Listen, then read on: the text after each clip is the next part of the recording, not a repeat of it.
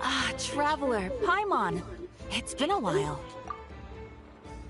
As it happens, there is a letter here for you. One moment. Here. A letter? From who? Dear Diary, I'm Kale.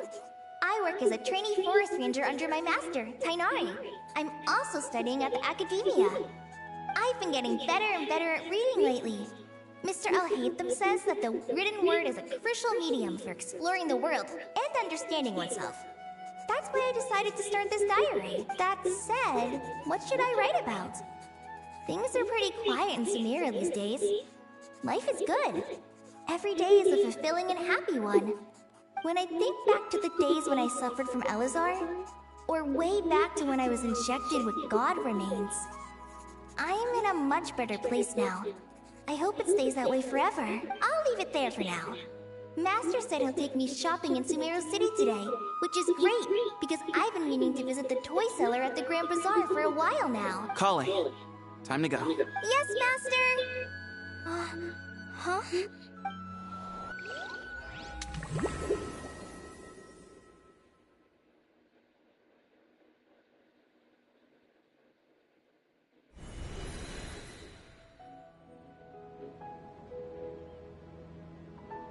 What's wrong, Kale? Is there something on my face? No, sorry. I didn't mean to stare. Did Master Tighnari send you to pick me up? Master Tighnari? What are you talking about? Tighnari is the General Mahamatra. He's probably busy arresting criminals in Sumeru City. I mean, if that's what floats your boat, I can introduce you, but... Wait, Master Tighnari is the General Mahamatra? But what about Mr. Cyno? Sorry?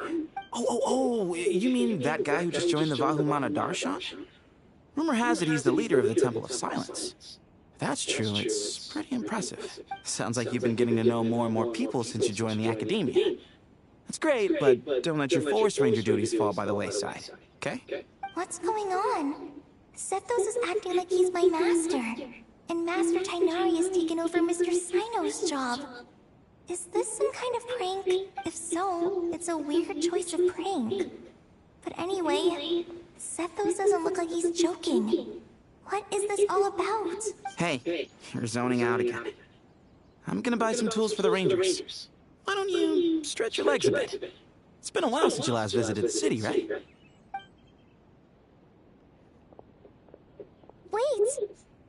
He's right. It has been a while since I last visited Sumeru City. Was it always like this? Is this really Sumeru City?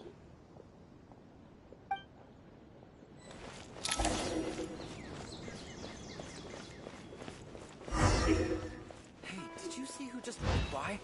I think she's that famous Merc.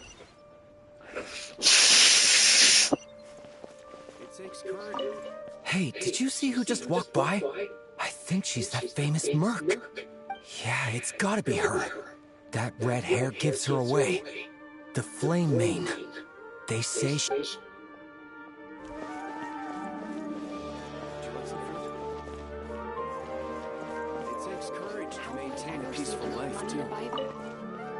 It takes courage to make... Hello, my name is Hussein. It's always one thing after another. Ah.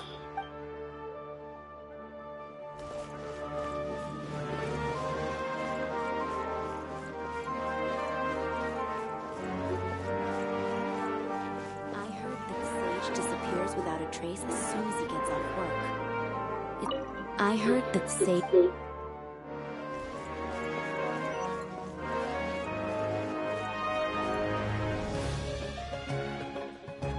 Lord Kaveh Bey, did you get a chance to review this? You mean the version you sent over a few days ago? Yeah, I took a look when I received it. I was thinking that maybe our profit margin is a little excessive. I visited some of our commercial partners last month. Their earnings are very slim. Are you suggesting that we give up some of our profits for them? Well, since we have more than we need, yes. Making money for its own sake is pointless. Don't worry, I've already planned for it, and the numbers look fine. Also, about that designer you hired. I've had to revise his proposal 3 times now, but he just doesn't seem to... Let's cut our losses. Pay him his fee and send him on his way. I'd like you to get Layla on this instead. She was Cyrus's student, and she designed the Palace of Alcazarzare. Hmm? Who's sneaking around over there? Mr. Kaveh? Do you recognize this person, sir? Yes, it's all right. We've met. This is Kale, Sethos' trainee. He brought her along the last time I went for drinks with him. What brings you to the city, Kale? Is your master here too? No, this is all wrong. Why is Mr. Kaveh? This can't be real. I have to ask someone else. There's gotta be someone else out there who still remembers the truth. Hey, wait! Don't run off! How strange. What's gotten into her today? It's like everyone switched places. I guess I'll keep looking around.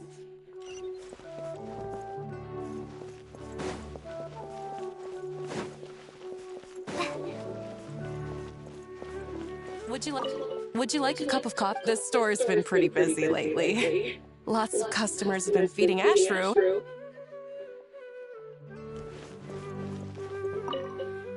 Would you like a cup of this store's been... Students are under so much pressure these days. Lots of visitors today, I see. Welcome all. It's been a while. Hey, Rahman. You know that guy who sells face powder on Treasure Street? I haven't seen him around in a while. Oh, you mean a Hongar? Yeah, he got into a brawl with Shavirme on Treasure Street. He's been banned from setting up shop there for now. Seriously? Oh, well, that's a shame. I was planning to pick out some makeup for you. Oh, don't worry about it. The legendary Flame Mane discussing makeup with the Zubair Theater star dancer. Now there's something you don't see every day. Flame Mane? You know, I'm not actually sure when people started calling me that. Maybe the other Eremites thought I needed a fiercer title to scare people off. To be completely honest, I think the title would fit you better than me, Dia. You think?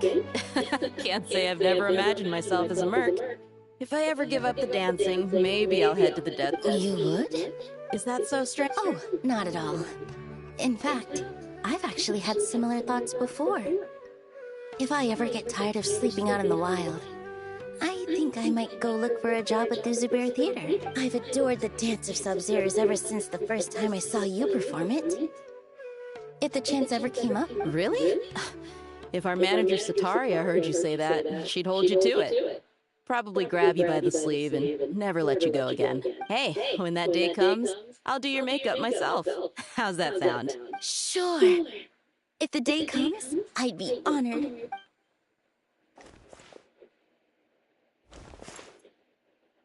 Everyone I know, everything I've ever known. Suddenly it's all a jumbled mess. The question is, who's right? Them or me? Oh, my head feels so heavy. I can't think straight. All right, not a single Mora short. That covers you for this month's rent. What a relief. I was worried the design fees I received this month wouldn't be enough. Well, next time, don't fret. Just let me know and I'll give you a few days grace. We've known each other long enough for that. Anyway, how are you settling in? I couldn't help but notice that you're... Yeah, I can't explain it. I just feel more inspired at night. Once I get in the zone, I can race through a whole bunch of drafts, no problem. But what about you? I keep hearing you sighing these days. Well, it's just... Don't you think this house is a little small? I guess I should be used to it after living here for so many years. But for some reason, I've been feeling claustrophobic recently. Once I've made enough Mora, I'm gonna buy a huge new house. As big as... True. I'll never be able to afford it on a scribe's salary.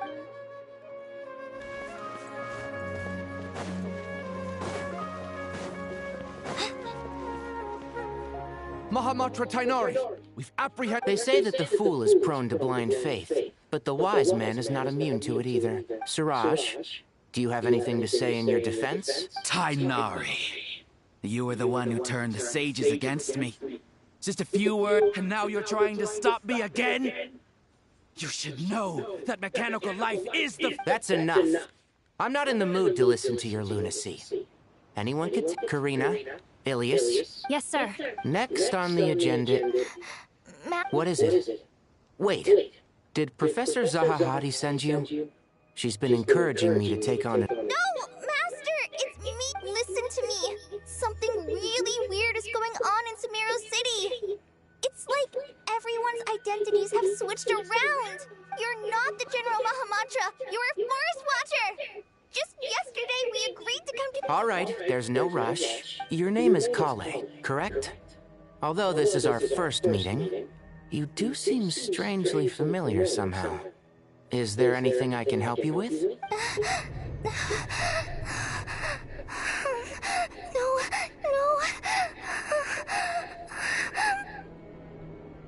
Master! What is it?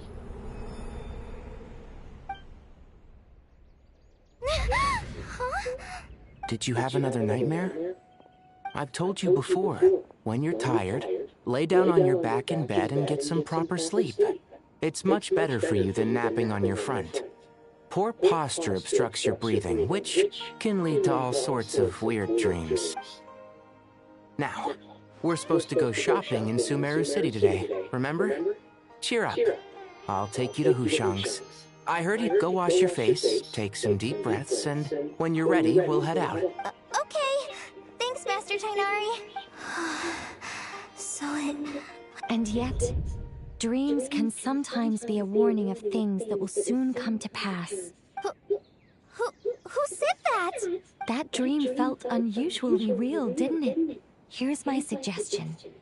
Since you're heading into Sumeru City anyway, you may as well tell Lesser Lord Kusanali about everything that happened. And just to be on the safe side, I think you should also inform your 2 traveler friends who once helped save Sumeru. I'd write them a letter if I were you. Time is short. A storm is coming from beyond the bounds of fate.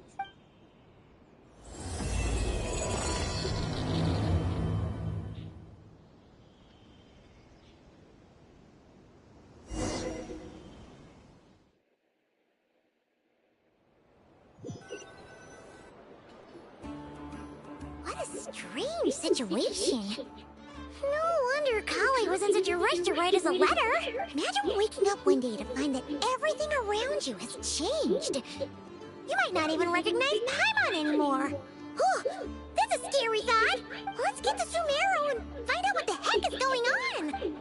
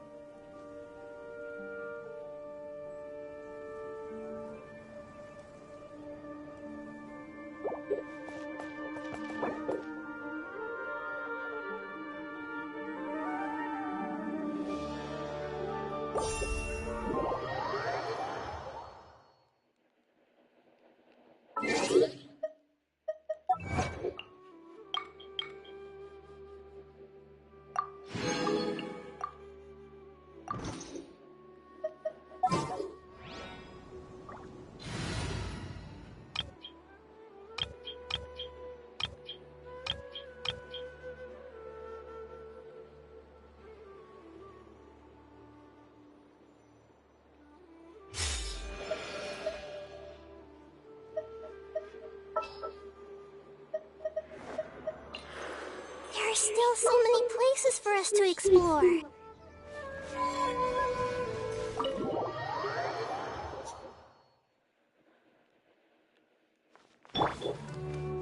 I see everything.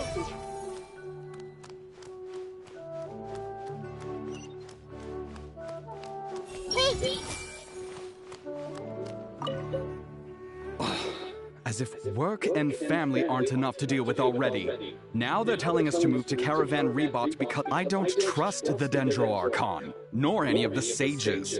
Especially not that new Grand Sage, what's his name, Nephis? If you ask me, he's the worst of the bunch.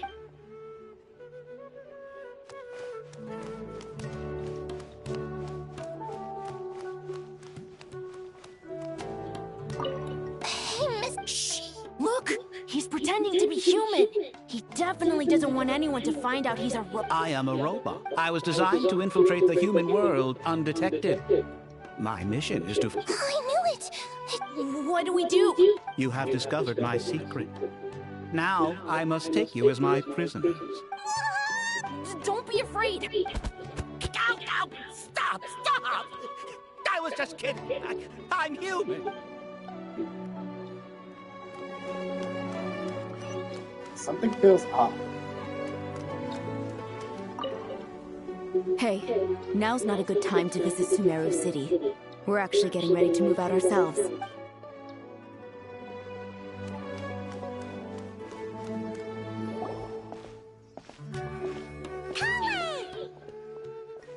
Traveler! Paimon! Thank goodness. I'm so glad you made it. Of course! We won't let anything happen to you, Kale. So, what's going on in Sumeru City? Looks like lots of people are moving or something. Yeah, I was just gonna say. After I wrote my letter, Master and I went to Sumeru City and told the Dendro Archon everything that I experienced, from start to finish.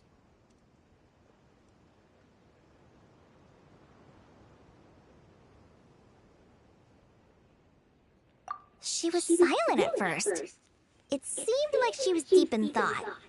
Then the next day, we got told that she was ordering everyone to leave Sumeru City immediately and move to Caravan Rebot. The entire population of the city has to move? Not just Sumeru City. The evacuation also includes Lokapala Jungle, Avidia Forest, Ashavan Realm, and Ardravi Valley. Basically, everyone living in the rainforest must temporarily relocate to Caravan Rebot. Holy smokes! That's crazy! Yes, it's quite an operation. Even if people only bring the bare essentials, the scale is simply enormous. They've requisitioned almost all the Sumpter Beasts in Sumeru for the task, including the entirety of Dori's Sumpter Beast Park.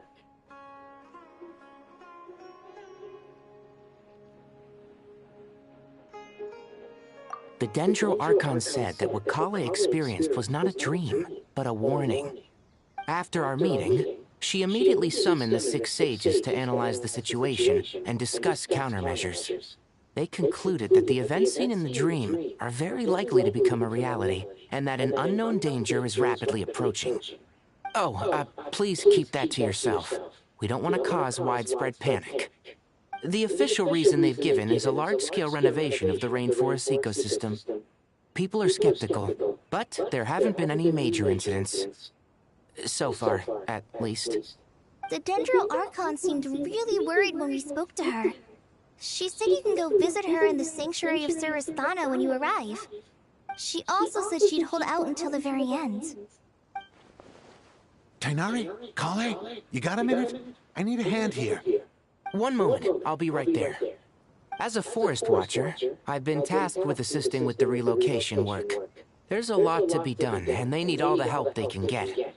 This will be the final group of evacuees from Sumeru City. While they're away from home, they'll be heavily reliant on outside help. Thank you for coming in our time of need. As you can see, another crisis is upon us. Excuse me, sorry to trouble you, but could you help an old man find his medicine? It's buried somewhere in my luggage. Where's my mom? Where did she go?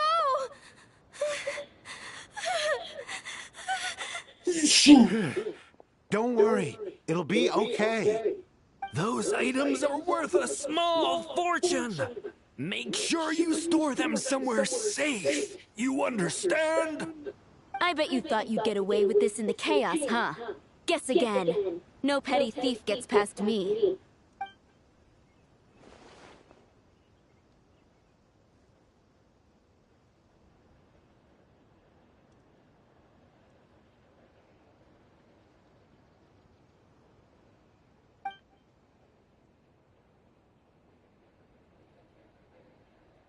We should go help the evacuees.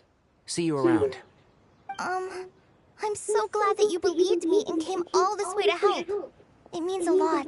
Please stay safe. Don't worry. We may not know exactly what's going on yet, but as long as we stick together, we'll find a way through this. Goodbye! Look after yourselves! Will do. See ya!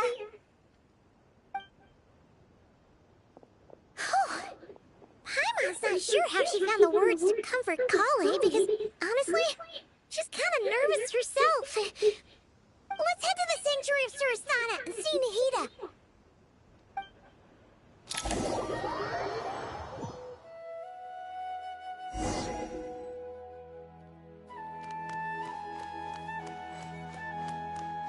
I see everything.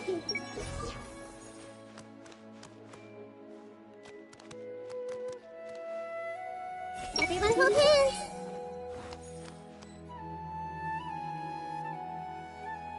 Who goes there? No one authorized access to this place. By order of Mahamatra Sino. Are you blind? It's the Traveler and Paimon. Surely you've seen them before. Huh? Oh, so it is. I'm sorry, I haven't been sleeping well lately. My nerves are a little frayed.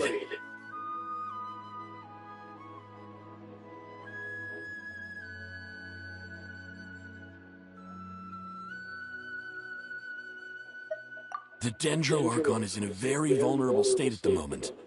Mahamatra Sino is concerned that our enemies might choose this moment to strike, so he's ordered us to strengthen our defenses. Just seeing you two again already puts our minds at ease. Please, enter. I'm sure everyone's expecting you.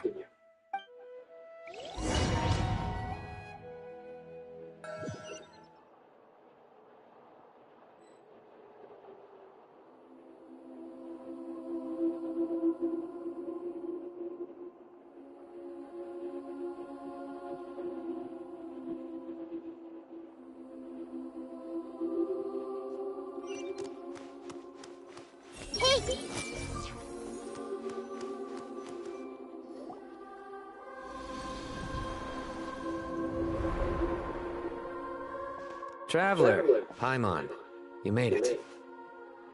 Aha! Perfect timing. Reliable helpers like you are just what we need right now. Oh, it's good to see everyone again. Collei gave us a rough idea of what's going on, but we still have a lot of questions. What kind of danger is Sumeru City in exactly? And how come everyone has to move to Caravan Rebot? At this stage, we can't be certain. We're investigating, but no definitive answers yet. I take it that Collei told you about her strange dream? Yeah. Apparently, everyone in Sumeru City was acting super weird. Even you guys. It was like you'd all switched places. That's right. Collei and Tighnari reported the situation to the Dendro Archon. She believes that it wasn't merely a dream, and that whatever it was has something to do with Irminsul. It's a reasonable inference. Only through Irminsul can people's memory and cognition be so significantly modified in such a short time. We don't know why Collei would dream of these things, nor who was trying to warn her. The Dendro Archon decided to connect to Irminsul to investigate more thoroughly.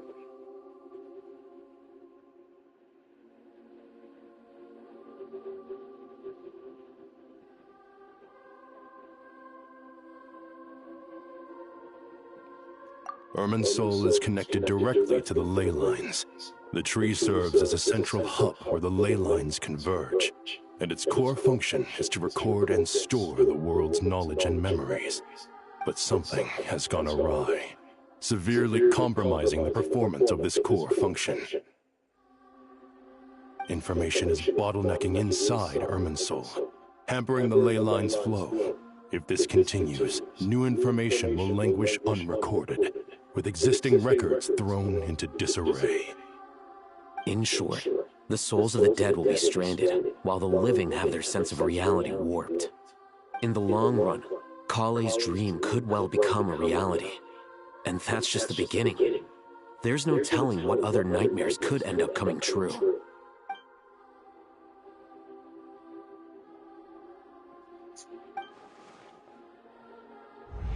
I have come this far to use my death to open the gates of the ley lines to my people.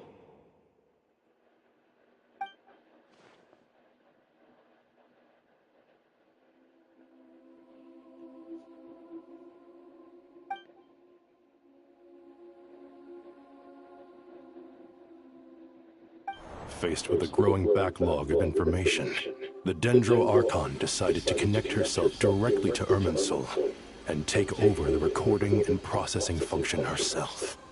But it is an almost impossible task. Individual brains aren't equipped to deal with the sheer volume of knowledge and memories involved. All that information flooding in at once would instantly fry any human mind. And for God, even for a god, the suffering must be unimaginable. The Dendro Archon's power originates from Irminsul. Any issue with the tree itself takes a toll on her to begin with. On top of that, she's subjecting herself to the grueling task of processing all that data. It must be torture for her. And despite all of this, she is somehow finding the strength to investigate the Irminsul situation from within and send us her findings. I finished analyzing the latest data. Looks like our working theory was wrong. There's no signs of Irminsul having been attacked from the outside. So it's internal then? Some sort of disease, perhaps? No. I've spent half my life studying the ley lines. If Irminsul malfunctioned this easily, the world would have met its end long ago.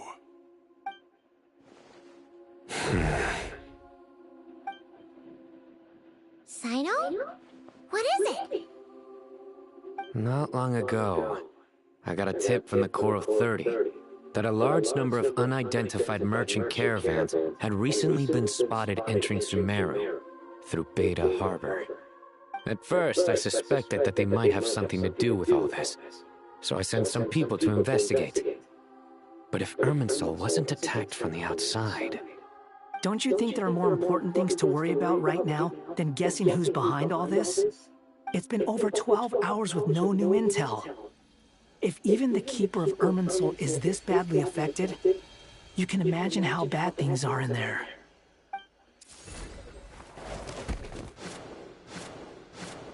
Dendro Archon. Nahida! What's wrong? Her breathing is weak, and her elemental energy levels are dangerously low. Looks like it's time to move to the backup plan. What's the backup plan? Get out of the city and take the Dendro Archon with us. The entrance to Irminsul is directly beneath the sanctuary of Surasthana. That means this is ground zero if anything goes wrong. The Dendro Archon has a very strong connection to Irminsul. But theoretically, this connection should grow weaker with distance. Under normal circumstances, she can unleash her full power here. But with Irminsul out of control, our first priority is to get her away from here. The situation is critical. There's no time to deliberate. Everyone in agreement? I'll deal with it. I'll also let the Matra and the Core of 30 know to start evacuating.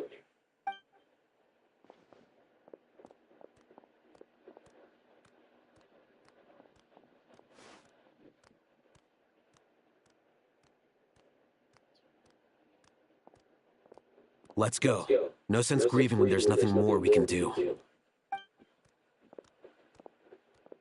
Agreed. We'll be back as soon as this is over.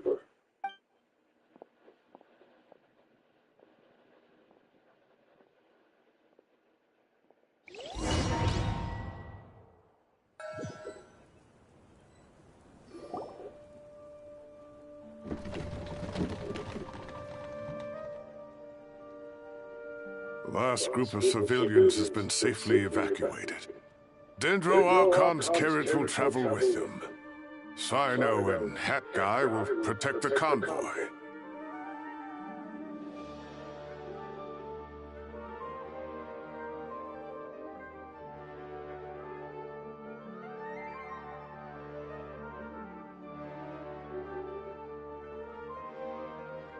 With the Dendro Archon in a coma, we've lost our means of investigating the situation.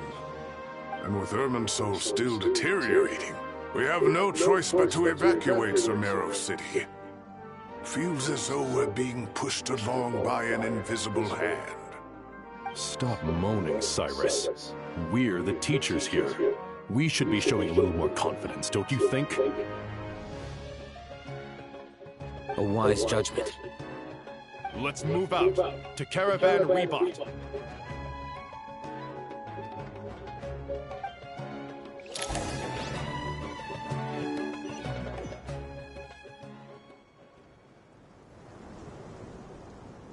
Sir, all units are in position. Good. Everything is going to plan. Interfering with Sumeru City is a necessary step, so do not hesitate. The Irminsul situation will not harm you. We need to speed things up here, too. We don't want to keep our client waiting, do we? No, sir. You have my word. Everything will be completed on schedule. They say that fervent ambition attracts the favor of the gods, and with it, a vision. But we appear to be the exception. So, is our ambition not strong enough? Or does it threaten the very foundations of this world?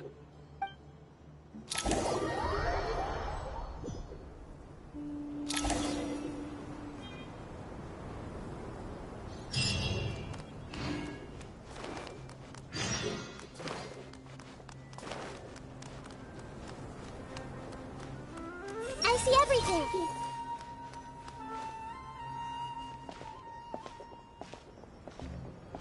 How is the Dendro Archon?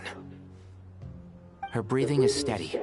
I prepared some therapeutic incense for her, but it hasn't had much effect. Her vitals are still very weak. Based on the information you've provided, I have a working hypothesis. Her condition is partly due to Irminsul's influence, and partly due to a physiological imbalance caused by the rapid depletion of her power. Elemental energy usually flows through the body at a relatively constant rate. The body grows accustomed to this rhythm, so when it's thrown out of balance, physical symptoms will appear. Is this similar to the ley lines? Overloading and withering both directly affect their vitality, potentially causing irreversible damage. Correct. From a biological perspective, if you overexert yourself, you pay the price with your life.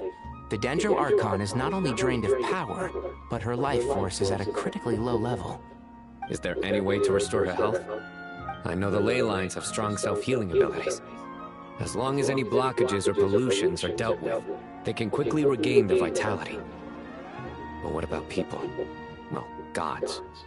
What's their capacity for self-healing? Before we think about that, there's a bigger predicament to resolve. Restoring the Dendro Archon's power requires us to heal Irminsul first. But that will be extremely difficult without the Dendro Archon's power. Paimon's already getting lost here.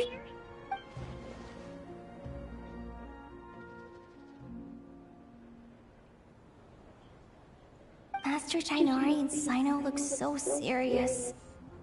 I've not heard Master speak in this tone for a long time. Tighnari.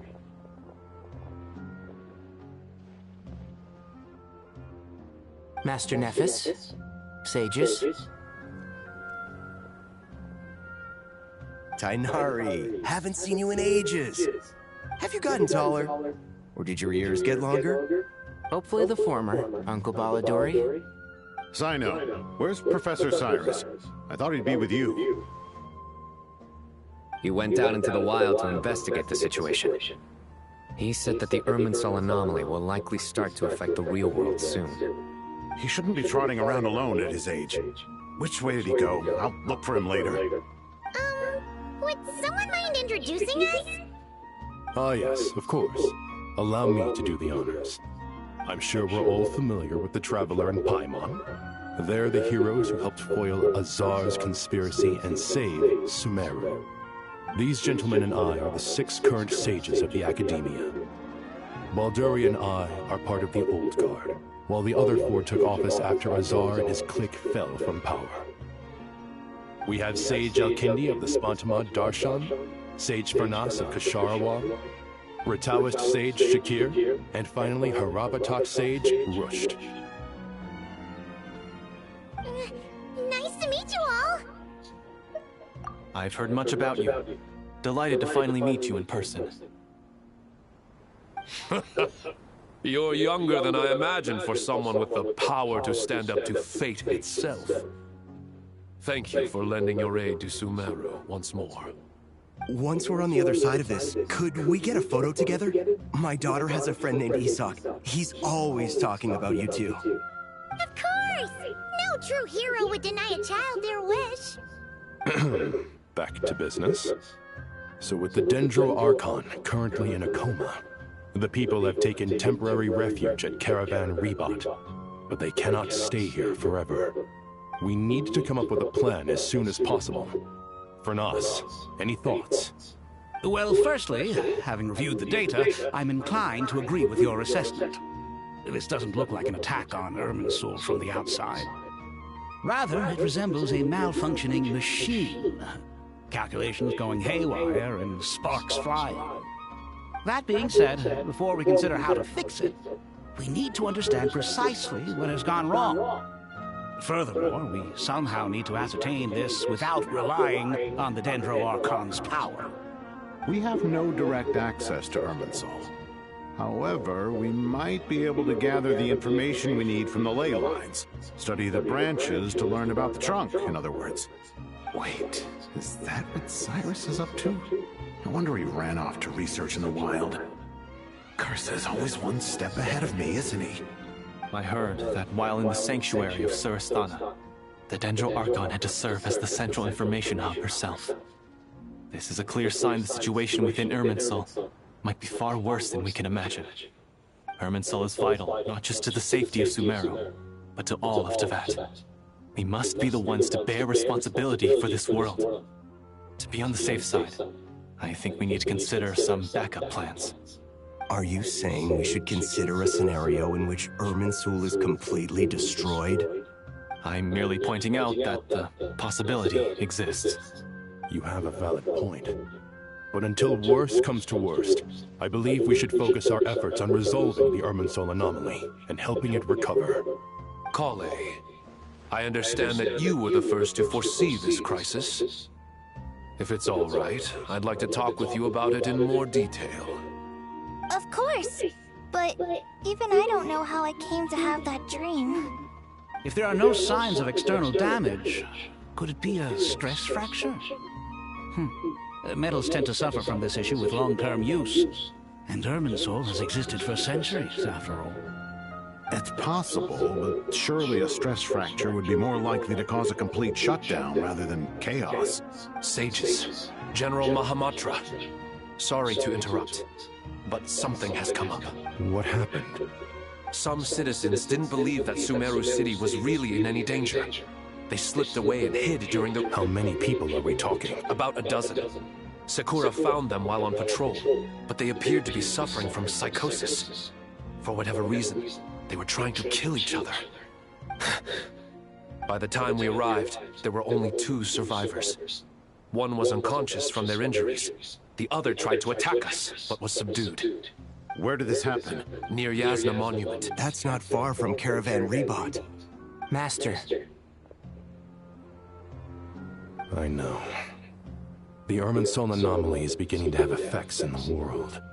I didn't expect it to spread to Yasna Monument so soon. It almost feels like we're being chased relentlessly, with no time to catch our breath. Sir Cyrus said the same thing.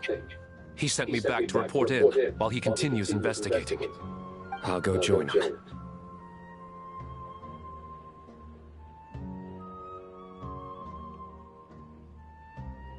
Count me in too. Don't let my age fool you, I can still fend for myself.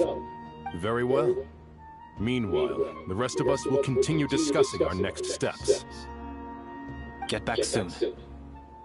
Take care of yourselves. It's getting dangerous out there.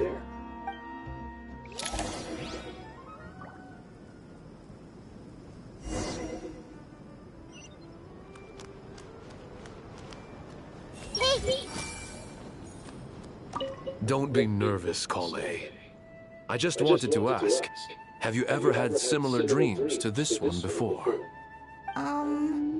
Similar how? Dreams so vivid, they seem real. Filled with strange or dangerous things that you cannot explain. Let me think. There was one fire. Fire? Yeah. I wish I could give you more details, but all I remember is fire everywhere. From the sky to the ground, everything was burning. The heat was unbearable, and ashes were blowing in the wind. I doubt this dream was a mere coincidence. Perhaps it was some kind of prophecy? And yet, you've never studied astrology. I'm at a loss to explain it.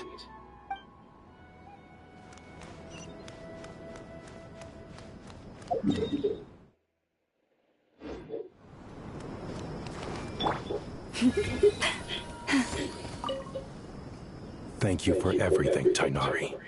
Don't worry about me. I'm fine. But if you don't mind me saying so, Master, you're looking a little nervous yourself.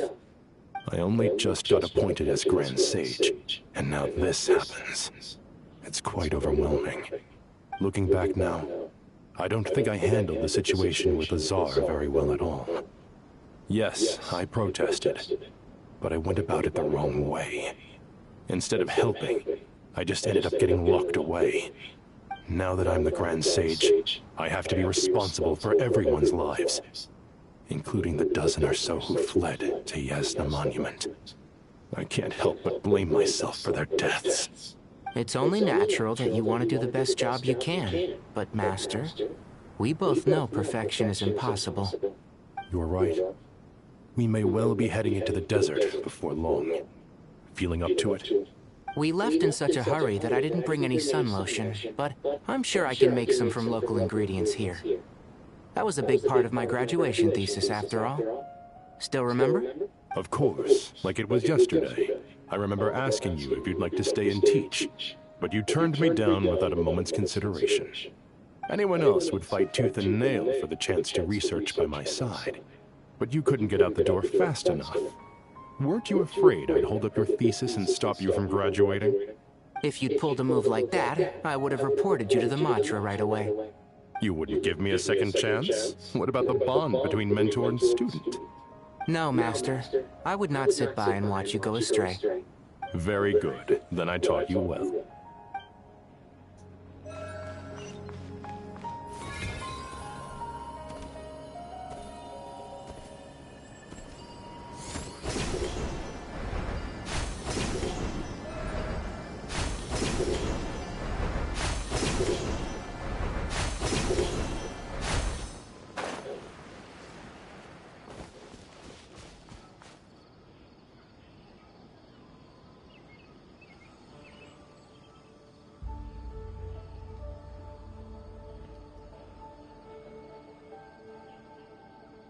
Please, don't go any further. As you get closer to Sumeru City, there's no knowing what dangers you might encounter. So this is our mentally disturbed man? I'm going to gut you all!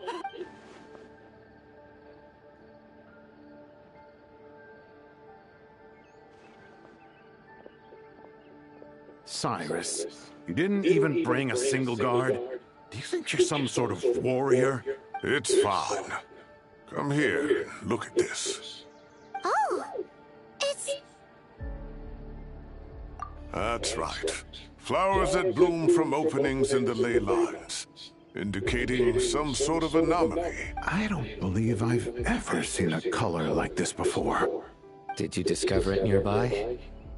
Not just here. Way over there, too. They're everywhere. There's even more in that direction. How did you ascertain the situation further ahead? Didn't you just say that we can't go beyond this point? Yes. This area is relatively safe so far, but if you continue forward, delusions will start afflicting your mind. However, some vision-bearing mercenaries were able to maintain their sanity a little better. They're the ones who brought back news from further afield. Cyno, do you remember the class I taught on dissecting ley line blossoms? I do, Professor. I received full marks in that course. Good. After all these years, it's time to put that knowledge into practice. There must be anomalous information hidden within these blossoms. Alkindi, I'll need your help as well. Been a while since we worked on a project together, hasn't it? Sure has. Well, what are we waiting for? Let's get... Anything we can do to help?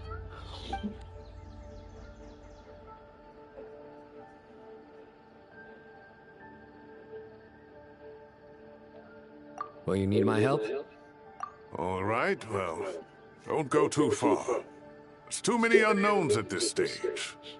Let's regroup at Caravan Rebot later. Don't worry if you don't show up. I'll come and find you.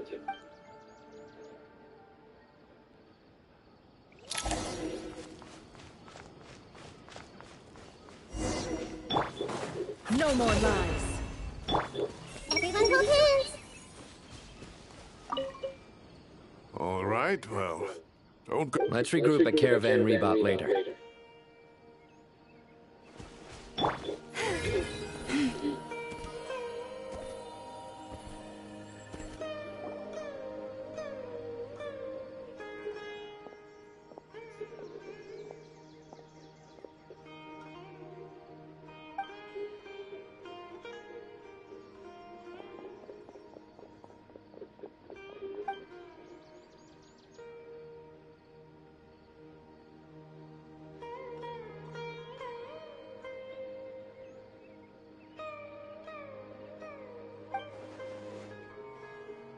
That should be the heart of Oasis. All we need to do is light it with the fire seed, and it'll restore a pep with elemental power. The damage it suffered internally will also slowly begin to heal.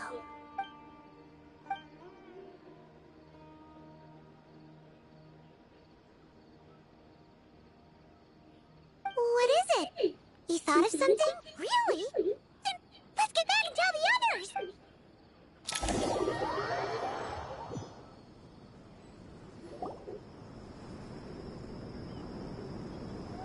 Whew. Glad to see you returned safe and sound. Any longer and we would have gone out looking for you. Well, this is a nice surprise. Paimon sure feels better with everyone we know here. We've made some progress, so let's start by giving you and Paimon a quick update.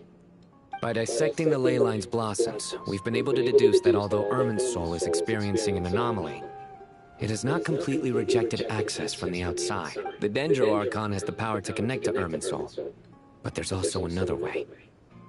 I assume you recall the devices everyone was wearing when you first arrived in Sumeru? Devices? Oh, wait. You mean... The Akasha terminals? That's right. Of course! It's been so long, Paimon almost forgot all about the Akasha. Wasn't it shut down, though? Yes, but although the system isn't currently operational, the technological infrastructure is all still there. And it turns out that a certain someone gets so bored at work that he's actually read through every single one of the instruction manuals. No prizes for guessing who that was. If praising others is that embarrassing for you, you can simply spare yourself the ordeal. As much as it pains me to say anything nice about him, there's no denying his intelligence. He rarely forgets anything he's read. The Akasha is exactly what Sumeru needs at this moment. Between us, we should have all the knowledge and expertise we need to get it up and running again. But if I recall correctly, doesn't the Akasha need a Gnosis to function? That's exactly right. The Akasha relies on the Gnosis as a power source, and in its absence, we'll need to find an alternative. To tackle this problem, it looks like we'll be relocating once again. Namely, to the Temple of Silence. Ring any bells? It's the only major institution in Sumeru dedicated to preserving the knowledge of King Deshret's civilization. You might find the answers you're looking for hiding there. I agree. There's a good chance. Master Nephis and the other sages have discussed it. As the chaos from Irminsul continues to spread, Caravan Rebot won't be a safe haven for much longer. We have to move into the desert next. The scholars and sages will head to the Temple of Silence, while the civilian population seeks refuge in Aru Village. The Eremites will keep everyone safe during the journey, and Candace will be there to receive us at the village. This leaves us just one thing to worry about. That Dendro Archon. She's very weak. We can't afford to wait until Irminsul is fixed. There has to be another way to help her. Huh. Wow, luckily, the Traveler had a eureka moment while we were out investigating. Really? Wow, nice one, Traveler. Let's hear it. What say our Amorta experts? Theoretically, it's feasible. From what you're saying, although elemental life and elemental energy have their differences, the Dendro Archon has explicitly stated that she can imitate the power of the former, in which case, as long as Apep is willing, she should be able to convert her own power into a form that the Archon can use. It wouldn't be difficult for her at all. The only problem is convincing her to help. Yeah! Even though she wasn't exactly friendly the last time we met, she didn't refuse to talk with us. When she realizes the danger that Nahida is in, surely she won't turn a blind eye to it. Well, hopefully not. Either way, we're not exactly spoiled for choice here. Hey, it's better than having no options at all. I agree. Without Irminsul's aid, the legendary Dendro Dragon Apep may well be the only living thing in Sumeru who can help our Archon recover her power. There's no time to lose. I'll bring this proposal to Master right away. If he and the other sages agree, we'll split into 3 teams. The academics will go to the Temple of Silence to look for a solution to the Akasha problem.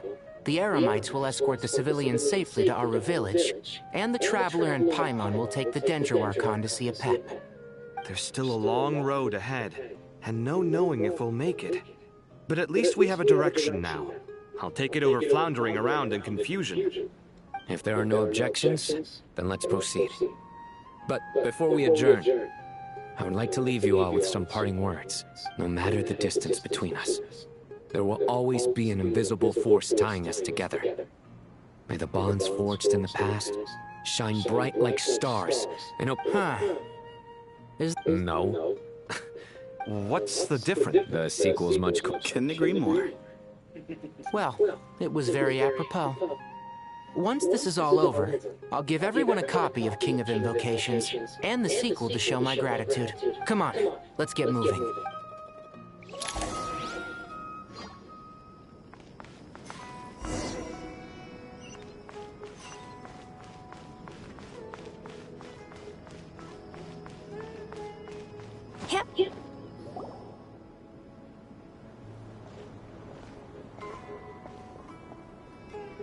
Tighnari has brought me up to speed. I approve of your plan of action, but we can't proceed with everything right away. The people need to rest. For many of them, this will be their first time in the desert, so we'll need to find additional personnel to help escort them. You two, please go on ahead with the Dendro Archon. Let's rendezvous at the Temple of Silence later. No problem. We got this. Words can't express my gratitude, so let me just say, I hope everything goes smoothly. Alright, let's get going. If Paimon remembers correctly, the last time we saw Apep was in... Traveler, Paimon. Could I borrow you guys for a moment? It'll only take a second. Kale, what's the matter? Well, the thing is, Master Tighnari once told me, after you raise a problem, you should think about how to resolve it. But ever since I had that dream, I feel like I haven't been of any help at all. I tried my best to keep up with the conversation, but there was so much new information. I couldn't take it all in. So, I just... Paimon knows exactly how you feel, but fear not. Everything you need to know is right here in Paimon's notes. Sumeru chapter!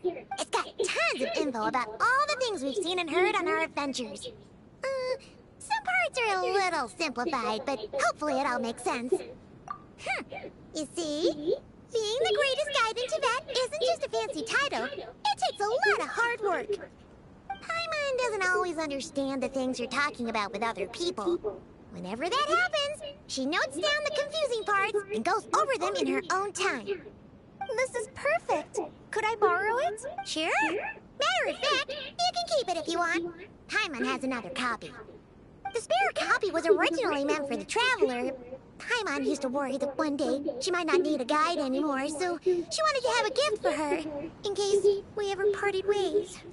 But it doesn't seem so necessary nowadays. We have so many more places to see together. One copy will be enough for both of us. Thank you so much. But I had to still, choose between these are your Paimon treasured and memories. I think would I'll make choose my Zelda. own copy and then return the original to you. Anyway, that was all. I won't keep you any longer. Have a safe trip. See you again soon. See ya! Alright, time to bring the hitter to see a pep. Let's hope that old grouch is in a negotiating mood.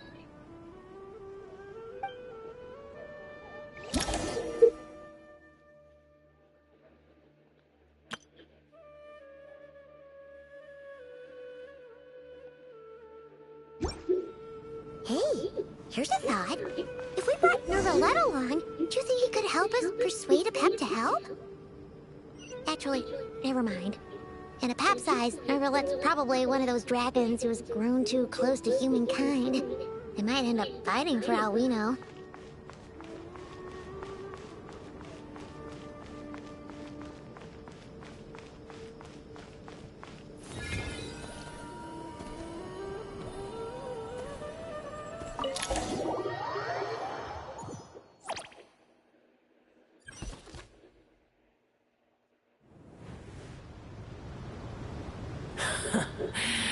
I had a feeling your kind might come calling.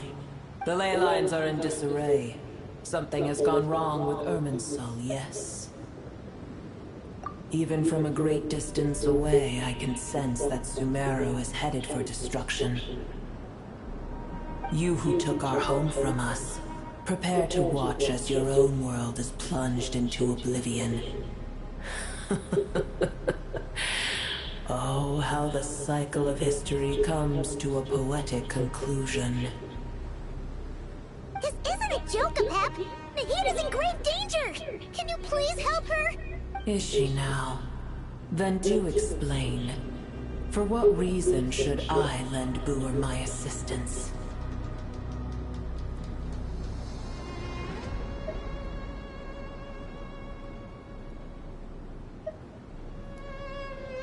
Pep, if you truly despise gods and humans so much, well, after the great humiliation of being helped by a god in the past, shouldn't you be jumping at this chance to balance the scales? Now that is a compelling reason. When El Ahmar plotted against me and I was tortured by forbidden knowledge, it was Boor who saved me from agony. And though I regard with shame the pity of my enemies, to receive aid without repaying it would likewise tarnish a dragon's dignity. Oh, tiny Boor, puny humans. Just this once I shall deign to show you the true power of dragonkind. Whoa! It's happening again! We're gonna get sucked in!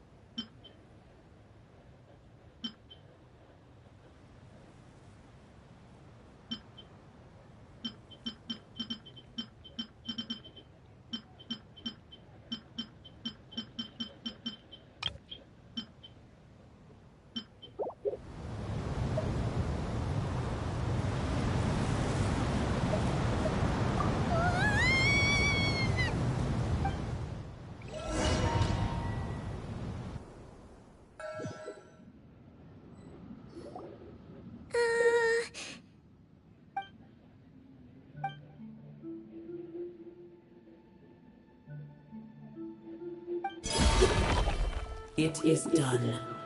The heart of Oasis is supplying her with life force as we speak. It shall not be long before she recovers. But I should warn you. Buer's existence is closely intertwined with Irminsul. Unless the issues plaguing it are resolved, she will never completely recover her former strength. Thank you. Spare me your words of gratitude. You may also spare me your feigned concern. A dragon's sovereign's power is far greater than you can imagine.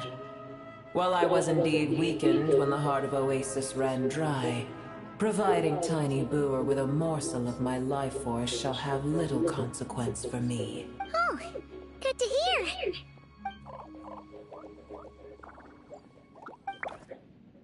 Hey, is that Bumblebee?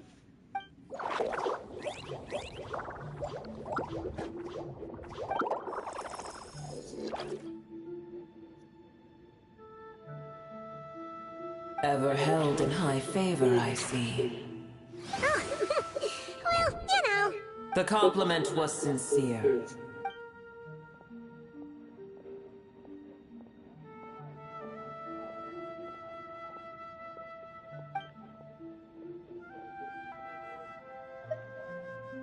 I did once.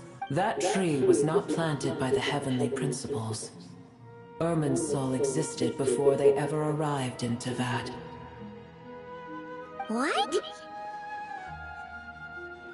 There was a time when it belonged to Teyvat, to dragonkind.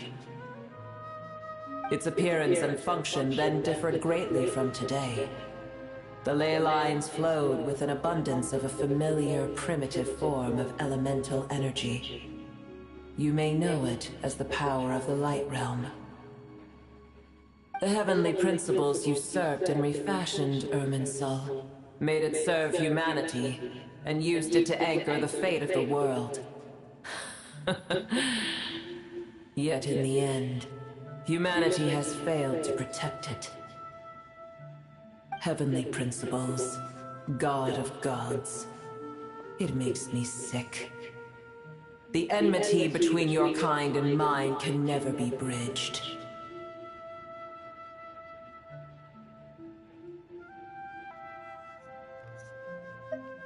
As things stand today, holding a grudge against you would serve no purpose. But there will come a day when we reclaim this world for ourselves. The opportunity will arise no matter how long we must wait. I can already sense that far away from here, the Hydro Dragon has wrested his authority from the hands of the usurpers. But we have yet to meet. I know that we are both preparing for our revenge day and night. Uh-huh.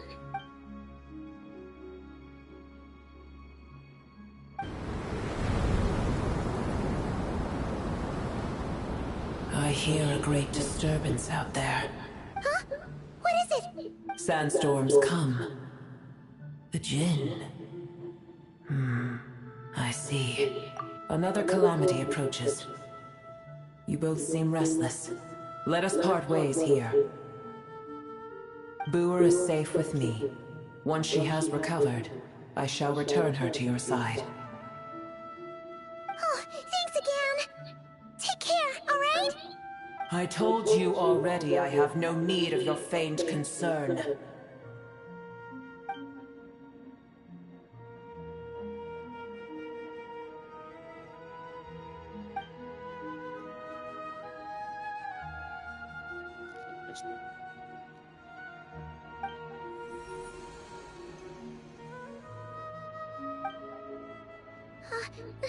Nahida? You're awake! Are you okay? Cease your interrogation. Yes, she awoke for a brief moment, but she has now lost consciousness again. Take it. We shall talk more at another time.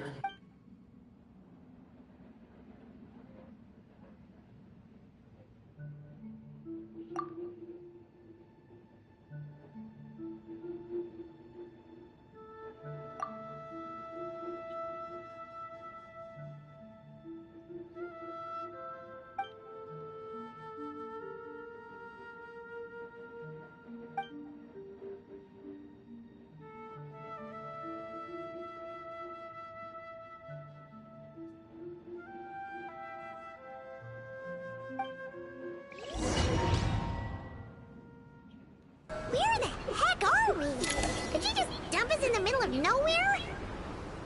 Wait. No, Paimon remembers now. The Temple of Silence is over that way. Come on, let's go find the others.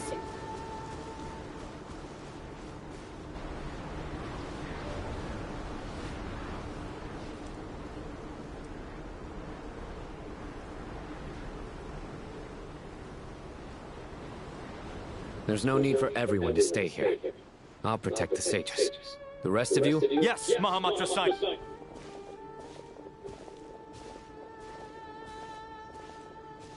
Sino! What's going on? You're back. How's the Dendro Archon? What a relief. It's the Jinn. Countless Jinn have stirred up violent sandstorms across the desert, blocking our path to the Temple of Silence.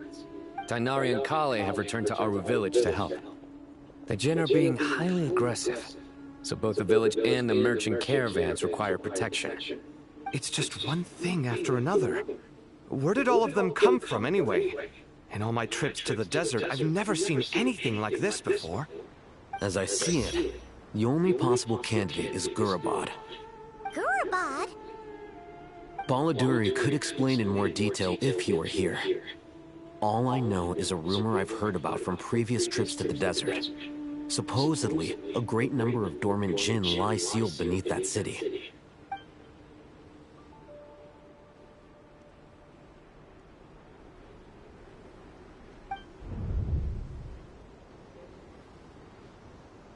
Gurabad is, for me, a fated land. I must therefore return back to this city, where my destiny awaits me still, my master. I am sorry that I couldn't stay by your side for long, and that I could not have more time to get familiar with you. Lilipar. Yeah, we once said goodbye to a friend there. Well, maybe not a friend exactly, but someone we met on the road anyway. She was a strange bottle. If we can find a way to wake her up, maybe she can help solve the situation in Gurabad. Well, be careful. You may find there's more than just the Jinn to worry about. You mean, there are other dangers in Gurabad? It's a sensible assumption to make. The moment we arrived in Caravan Rebot, the Irminsul anomaly started spreading in that direction. Now we've moved to the desert, and suddenly we're plagued by Jinn and sandstorms. To call it a coincidence would be a stretch. Don't worry, we've gotten a lot stronger since our last stint in Sumeru. Ah! When did they show up? It appears the monsters native to the desert have been stirred by the Jinn's activity.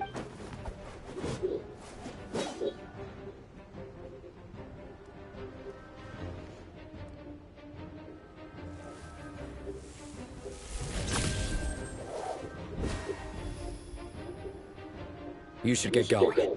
We'll take care of things here.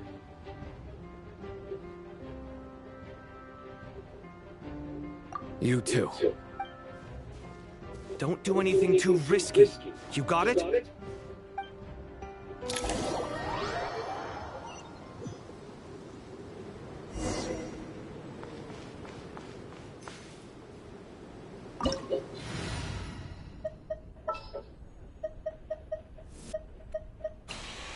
Please select target.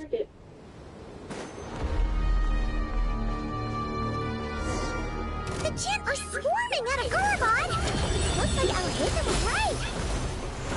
Let's get inside and see what's going on!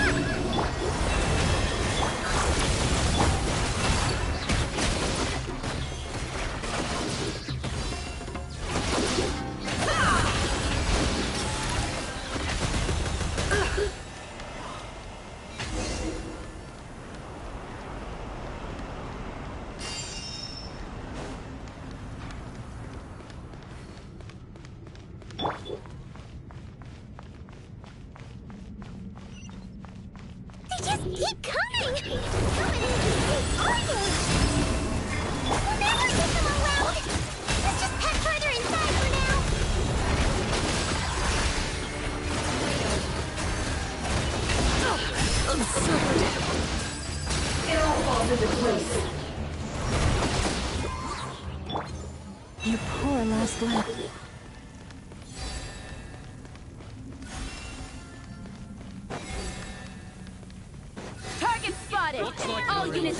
The Chili! They must be using this place as a stronghold! Are they the ones behind all this?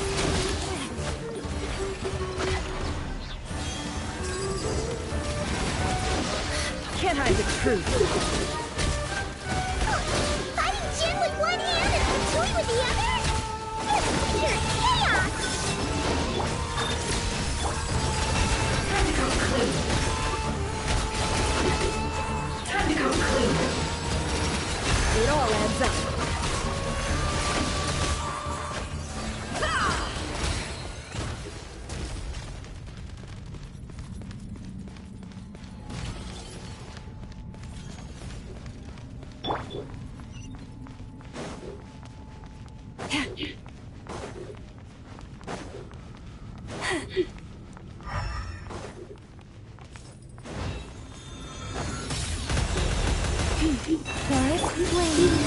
Cleanup sequence in this can't hide the truth.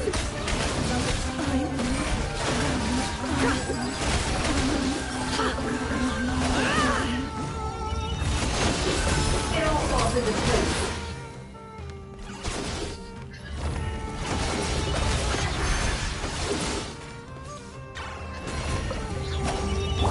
Leave this place. Defensive mode, it all adds up.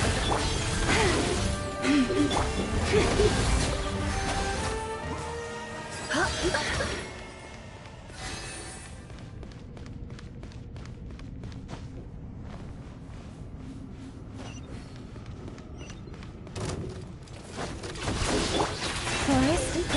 Surge. Insulation chamber. No more lies.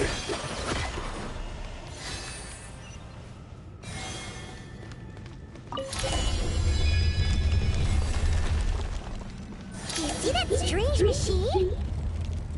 Paimon has a sneaking suspicion that that's the thing wrecking Gurubad and setting all those dangerous Jin free!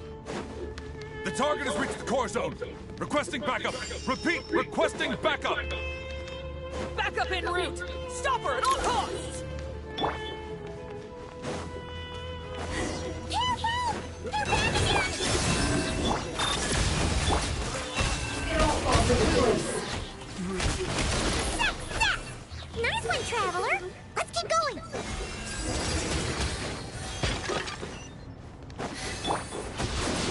Leave this place.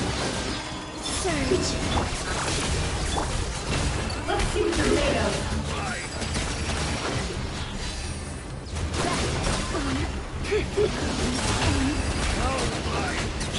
Time to go clean. Can't hide the truth. Forest? Insulation chamber. No more lies.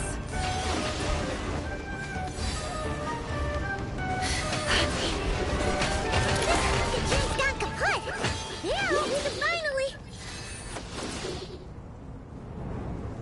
It seems my subordinates failed to stop you in your tracks.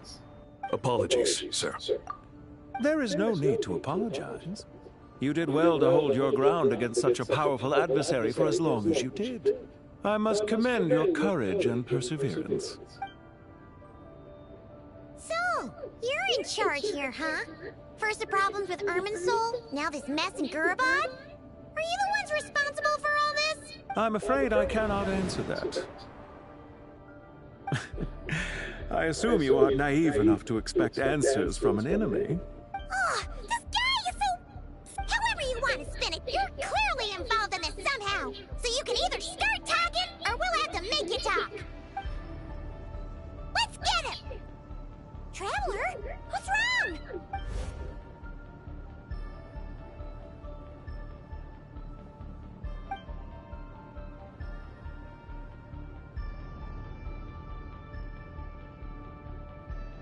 You're remarkably calm. Some would act more rashly upon finding the ringleader all alone. But you keep your cool. Even as your enemy, I must applaud you. Did you show yourself just to say that? Is this you trying to take back control of the conversation? Unfortunately, I really don't have anything It to looks like say the doctor. How's called? It looks like Baiju. I am here merely to indulge my own curiosity. Your names are well known among the Fatui. Naturally, I wanted to observe you up close while I had the chance. Hey! Don't treat us like we're some kind of exotic animals in a zoo!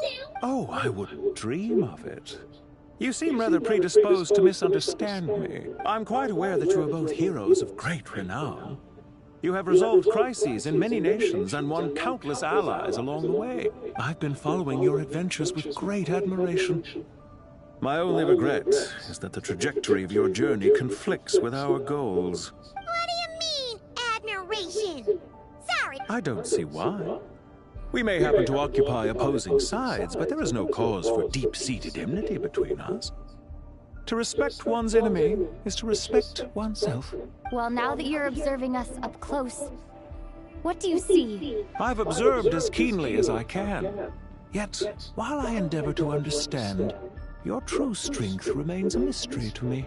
Violence is not my area of expertise either, so, you see, I would much rather converse with you like this than determine a victor with the edge of a blade. Besides, I've heard that even 3 moons in the sky fail to eclipse your brilliance. I know better than to bite off more than I can chew. 3 moons? So, you have a connection with the Harbinger, the Doctor. Well deduced. Our commander, the Torre, died in Nodcry, but there are things that do not end with his departure. We must... Look at me. I almost divulged more than I should have. What are you after? Revenge for the Torre? I've said quite enough, I believe. There's no point in continuing this conversation, except to say, I've noticed that you seem to know your way around here quite well. A repeated visitor to Gurubad, are we? I'll take that as a yes. Then I'm sure you'll have heard the story of this place. The mother of the Jinn, Lilupar, and the tragic tale of her vengeance that spanned 3 generations. It was right here that Lilupar once helped the wise to ascend to the throne. But from that moment on, every king who sat upon it, these degenerate rulers lost control over their nation, and with it, the right to occupy that exalted seat. What are you trying to say? I once admired you for your adventures. That is the earnest truth. But it appears to me that your journey serves ultimately to uphold the rules of this world. Are these rules truly just? Does the heavenly principles rule with wisdom or folly? And how can we be sure that the 7 who wield authority over the world will not be corrupted? Do you seriously think you're gonna convince us of anything? Convince you?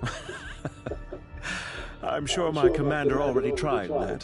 Why would I waste my breath doing the same? If a few words from a stranger were enough to make someone completely change their stance, it would only prove that they never had a firm will to begin with. I am merely stating my position, so that we might understand each other better. One's enemy in the present may not necessarily be an enemy for life. As for what game I'm playing here, I'm simply buying some time. It was a wise decision not to attack me immediately. Since you did not fall for my ambush, I will now have to ask those in hiding to reveal themselves. Leave this to us, sir. Very well. I trust you to do what is necessary. Stall her while I execute the next step of the plan. Sumeru City, Irminsul. Hey! Stop right there! Don't you dare leave without explaining yourself! All units, stop them! Protect the commander! Did you hear that? He mentioned Sumeru City and Irminsul! He definitely knows something! We can't let him get away! Get rid of these pesky soldiers, quick! Rear guard to the front! Don't let them through! Get that thing in position! Hold on! Just a little longer! Too long.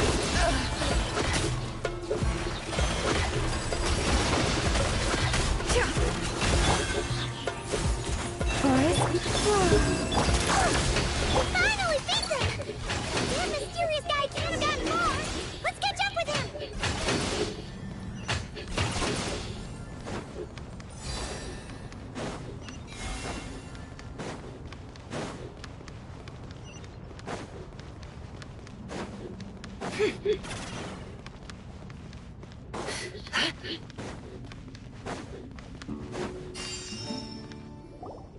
Found him! Over! You're very persistent.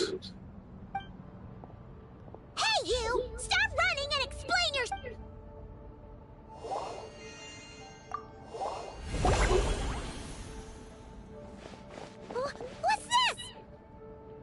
Relax. A small trap like this won't be enough to hold you. The sandstorms from Gurabad will die down soon enough, but this small window of time was all we needed to launch the next phase of our plan.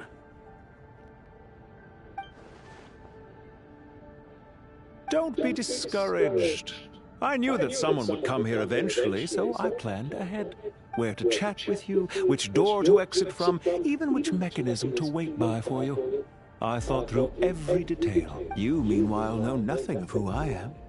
So far, you've only heard my voice. And for all you know, it may not even be real.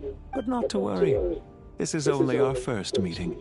It shan't be our last. Just answer me one last question. Why do you continue to follow Dottore? Follow isn't quite the right word. Let's just say even those you see as villains have their friends, even if they aren't the most sincere of friendships. When any set of rules is established, there will be those who benefit and those who lose out. People will do anything to justify what they have gained, or escape from the hardship imposed upon them. Neither he nor I are tolerated by the rules of this world. We were both searching for a new order. Our ideas of the final form that should take may have differed, but our journeys took a shared path. Goodbye, Traveler and Paimon. I wish you a timely escape, albeit not too soon. I will need a little more time to prepare, after all. Hey! Come back! Wait, this dark wall. We've seen these on our adventures before. It swallows people up! I'm sorry. She shouldn't have jumped the gun! Okay. He may have...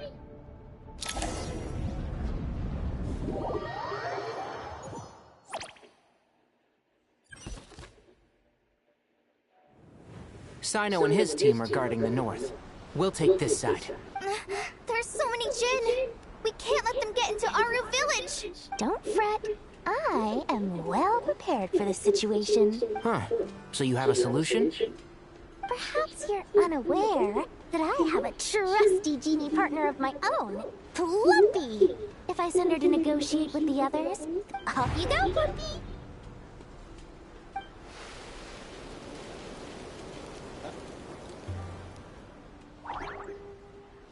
Come on, what's the holdup? 5,000 Mora. 20,000 Mora. 100,000 Mora. Final offer. Ah, so she's a hired partner.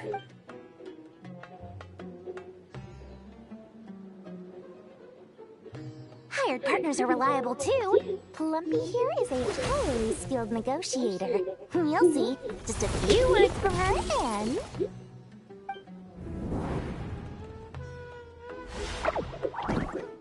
Plumpy! Don't you Jin have any respect for the rules? This was supposed to be a negotiation! You wanna play rough? Two can play at that game!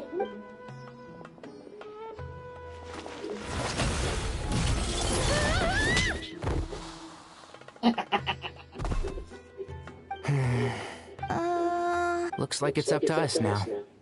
Be careful, Kale. Yes, Master. What happened?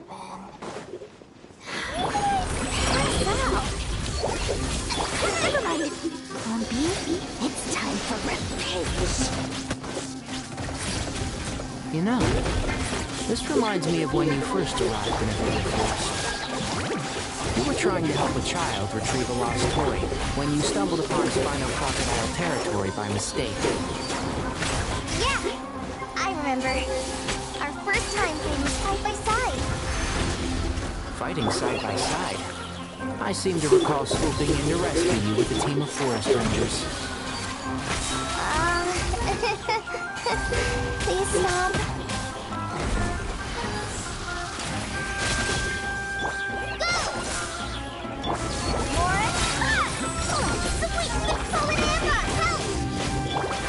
Can't see? There's too many of them! I can't believe I used 12 rare items in one battle. Ugh. I shudder to think how this is going to affect this month's accounts. The sight of that glaring deficit might be more than my poor heart can take. Tighnari, how's the situation on your end? We held the line, though it was a close call. But it looks like they're preparing for another attack. Has something happened? They've breached our defenses in the south. The Jinn are pouring in. We're moving the villagers to the north as we speak. We're hemmed in. This is getting precarious. Our margin for error just got a lot smaller. That's why we wanted to confirm your status. We need to consider our next move carefully. Bad news! Another line of defense has been breached. Kale, go with them and assess the situation. Dory and I will hold the line here. But Master! Even with 3 of us... This is not a discussion, Kale. Don't worry about us. She clearly still has plenty of tricks left up her sleeve. Wait! You can't pin all your hopes on me! Oh, great. I've almost run out of the things I brought with me, and the rest is back at the caravan. I should be able to hold out for a little longer, but still... Master! Need any help? Huh? What is it, Kale? If things continue like this, it won't be long before Aru village is overrun by Jinn, and the sandstorms are sure to follow in their wake. I do have a plan, but I can't guarantee it will work. I don't care! Whoever you are! Please just help us! The only one who can help is you. I am merely here to guide you along the correct path. I am a spirit created at the beginning. I am a flickering illusion. I am the shimmering light that flows from the eyes of the Creator. What do you mean? It doesn't matter. You don't need to understand it. Just repeat after me, one line at a time. Watch out! Jinn incoming! I am a spirit created at the beginning. Here goes nothing! I am a spirit created at the beginning. I am a flickering illusion.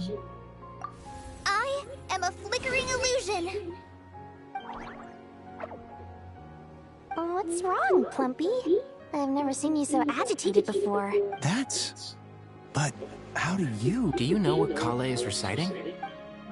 I am the shimmering light that flows from the eyes of the Creator.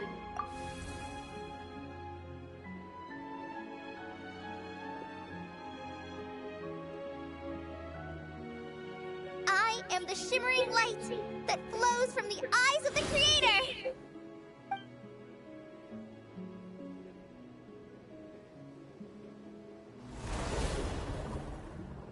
It's a song composed by the Goddess of Flowers, but very few records of it remain, even in historical texts. All we have is a few fragments. Is Kale an avid historian? Not to my knowledge. The Jinn have actually quieted down. Although... no, it's more than that. Clearly the songs left by the Goddess of Flowers have a soothing effect on them. At the very least, they're much calmer now. Really? Let me try.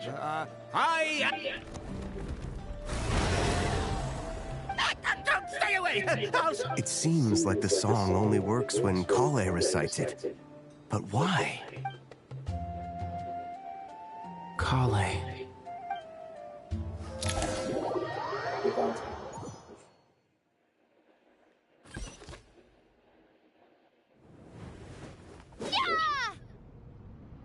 Any luck?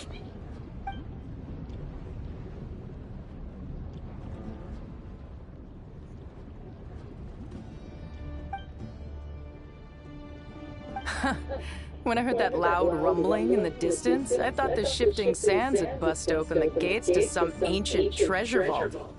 Turns out it was just you guys. Huh? Wait. That sounds like... It's been a long while. Did you miss Jet! me? Jet! Ben! Let's save the catching up for later. First, I gotta get you guys out of there. This should be the right mechanism. Ben, can you handle it? Finally, they give voice actors to... There we go. Come on, let's leave this place.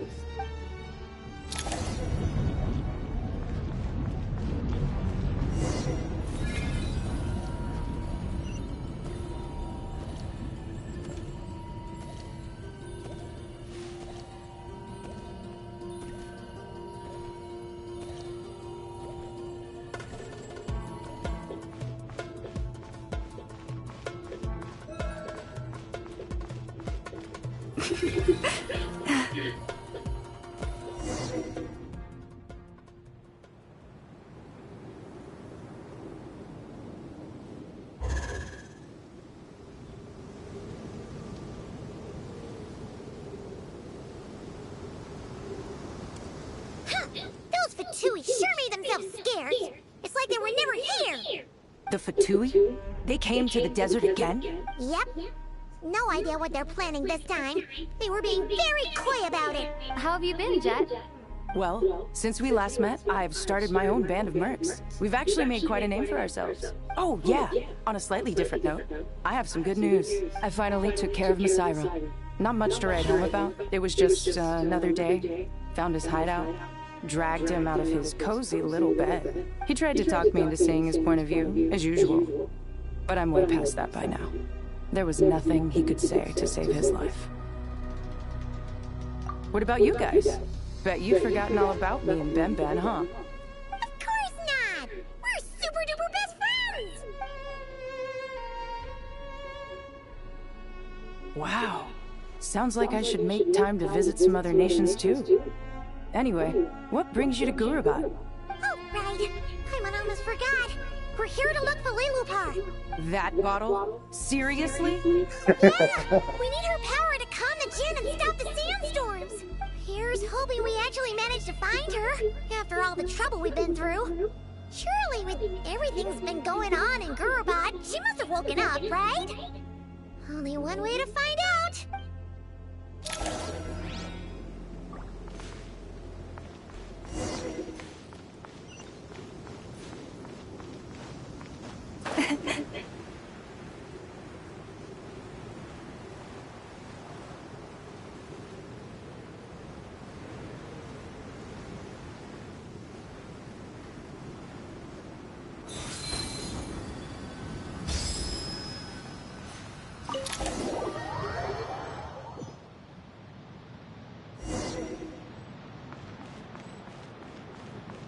Let's see.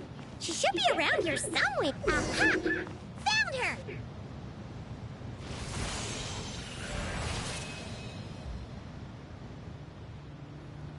Lilupar! What a long dream that was. It's been a while, my master. Oh, and you're here too, little wildcat. The four of us back together again. Imagine that. In truth, it was at first. I was none too pleased when those miscreants barged in. But it did give me the chance to reunite with you, dear master, so I shall overlook their folly. After we last parted ways, I merged with the land beneath Gurabad to suppress the dark calamity stirring in the depths. It rekindled the flame of vengeance within the Jinn, depriving Gurabad of any hope of peace. I fought against it for a long, long time.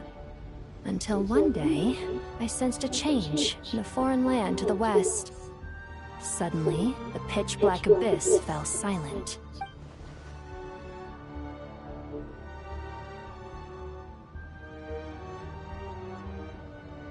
Once satisfied that that dark power could no longer bewitch the Jinn, I too fell into a deep slumber, from which I have only now awoken. Why have you returned to Gurabad, my master? And why is my sand-swept homeland in disarray once more? Well, basically, Sumeru's in danger and a lot of our friends are affected. Some bad guys messed around with Irminsul and now they've released the Jinn in here. We managed to chase off the culprits, but we have no idea how to seal this place back up and stop the sandstorms.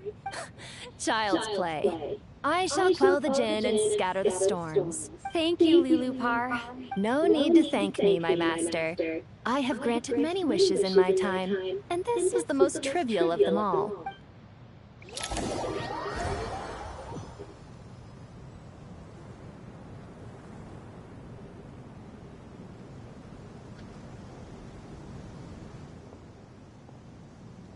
The sandstorm's gone. The sun shines bright again. When I said that we'd meet again under a lovelier sun, this was exactly how I imagined it. Yay! Although, honestly, Paimon would love to hang out with you more, even if the weather sucked. Well, there shouldn't be any more gin breaking out, right? Are we okay to head back? Sounds good. You can introduce us to your other friends. Another adventure begins. Lovely. The storms have stopped! We should be able to get to the Temple of Silence without any problems now. Time to regroup!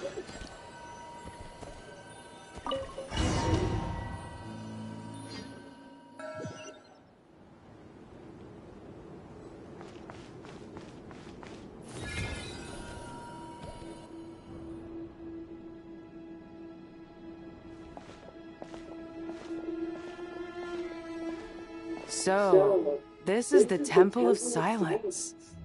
I've heard the Nagarjanites mention it in passing, but I never imagined it would be this big. It's colossal. I thought the temple moved to the rainforest ages ago. When did they scamper back into the desert? I don't know. This plan sounds a little too risky for my liking. Even in King Deshret's day, this was experimental technology. We have no idea what could happen if we activate it. Well, unless you know of another viable alternative for the Akasha terminal, I'm afraid this is our only option. The plan is sound, and the risks are manageable. However, if we are to proceed, we must act quickly. The scale of this project is enormous. Even with Carvey, Faruzan, and every other scholar of mechanics working on it full-time, the proposed modifications won't happen overnight. You're back. Everything all right? And who are they? Friends of yours? Pretty much everyone in the Temple of Silence is. This guy's Kaveh, and the one next to him is Alhaitham. Hello, I'm Jet, and this is Lilupar. Oh, a famous name from the history books. Pleased to meet you. A friend of a friend is a friend of mine, as they say. Who's they? Huh? Do people not say that? Not in the desert. Friends you can trust, but friends of friends? Gotta keep an eye on them. Still, I do trust the Traveler's judgment. I'm sure you're good people. The sandstorms have calmed down. I take it the Gurubad problem is resolved? What did you find? And after getting all smarmy with us, he trapped us there. Luckily, Jet used the mechanism outside to free us, and then we got Lilupar to put a stop to the chaos. Wow. Thanks for being there to help them. So... this mystery man openly admitted that he was merely a Harbinger subordinate. Yeah? Is there something weird about that? I assume you are naive enough to expect answers from an enemy. Well deduced. Our commander, Dottore, died in Notcry.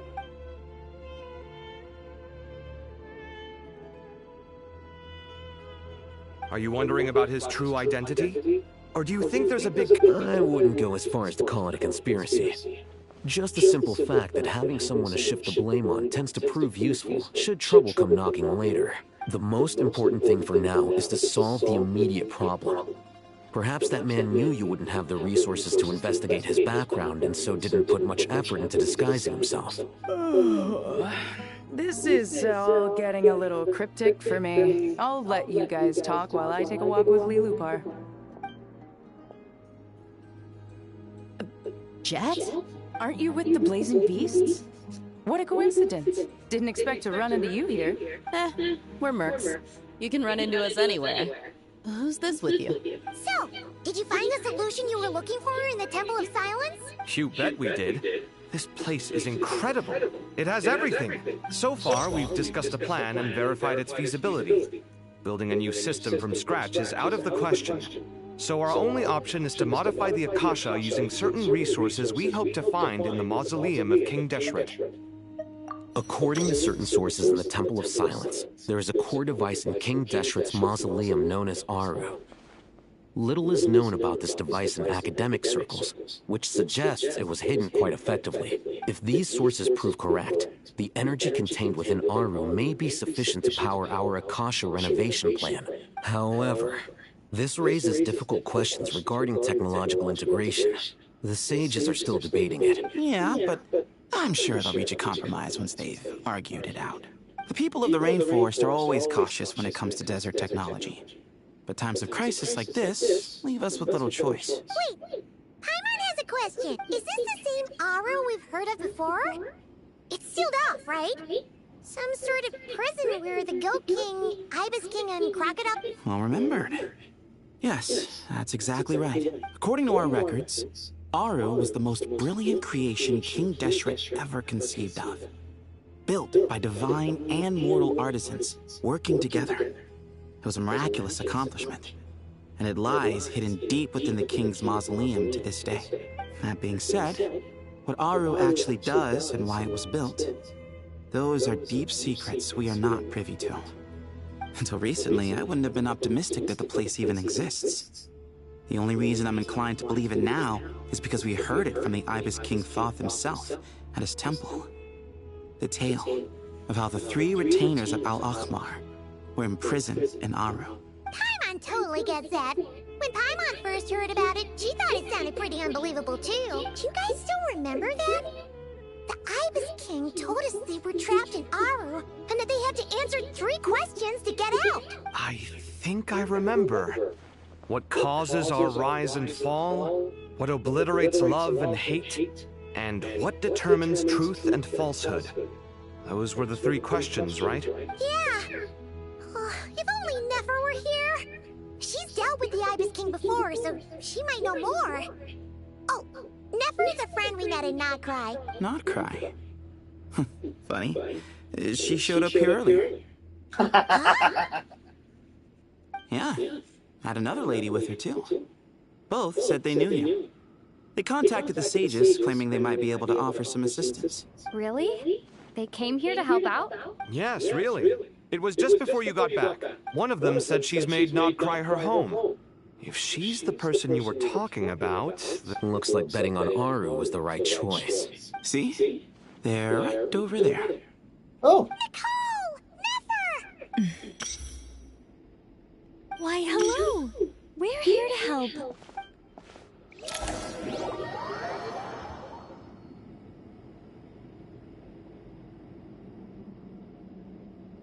It's a good thing we left early. We almost got locked out. Locked out? What do you mean? Oh, you haven't heard?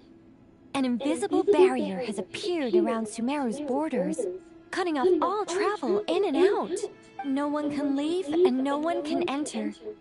Sumeru has become a lonely island. Are the Fatui behind this too? Actually, no. This has nothing to do with them. I suspect it's a defense mechanism within Irminsul itself. Irminsul is the source of Teyvat's ley lines, after all, and Sumeru is the nation closest to it. I imagine this function was put in place to seal the entire region off in the event of serious damage, preventing the disaster from spreading to the rest of Teyvat.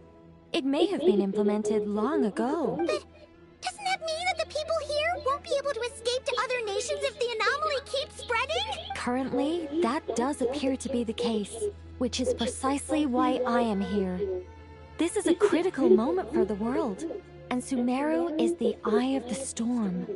Paimon's surprised you managed to convince her to come back to Sumeru. Indeed. Even for someone of my wisdom and eloquence, this tested my skills to the limit. And why should it concern me that Sumeru's in trouble? Surely you don't think I still have feelings for that place? Judging by your tone, I suppose you don't. Sounds like you don't know much about my past. And here I thought you knew everything. All I know is that the Ibis King is the source of your power. He was quite a prominent moon envoy once upon a time. So I do know a thing or two about him. As for your past, I have ways to learn the full story if I wish to. But everyone has secrets they'd rather keep to themselves. Wouldn't you say? I'm glad you see it that way, Miss Nicole. I've chosen to call Nodcry home, which is why I did my part in its hour of need. That doesn't mean world savings become a habit with me. I have no particular desire to play hero in Sumeru, thank you. I understand. Human emotions do not appear and disappear without cause. There is always a reason to be found behind both salvation and destruction. Still, if time has taught me anything, it's that human emotions are often complex and in conflict. That's why people change their minds about things all the time. But that's where we angels come in. Our duty, ultimately, is to guide people towards their deepest, truest desires and help bring them to fruition. So I wish to hear about your past, because I do not believe you are motivated by hatred alone. And if we still arrive at different... I refuse. Wait, what? But I set the atmosphere and everything.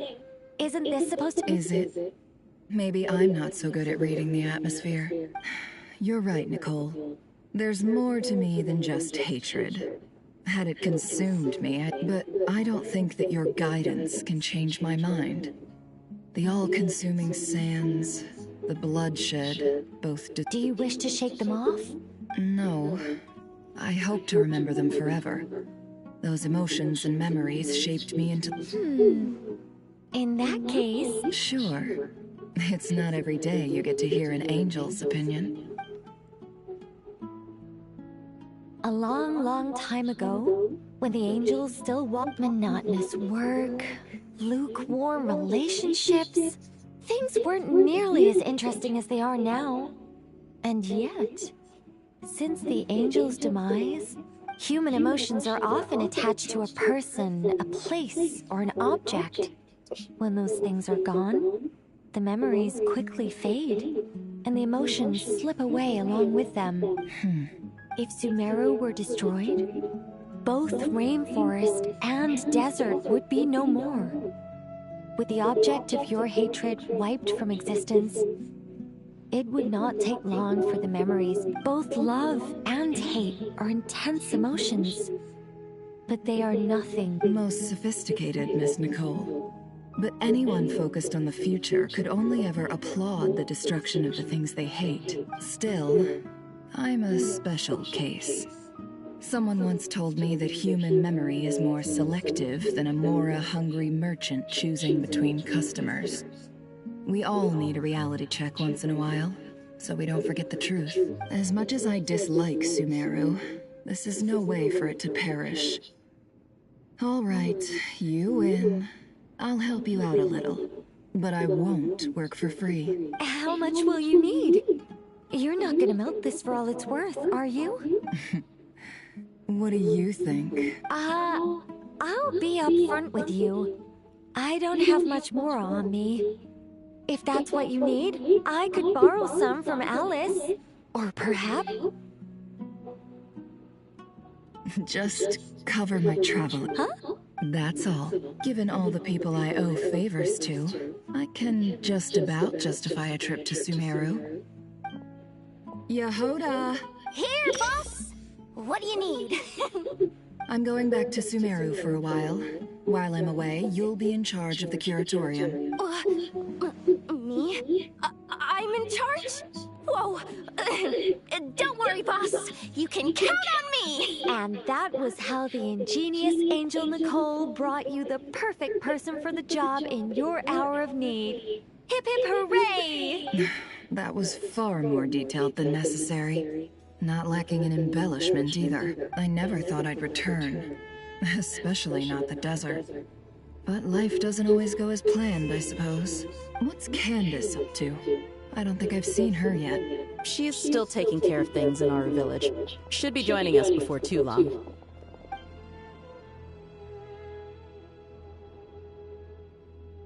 Oh, and sorry. Hope we're not interrupting anything. We have some good news, though. We're planning to go to the mausoleum of King Deshret to look for the legendary Aru, then use it to try and restore the Akasha system. According to records in the Temple of Silence, the mausoleum houses something called Aru's Chute. which can be used to establish connection with Aru. We still have some time before we leave, so there's no rush.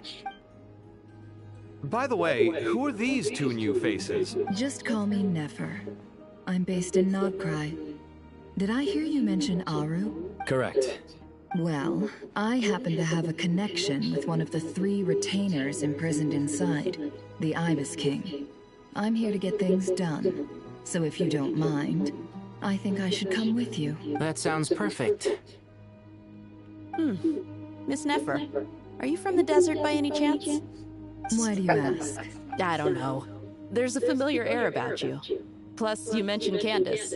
Sorry, I don't mean to pry. It was just a random thought. I'm Dia, an Eremite mercenary. My work usually keeps me out in the desert. I'm on good terms with Dory, and she's mentioned you all before. It's nice to finally put faces to the names. However, my associate here is probably less well acquainted with you. Why don't you all introduce yourselves? Actually, I'm a little better acquainted than you might think. Huh? Huh. Are my eyes playing tricks on me? It looked like you spoke without moving your mouth. Ventriloquism. I have heard tell of it before. What is it, Kale? It's you! You're the voice who's been speaking in my head, aren't you? You encouraged me to report my dreams to the Dendro Archon, and got me to recite that magic prayer. Mm-hmm. I have many titles, but let's go with the most pertinent one. I am Nicole Rain, an angel who has lived since ancient times. An angel? Sounds like a big deal, but, what exactly is an angel? Oh, Well, we're a rather long-living race of beings. Not gods, technically, but we can still tell you a lot of stories from ancient history. Yep, and she's also an amazing sculptor. You could say she's a real creative type. Well, ma'am, if both the Traveler and Paimon give you rave reviews, you must be pretty impressive. Oh, please don't call me ma'am. I find it so awkward when people get too formal with me. Just relax and be yourselves. No need to be nervous. Miss Nicole, if it's okay, could I ask you a few questions? Yes, you may. I can see your heart is filled with confusion, and you are desperate for answers. I also know which questions you want to ask me. Why did you dream of Sumeru City in disarray? Why did those verses soothe the Jinn only when recited by you? I can guide you to the truth, but it involves a personal secret of yours. I'd prefer to speak with you alone, if possible.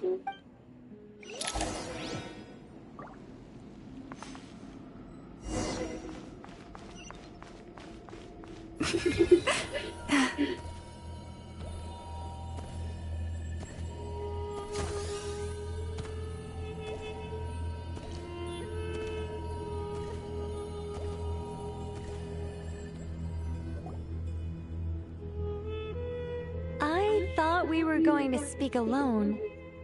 What's wrong with it? Even the doctors at Dar al-Shifa allow patients to be accompanied by family members. Well, if Kale doesn't mind her secret being revealed, I have no problem with it. Thanks for being so considerate, Miss Nicole. I don't know what secret you mean, but whatever it is... Closest friends! It's so nice to hear that. All right. In that case, I'll get right to it. Kale, are you aware that there are god remains inside your body? I am. When I was young, I got sick with Elazar.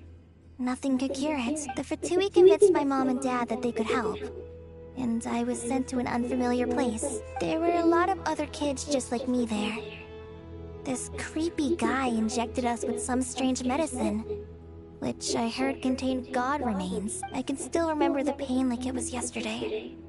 But thanks to the friends who've stuck by me all this time, I've gradually been able to overcome those memories. Anyway, so you're saying that what happened to me has something to do with the god remains they injected me with? Yes.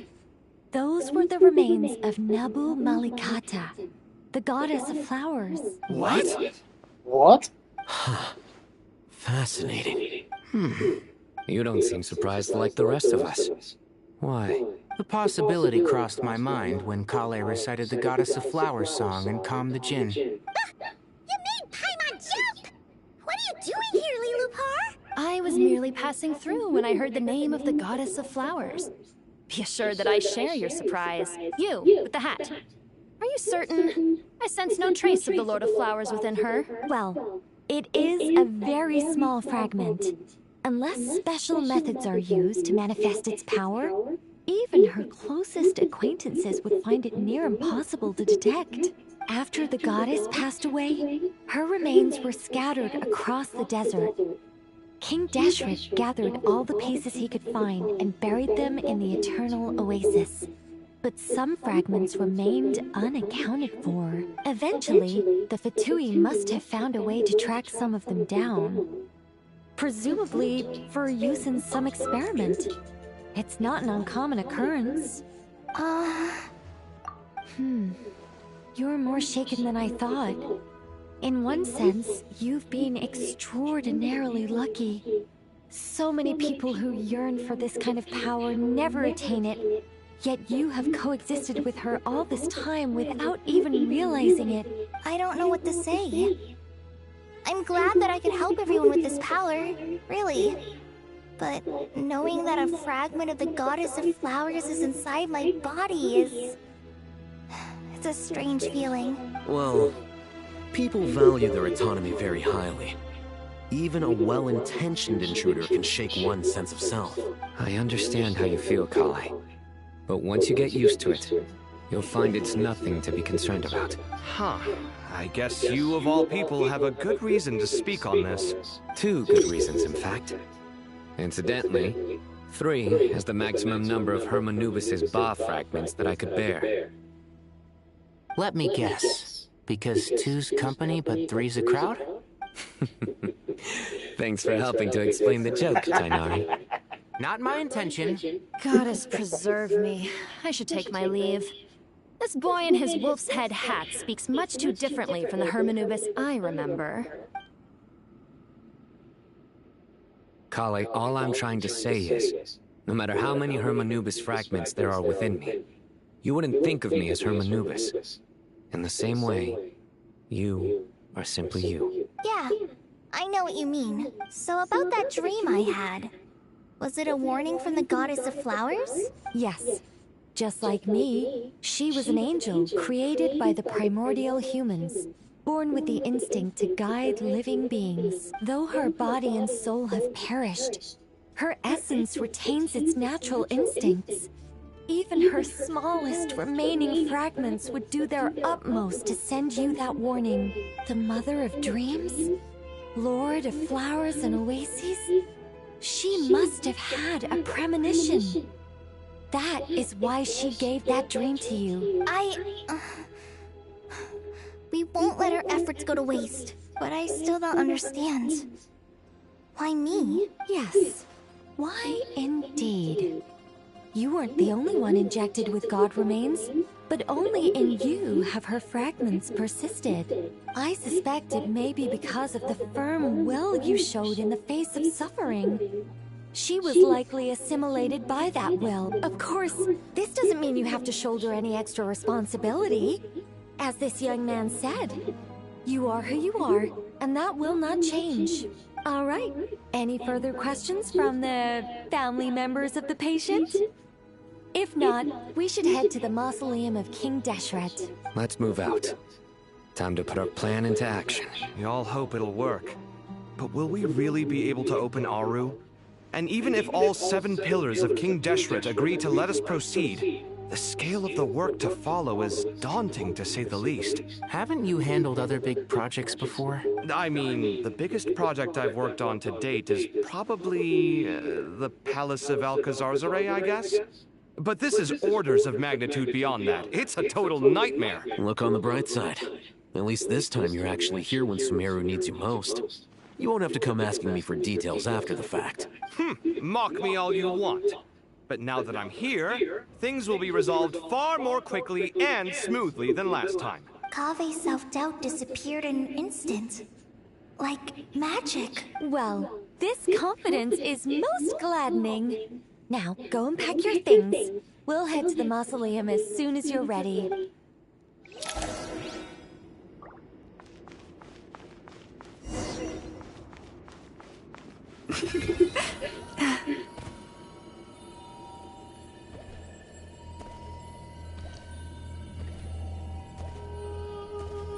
Iverson? Oh, Miss Nicole. I heard you're a very talented sculptor. Is that true? Oh, I don't know. I wouldn't want to blow my own trumpet. Honestly, even though Ksharowa is best known for its focus on mechanics, plenty of Ksharowa scholars are quite serious about sculpting as a hobby. So if they rate your work, that's enough for us. We just have to take a look. Who's we? Myself and a few other scholars. Kashif, Daneshvar, come take a look. Oh, well, if you insist, I suppose there's no harm in showing you.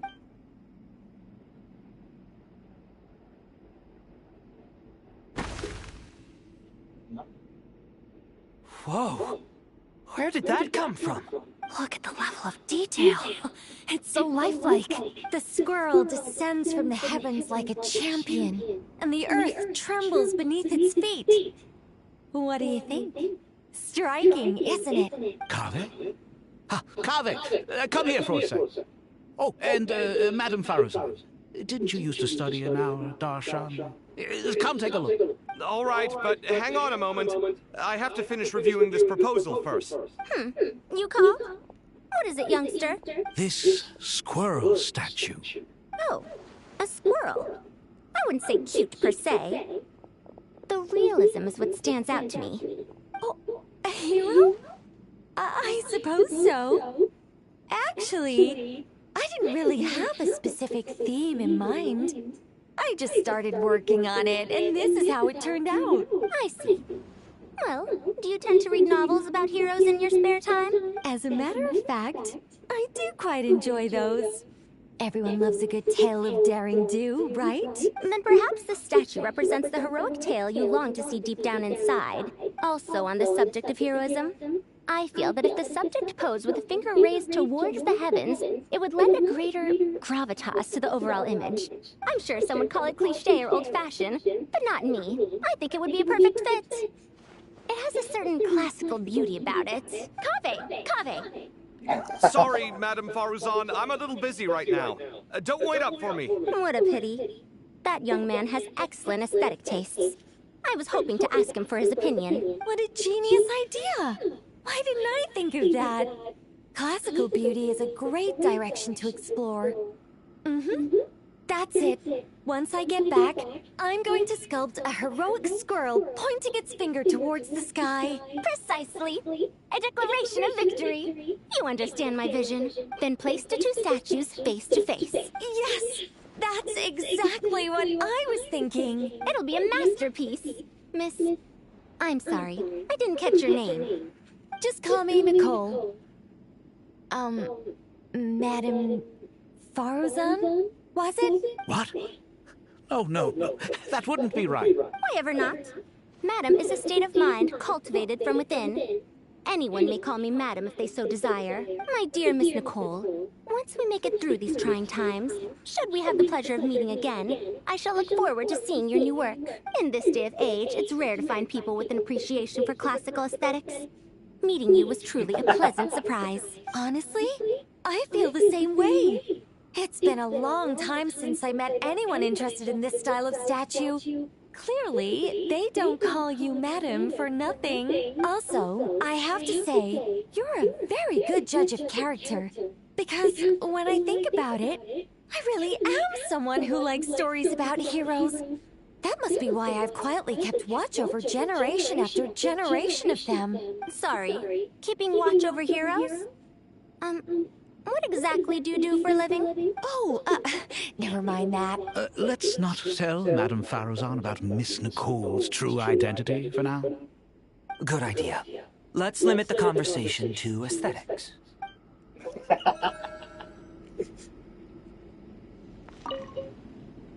Let's not... Good idea.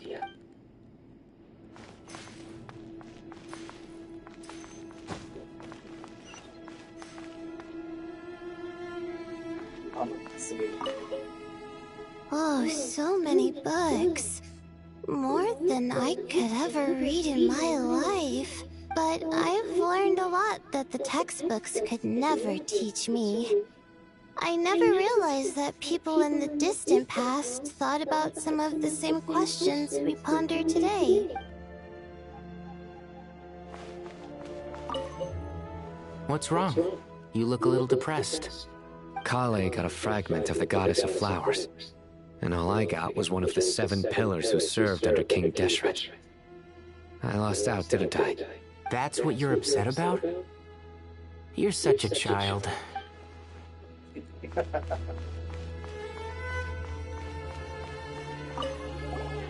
Paimon! Thanks again for your notes. I'm done copying them, so here you go. You're welcome! Just let Paimon know if you ever need help again.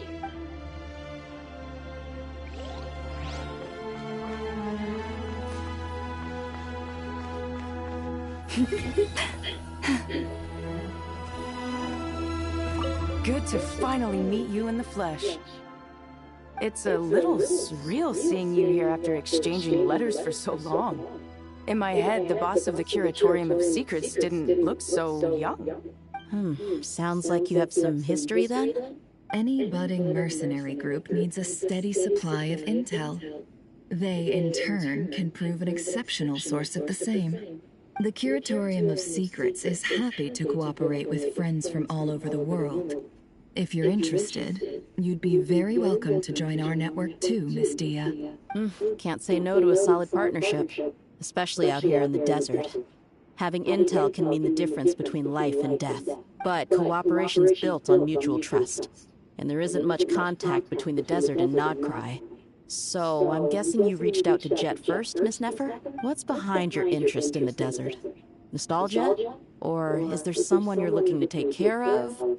Let's put all our cards on the table first. Things will go more smoothly that way. I like your style, Flame Mane. Actually, I had this same discussion with Jet before we started working together. To be clear, I have no intention of using you for any ulterior motives. And I have no enemies in the desert as things stand now. Were that to change, I wouldn't drag outsiders into a conflict that doesn't concern them. There's no point in doing certain things if you don't do them yourself. Wouldn't you agree? Well said. Taking responsibility for one's own affairs is the way of the desert folk. Huh. It's like you're one of us. You sure that's a compliment? Absolutely. I'll take it. Perhaps we can discuss our cooperation in more detail now? Sure. I love working with no-nonsense people. And you certainly fit that description. I look forward to a fruitful partnership. As do I, my friends. Should actually get more context.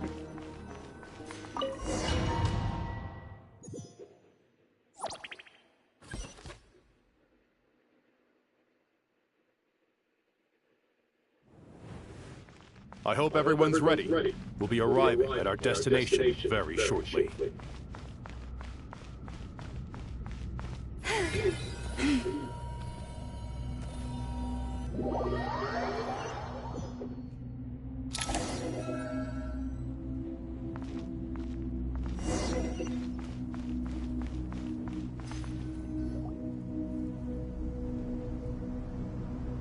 Why, we've not seen so many visitors ever, really. What is this place now, a tourist attraction? Ah, closer inspection reveals many familiar faces. To what do we dusty old fellows owe the honor? Surely you're not just here to chat. You surmise correctly. We are here to carry out a rather enormous project. Ho, enormous, you say? How large, then? Larger than the gaping void in our lives? Why, you've even put a smile on Goatee and Krako's faces. All this activity is making for quite a special day. I know that laugh. Lilipar? What on earth are you doing here? Oh, this is hilarious. Turns out good things really do come to those who wait. As long as you stay alive long enough. When did you three get locked up in here? And still you act all high and mighty, putting on a show for the younglings. Truly hysterical. Why you? Yes, I know. No need to shout. You're right, Lilipar. Goatee, Kroko, and I all have the same problem. But didn't King Deshret seal you away? How did you break free, and how did you get in here? Who knows? Perhaps you can ask my master one day, should you ever get the chance. Behold, the executioners of old. Some have turned into fragments residing in human bodies, and others are imprisoned eternally, leaving not a single shard behind. It's almost tragic, watching lowly prisoners like you act all self-important. Curiosity gnaws at you, doesn't it? Your interest in the outside world threatens to burst you at the seams. I'm starting to take a liking to this magic bottle lady. Time is of the essence. Let's get down to business. We come to you, O three ancient lords, to request your assistance on behalf of the Academia. If we can help you regain your freedom, then please consider as for precisely what we need your help with. It's a long story. So, to demonstrate... All right, stop arguing, Kroko. And Goatee, don't you start. What's the harm in letting her speak? It's not worth getting so angry about.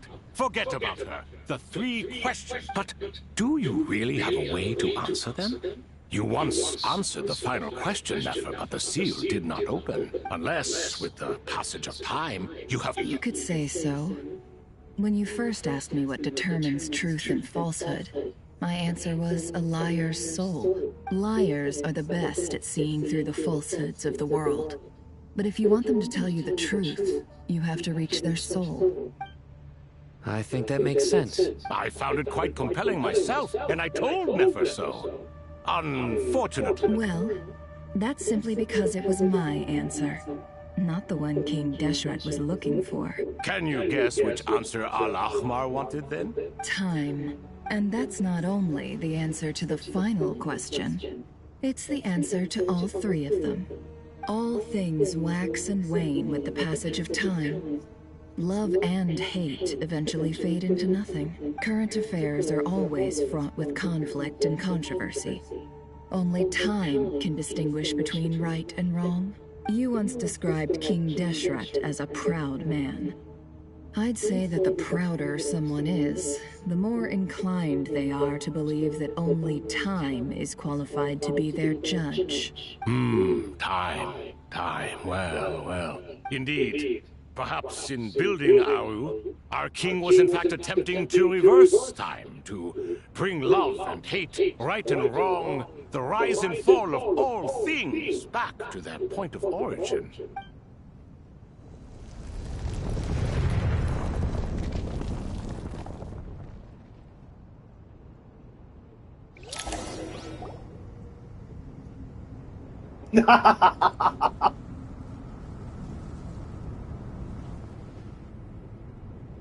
Wait, he's a goat?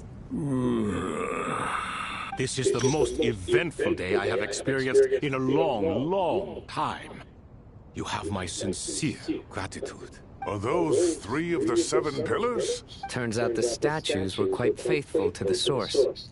You three seem to be in good spirits. Prison can help a person grow and learn to cherish what they have.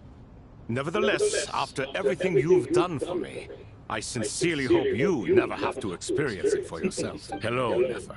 It's good to see you, Thoth, the Ibis King. Nice. Definitely puts my mind at ease, seeing you two getting along so well. Should we maybe introduce ourselves, or... Sure. I'm Sethos, the current leader of the Temple of Silence. This is General Mahamatra Sino, and this is the former Spantamad sage, Cyrus. But I'm guessing none of that means a whole lot to you. Everything is equally new to us, in truth. We've been gone from this mortal world for longer than you can imagine. Let's hold off on the introductions for now. We can always ask Nefer about you later. It'll give me something to talk about with my chosen disciple. You're like a helpless parrot. Gods and people of yore are not necessarily welcome in today's world. Self-awareness is one of my finest qualities. I thought I ought to share its fruits with you two. Is that so? Well, I think we'll take it in stride, just as we did with the 3 questions. Let's not forget, it was my persistence that won you both your freedom. Fair point. I have to applaud your persistence. And I must praise you for your wisdom. Now, state your wishes, young ones. I'm sorry? Why, your tremendous accomplishments deserve a reward, do they not? You must let us know. General Mahamad. I won't beat around the bush. Sumeru is facing a crisis the likes of which have never been seen before. And we need your help. Every calamity throughout the ages has been connected to us in one way or another.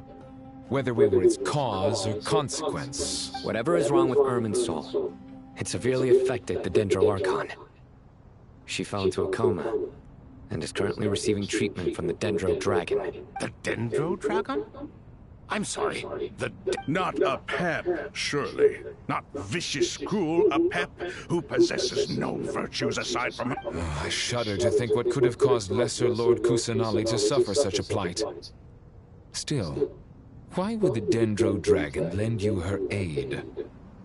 She has always held nothing but contempt for the Archons. I suppose she and Kusanali must have some history. You can help us make history, too. A smooth talker. Well said, lad. Currently, no one can connect to Irminsul.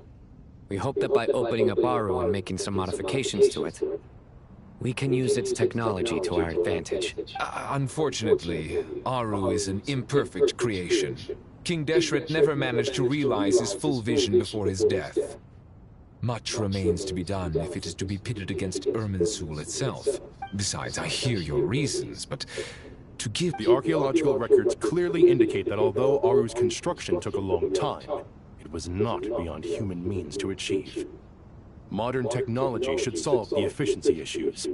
We have no choice but to go all in on this. This is by no means a threat. But the only reason we helped you escape from Aru was to gain the necessary leverage to negotiate with you. You asked us to state our wishes, and we have. Each one of us here needs your help, as do all the thousands of people living in Sumeru. What do we think, my fellow old fogies? Shall we lend our support or not? Since you ask so nicely, naturally. Naturally what? Are you for or against? I simply mean we shall do what comes naturally. You claim that you wish to open Aru.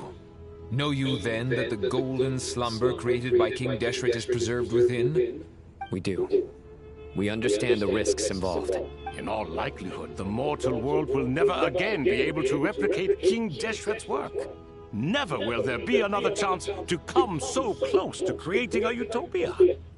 We are sure. Before people can dream, they must first live. If your minds are made up, very well.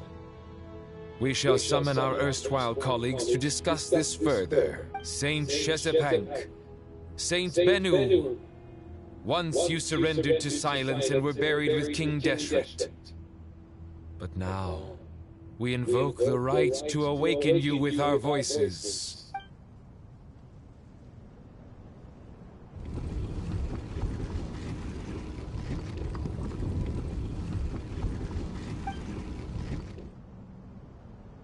Saint Bennu, responding to your call. 3 kings detected. Initiating autonomous will. Saint Shezbank, responding to your call. 3 kings detected. Initiating autonomous will. Ah, Lord Herreshoff. What a long time it has been. I trust you are keeping well. Then your trust in my well-being has long outlived your physical body.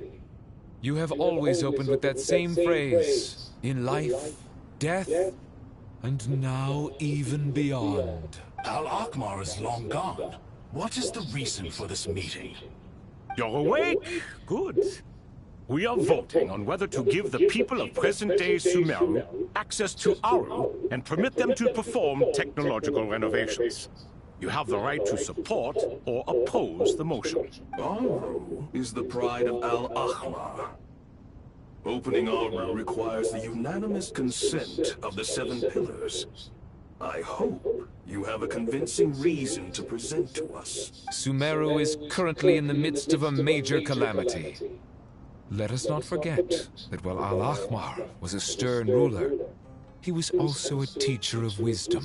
A god without his people shall cease to exist, and King Deshret's greatest wish was to provide protection for his people. Let us then honor our God King's wishes as we consider our decision. I do not mean to mock these proceedings, but what is the point of a unanimous vote when we know that the last of the Seven Pillars, the Dendro Dragon Apep, will never communicate with us? This will no doubt surprise your mechanical mind, and I have no intention of trying to persuade you it is true. But Apep is, in fact, healing the Dendro Archon as we speak. Huh? Can someone attest to this? Do we have any proof?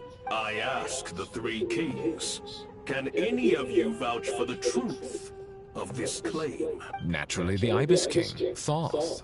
What? It was Thoth's disciples who revealed the truth to us. We need not debate its veracity. Simply let Thoth bear accountability. That way the rest of us may have... Harishef, you diabolical fiend! I awakened our former colleagues for you, supported your opinion, and backed your decision. I miss the days when Hermanubis was still around. At times like this, he would offer to take accountability. What are you trying to say? Is my word worth less to you than Hermanubis's? Hypocrite though you are, Lord Thoth, you are humorous in equal measure. How could we bear not to associate with a character such as you? I, Saint Shezpank, approve the Goat King's proposal. Since King Deshret is no more, we shall receive no reprimand for acting beyond our remit. Nevertheless, I sincerely hope that those before us understand the significance of what they intend to do. Remember, the moment that Aru is liberated, the myriad souls residing within the Golden Slumber will return to the ley lines. And once the ley lines flow again, these souls shall in turn be received by Irminsul. To take this step is to bring the perfect afterlife created by our king to a permanent end. We understand that well, and we have decided to proceed regardless. Furthermore, the contemporary human perspective would contend that confining souls in this way is no act of benevolence. King Deshret's creation is clearly a place of rest and peace. It is just that many do not see it this way. But no matter. Saint Benu approves. Hermanubis' representative and the Dendro Dragon Apep made their choice ahead of time, while the Goat King, Ibis King, and Crocodile King have also granted permission to liberate Aru. By the grace of His Majesty, guided by his wisdom and will, let the gates of Aru be reopened.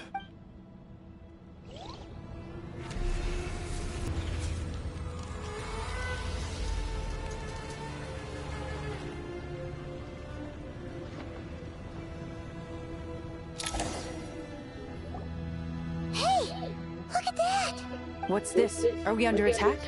No. Wait, it's... Here you are. Through the sands of time. I see you. Father.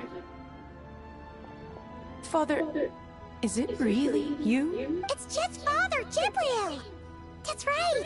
He entered the Golden Slumber, didn't he? I smell blood and sand on you. You've grown, strong as a wild beast, and without shedding a tear. You have to leave, don't you? Please, just answer me this.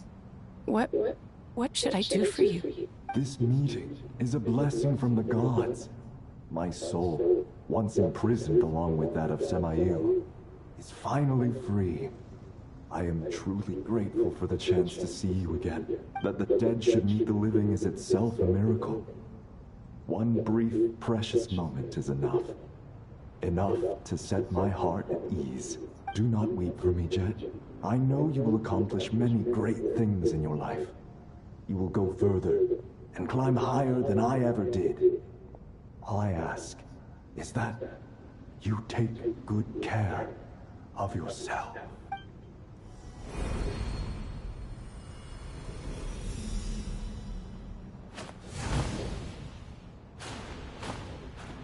Father! Father! Father. Hey, Jet. Do you want something to eat? Maybe it'll help you feel better. I'm fine. Thanks, Paimon. It was just a little sudden. The chance to see my father again meant the world to me. He was trapped in the golden slumber for our sake.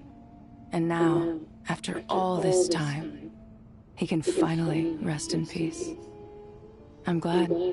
It's a huge relief. You've grown strong, Jet. More than enough to fend for yourself. Yeah. I'll leave the past in my memory where it belongs. My family, the good times and the bad. Goodbye, Father.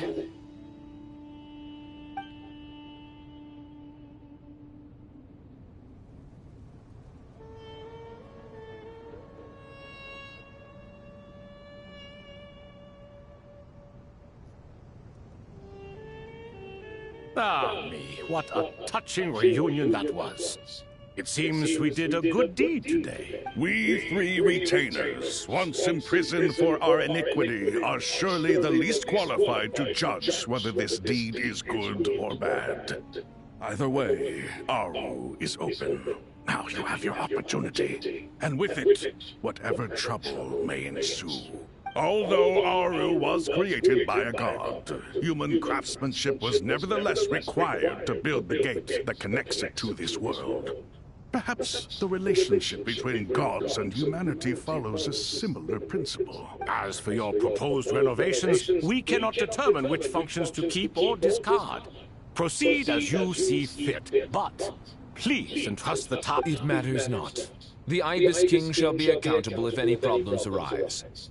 Ibis, you chose to take on disciples, and so it follows that you must accept the risks of associating with humans. If I'd known you'd be like this, I would have locked all of you away in Aru, never to leave again for all eternity. All of us? What does this have to do with me? Vilify me no further.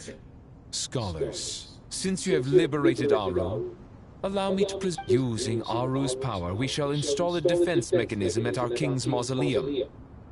You must be guarded even against Irminsul itself. This shall afford you some convenience, unseen and unheard. From this moment forth, none may by sight or hearing perceive anything said or done within the mausoleum. Amazing. And all this... With technology from the heavens, the possibilities are endless. Just because King Deshret did not use it for this purpose does not mean that it cannot be done. So, marvel away. This is the reward you have earned. All right. Well, that resolves the issue of confidentiality. What about the technical side? Why, yes. I've already contacted them.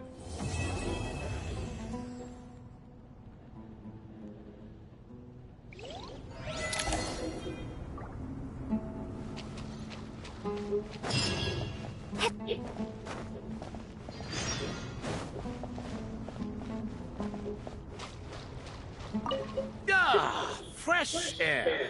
A wondrous feeling.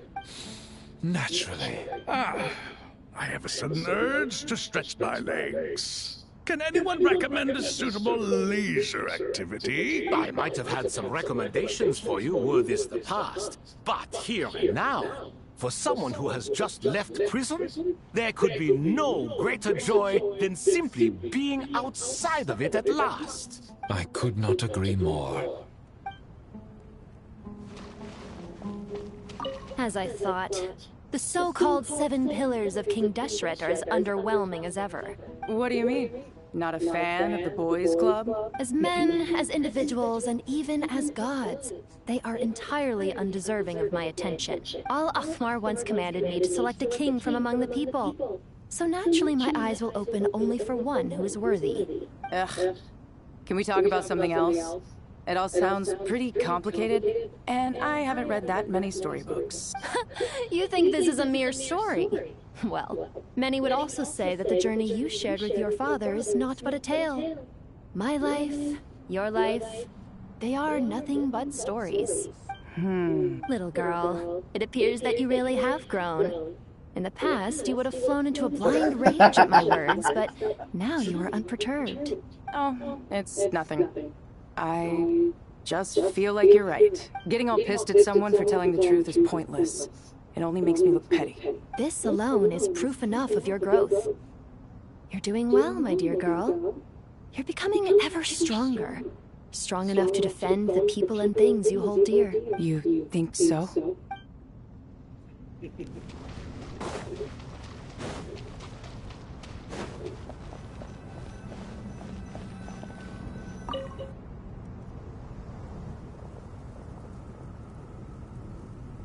You must be the ones tasked by the Academia with renovating Aru? That's right. Good afternoon. I'm Kaveh, and these two are Termezi. We've met before. This is Thoth, the Ibis King. And everyone... I've only ever seen these two in murals! Ah, the paintings in the temple. They show us chatting, playing cards, playing chess. Precisely the act... No, only you enjoy playing chess. We were just humoring you. I wouldn't go that far. Back to the matter at hand.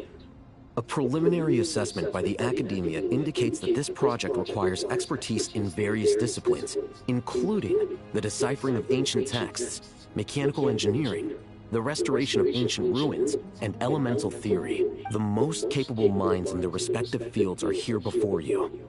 If there are no objections, we'd like to begin our work. The artisans who built Aru for Al-Ahmar gave their very lives to create this splendid work. Follow their example by giving your utmost devotion to this project. I didn't know that. We'll do our best, of course, but we certainly won't be sacrificing our lives. Such brazen words. Humans these... No, that's not what he meant. Please, don't mind him. He shares your sentiments, just not your, penchant for hyperbole. I just think it's important to manage it. Forgive my lack of courtesy, but we simply can't sacrifice our lives to the gods on completion of the Here's a first draft of the project proposal for your perusal. Please let us know if you have any requests. Normally, I'd have made it look a lot more visually appealing, but we were really pressed for time on... Naturally. If my fellow ministers deem this meager display of respect... Why are you so preoccupied with the ostentatious displays of respect to Al-Ahmar? We should be trying to make things easy for them. You never know. Exactly. This is Aru's mainframe. Be reminded to use it with great caution. We certainly will. Thank you for your assistance. You may attempt to lay out punishment should you so desire, though I'm afraid it would be futile. You and I both know that certain components of Aru can only be operated by humans. King Deshret always believed in humanity. Still, the reason that Aru's modules are designed that way... Is that true? No wonder human artisans helped to build Aru, then. He actually required human... Naturally. Have you noticed that the Goat King keeps giving superficial responses? It's like he's just going through the motions and... He understands the art of perfunctory speech. That's what earned him his position as the Minister of Ministers. It seems the rumors about King Deshret being a poor judge of character are baseless after all. Excuse me for being blunt, but it sounds suspiciously like you're putting yourself on a pedestal. You're mistaken. And while there's nothing strictly wrong with making every conversation about yourself, it's not exactly a positive tendency either. You? Whatever. I knew it'd be like this working with you. All right, let me past. I need to look at this console. It's your job to activate it, after all. Let's begin. Everyone, Please proceed with the external checks and preparations as per the procedures outlined in the engineering plan.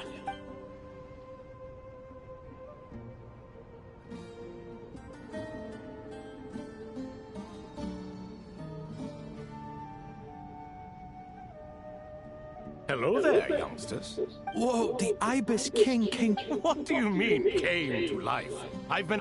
You did say we could start our research, right? I've reviewed the proposal. The work you're planning to carry out on this grand device is ambitious in its scope. You have ample confidence in your abilities, I take it?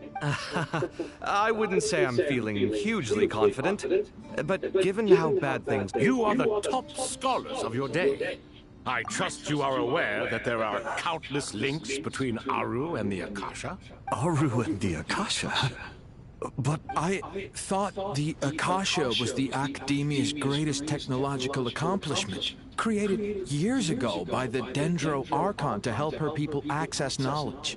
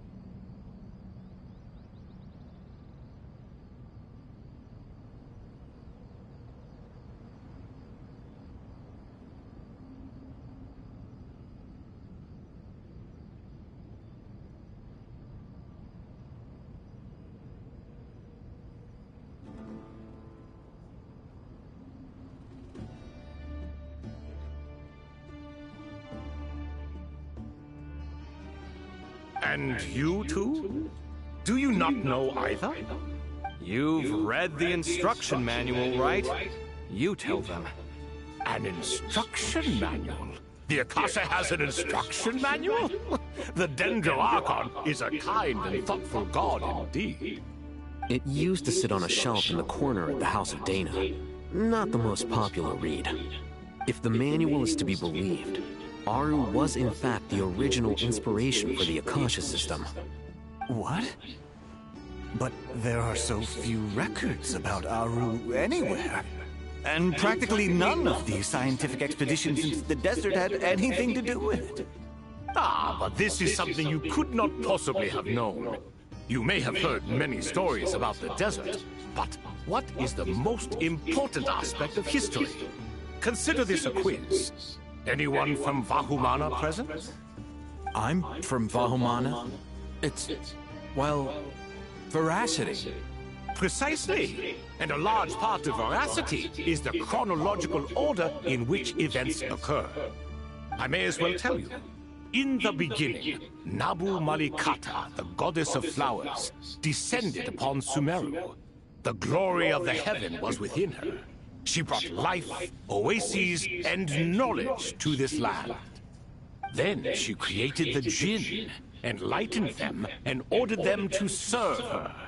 Two other gods also walked upon this land, where wisdom flowed in abundance, and the three met beneath the great green trees. It was the first and greatest alliance. We should speak with reverence of this covenant between the three, which transcended both time and life. For they promised that in Sumeru, wisdom would be shared with all. All the great changes in Sumeru's history began with the goddess of flowers. For King Deshret's sake, she pried into the secrets of Celestia, and for this was burned to ashes by the flames of wrath. So grieved was King Deshret by her passing, that he lost all interest in state affairs, and devoted himself instead to the knowledge that she had brought back. It was after learning of the technology from that floating island in the sky that he first conceived of Aru.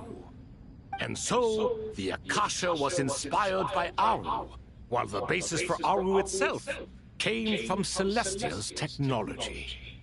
Well, if the two share a common technological origin, then connecting one system to the other is an entirely feasible idea. Unbelievable. Have you no reverence at all for celestial technology? No, I do, but there's no time for that. The schedule is too tight. Blame it on the deadline. Perhaps you could try coming up with our cutoff dates. You know what it's like having to turn around 5 different drafts in one day? I wouldn't wish it on my worst enemy. Yeah, also, Sir Ibis King, you don't plan on getting directly involved at all, do you? Yes, well, you strike us more as having come to give a popular science lecture. Or, wait, does this count as more of a first-hand witness statement? Neither. Anyway, this sounds like far too much work for me. Still, if Aru is so powerful, why didn't King Deshret use it for more ambitious ends? Because it was never fully completed. King Deshret had grand plans, but he perished before they could come to fruition. In the beginning, his wish was to create something that could rival the very world itself. The Lord of Flowers sacrificed everything for that ambition. What he desired, she bestowed, and thus was knowledge brought into the world. Her courage and sacrifice had to be honored with the most splendid of monuments, or King Deshret would surely have deemed it a grave injustice. And that monument, built from knowledge and technology, etched with a sacrificial and courageous love, even in its unfinished form, it deserves to be treasured. At that time, King Deshret said the following to the Lord of Dendro. Since we share an eternal covenant, I shall never be your enemy. Hence, the fruit of wisdom from the heavens is not to be devoured.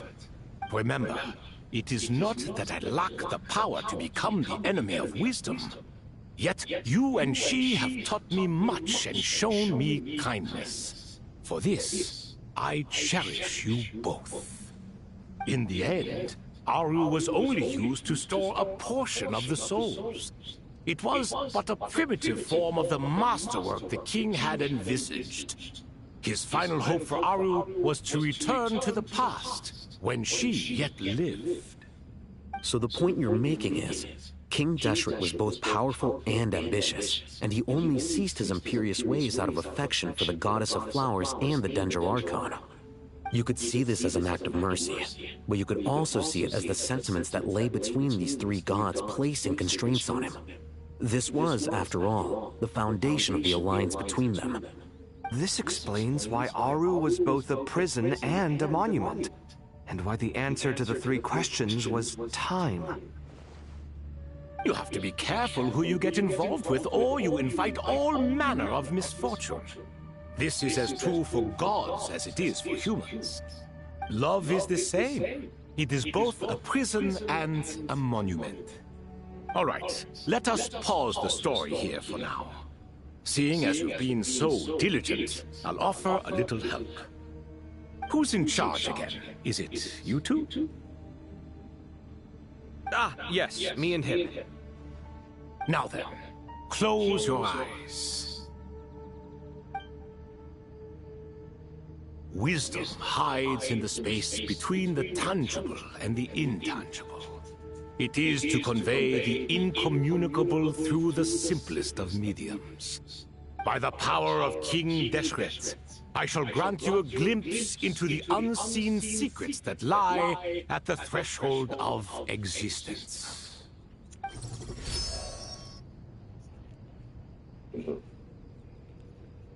Where did this come from?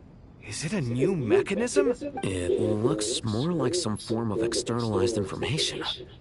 You've rendered it visible? Just as the Akasha allows you to access a greater range of knowledge, the power of our king permits one to perceive ingenuities that do not belong to this world. This is no ordinary mechanism. It reflects the internal structure of Aru. Whether you choose to increase or decrease, keep or discard. Come, use these to achieve the outcome you desire. Looks mechanical to me. Better let me handle it, just in case. But wait. Turn around. So that's where the elevator is.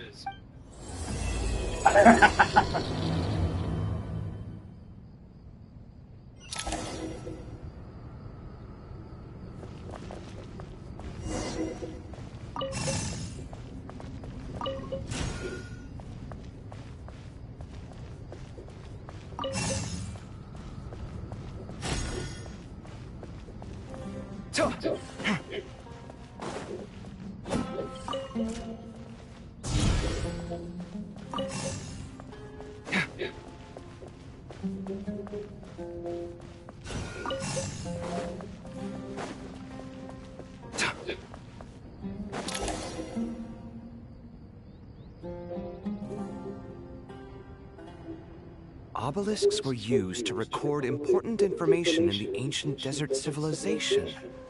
Hey, Alhaitham, there's some writing here I'll need you to decipher. I've sent it to your screen. Do you see it? Got it.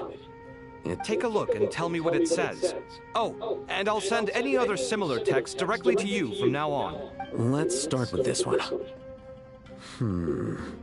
It's a variant of an older script. Herein lie verses written for the Yellow Sands. Looks like cultural information from the age of King Deshret. If so, I suggest you delete it. Words thrown together merely for fun. I had no idea Aru kept a record of this. Well, as long as you're certain that this is strictly private information, that's fine. It is unimportant. All right, well, I guess I'll start now.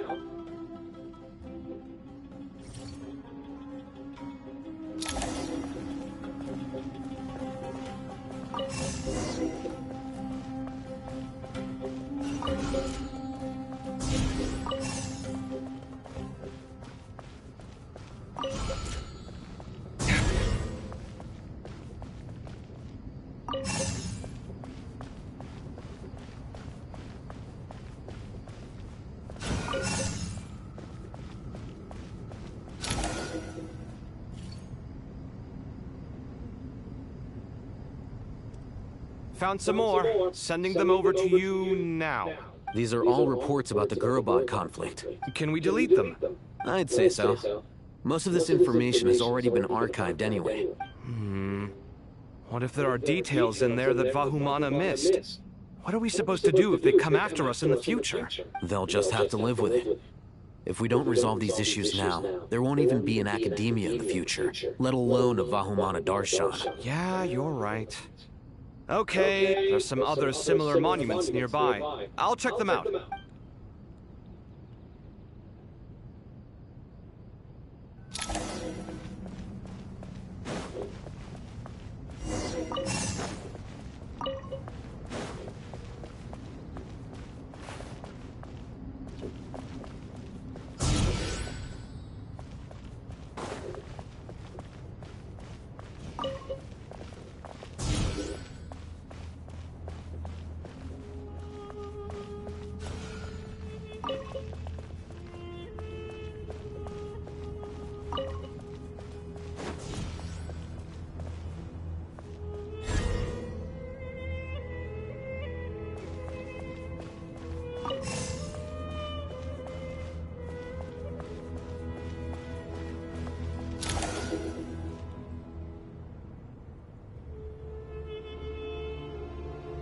Another monument.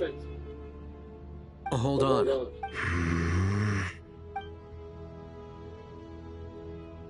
You're still reading it?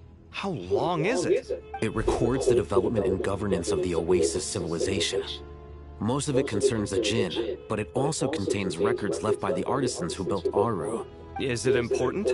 Some of it. There was no way for me to read the whole thing in its entirety, so I had to rely on my intuition to pick the parts worth keeping. What about the artisans' records? What do they mention? They're speculations, mostly.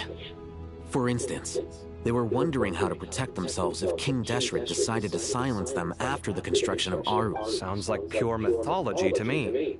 Surely that kind of thing didn't really happen. The records do emphasize that this was merely their conjecture based on various myths. Still, the artisans did leave details of their plans to survive. Even that got recorded? Okay, well, I'll make a copy of this first before I delete it. Is that truly necessary? You won't be needing those. No, the blueprints are important. I want to keep them as a memento.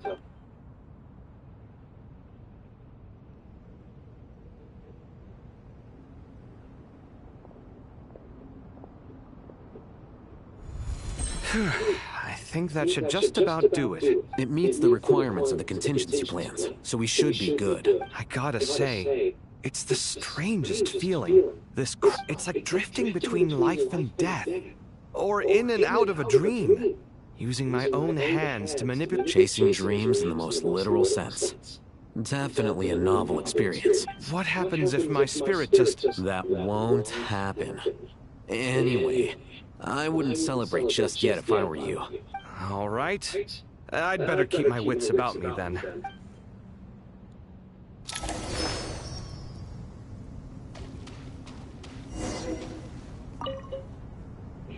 I expected that the outside world no longer respected the ancient gods, but even so, I do find the tone of these youngsters to be dreadfully impolite. It should hardly come as a surprise to you.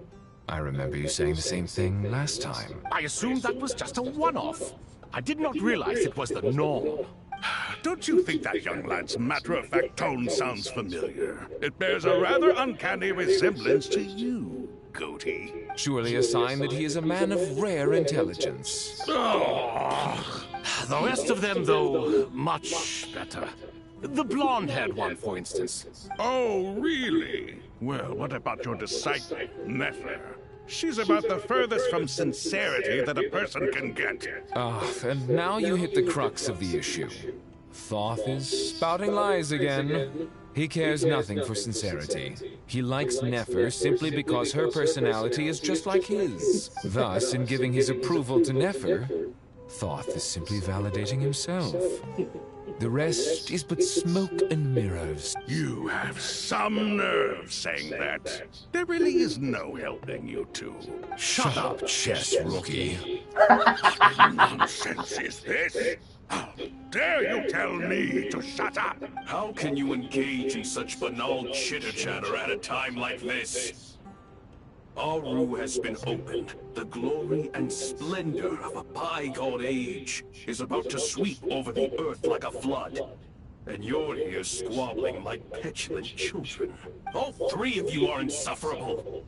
King Deshret was merciful, indeed, giving you a chance to be released from prison. I say, you should have been locked up for good. But Bennu, look on the bright side. Had they not been released, we would not have been awoken. Oh.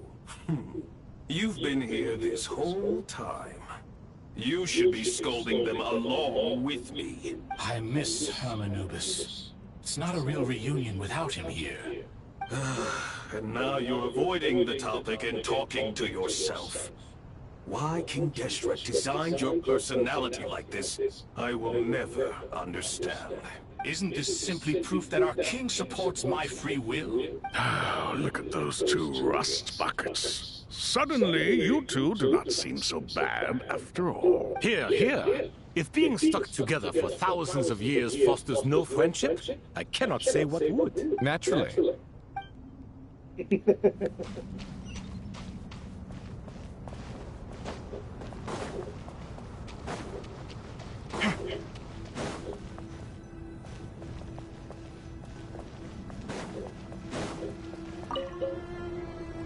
How's it going? Are things progressing smoothly? Well enough, I suppose. You know how it is. The work itself is only half the problem. The other half is having to work with Al-Haytham. I'm sure the feeling is mutual. Honestly, though, I thought you two had already worked things out. As if! Turns out working closely together is the best way to expose any tensions lurking beneath the surface. Besides, I just think that some people never change. Agreed.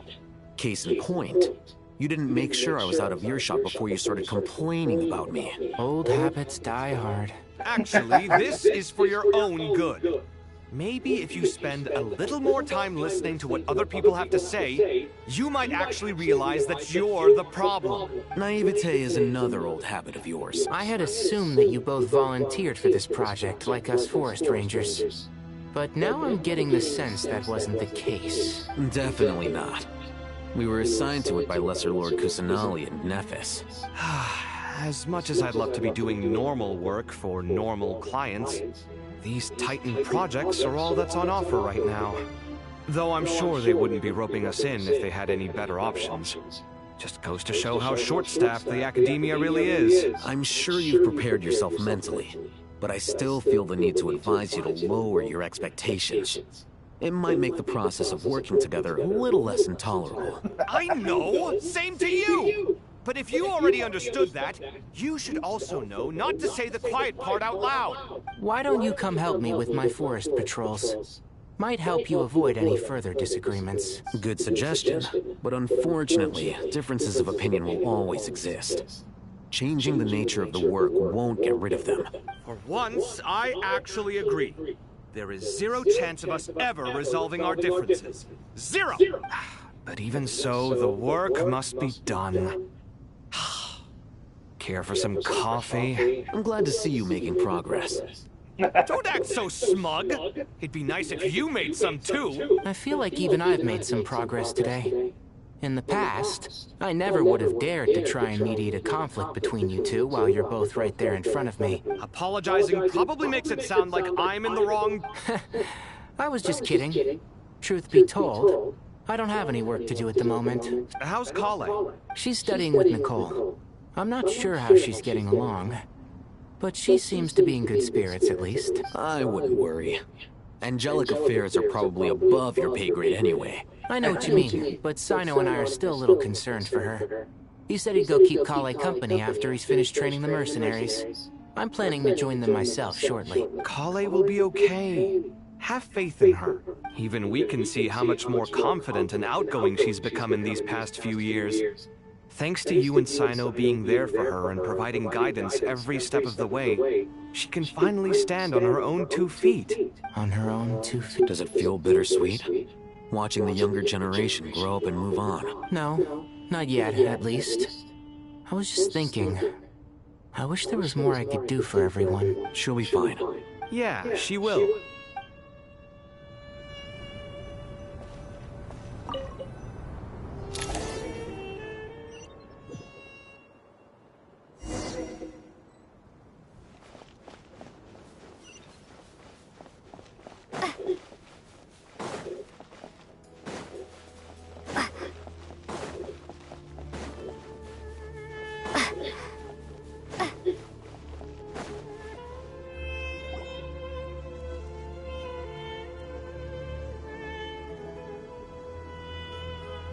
Traveler from afar, do you worry for the fate of Sumeru as well? Whoa!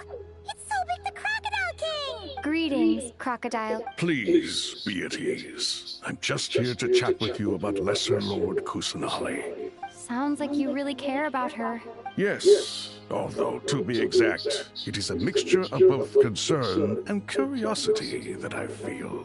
Speaking of Nahida, Paimon was wondering how she's doing. Wait a moment. What is it? I tried calling out to Apep, but there was no response. This can only mean that she is focusing all her energy on taking care of Lesser Lord Kusanali. All the gods who serve King Deshret seemed super surprised to hear that Apep agreed to help Nahida. Guessing she made a bad impression on you or something. Are you aware of the history between her and our king? Then you are learned indeed. I'm glad to know that Sumeru has the support of someone like you. At the end of his life, King Deshret tricked the Dendro Dragon into swallowing him whole, leaving her to bear the torment of his sins. The Dendro Dragon despised King Deshret, yet he outwitted her. Rather than bringing disaster to the land, he chose to deceive her and thereby ensure his annihilation. An act that surely displays his love for humanity. The Dendro Dragon stands for the glory of a bygone era. She hated Al-Ahmar and what he represented. All the gods, all the power they wielded. And so, her willingness to help the Dendro Archon through this crisis comes as a great surprise indeed. It makes one wonder whether, perhaps, the Dendro Archon assisted her in the past. Yep, Nahida did her a huge favor. So Lesser Lord Kusanali put an end to the Dendro Dragon's many long years of torment. As much as she loathes the Seven, Apep knows kindness when she sees it. No wonder she was willing to make an exception. Yeah, that's the sense we got from dealing with her, too. She is not incapable of coexisting with other living things. Rather, she actively chooses to avoid coexistence. And this despite the fact that she symbolizes life itself. How ironic. All of this being said, I wouldn't expect too much from her if I were you. Nothing will change her hatred towards humanity and gods. We'll keep that in mind. Anyway, how much longer do you think Nahida needs to stay with Apep? For all we know, the Fatui might still be in the desert. Just to be on the safe side, why don't we grab anyone who isn't busy right now and go look for her? I'm alright, Pipe. Huh? Was that Nahida's voice? It seems the treatment was effective. Since when do my deeds require your evaluation? Here will do just fine. I had no intention of taking you any further. One ought not expect greater generosity than they have earned. You always hide your kindness away like an oasis within a sandstorm. Only those who make it through the swirling winds can know just how beautiful that oasis is, and how much hope it brings. You dare appraise my being? No, I'm expressing my gratitude. I want to thank you for sharing your precious life force with me. Awake already? You are more resilient than I thought. Pep, I feel much better. Thank you. Gods and their gratitude mean little to me. I would rather you give me your assurance that the situation with Irminsul and Sumeru's ley lines will be competently managed. If I suffer any ill effects from the ley lines, you, as the god of this land, will be held responsible. And you would not enjoy being held to account by me. I understand what you require, but I would assume this task even if you did not demand it. Sumeru is my responsibility. I must resume my duties as soon as possible. A farcical notion. God of Sumeru, I hope you realize how unextraordinary your strength is. And yet, maybe it is precisely what defines me. A god of wisdom is not meant to rule by force. Then hold steady. We go forth. Well, I'll be. Is that Apep? Do my eyes deceive me? Of all places, the Dendro Dragon. I see that after all this time, Al-Ahmar's menagerie of ministers remain as vile as ever. It's a pleasure, Dendro Dragon. Had you arrived but a little sooner, you might have attended a meeting of the Seven Pillars. What a nauseating thought. You are not the first insects I have had the displeasure of dealing with today. A swarm of them tugged on my tail on my way over. Goodness knows what hovels they crawled from. Why do all the creatures of this world remain so lonely after all this time? What did you do with them? I cast them away. What would you have me do? Keep them as trinkets? Boer, this is where we shall part ways. To be clear, I do not wish to see you or anyone else here ever again, unless absolutely necessary. Then I wish you peace as you return to your dwelling place. It matters not to me. Simply refrain from bothering me again. A force to be reckoned with. At times like this, I feel glad that she has no interest in any of this. Hold on, just hold on, okay? We're almost there. What the? We made it! Huh? Wait, that voice! Uh-oh, I'm gonna fall!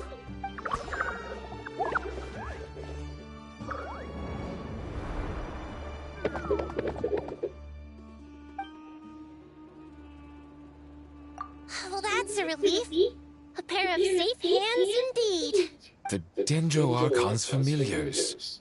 They are the last thing I expected to see here. Huh? Wait, what are the Aranara doing here? Don't you guys hate the desert? Obviously I was worried about the Dendro Archon. I've been supporting them with my Pari powers the whole way here. Oh, you seem pretty nervous. Is it because there are too many people around? Not just people. It's all these non-human beings, too. It's hard on them. I can't believe you made such a long and dangerous journey just for my sake. I'll have to ask everyone to wait while I help our new arrival settle in. Once I'm done, I'll gather everyone to discuss our next steps. Traveler, Paimon, shall we find a place for our friends to stay? Awesome! Let's go! Well, first I have some questions.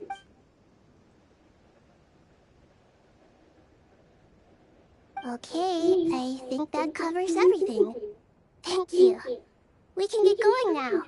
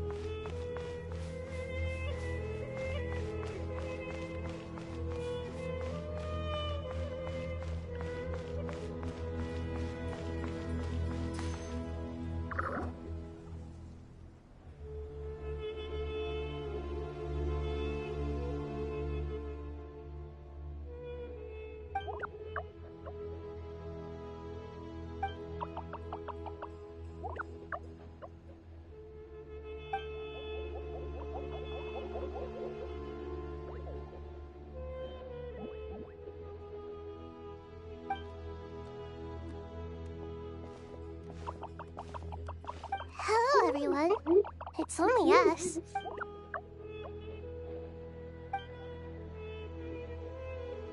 It must be very tough for you coming all the way out here, especially since you don't like the Veluca. Is everyone back in Vanarana doing well?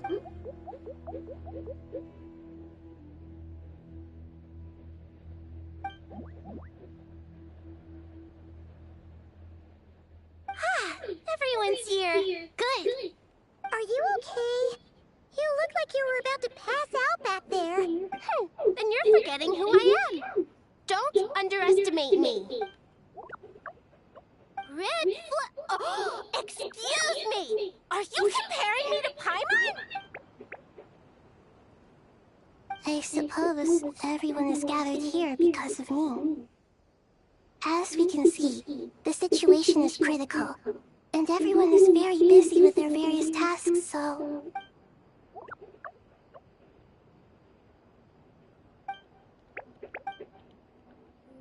I can't thank you enough. Right now, we're focused on restructuring Aru, processing excess information, and helping restore everyone's confidence. I can help too. Just let me know where I'm needed.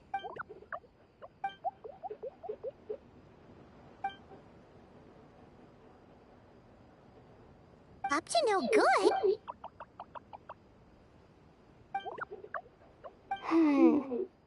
That definitely sounds suspicious. Traveler, Paimon, I have other work to attend to here that needs to take priority.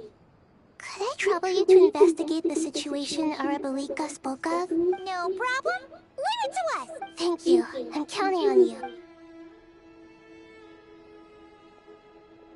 There's one other thing. If you are to work alongside the people of Sumeru, you will need to make...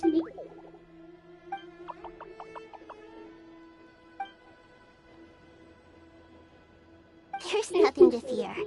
No one here will hurt you. But if you do feel afraid, don't worry. Just call my name and I'll be there. Very well. Now, I shall bestow a small blessing upon you all. Whenever people see you and interact with you,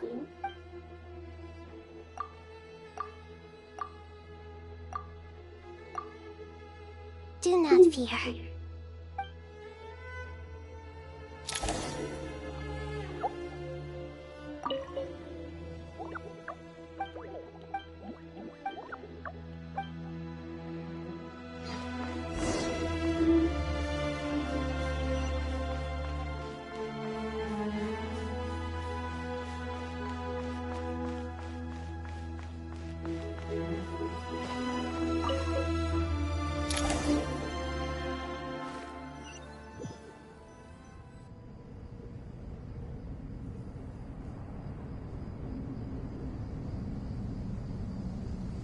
Ah, everyone's here. Wonderful. Dendro Archon, you're back. Are you recovering all right? You mustn't push yourself too hard. I'm doing very well. Thank you for your concern. I see. Using the power of Aru to reboot the Akasha and gain access to Irminsul. It's a sound plan, although I regret to be the bearer of bad news. But with the state that Irminsul is currently in, it's impossible to access via traditional means. Alas, we had feared this may be the case. And what about non-traditional means? Non-traditional means? Are you saying... Desperate times call for new measures.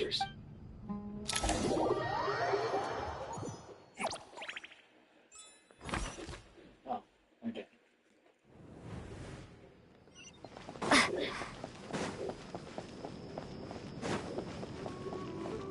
Can I at least get what's it called? The wind rises.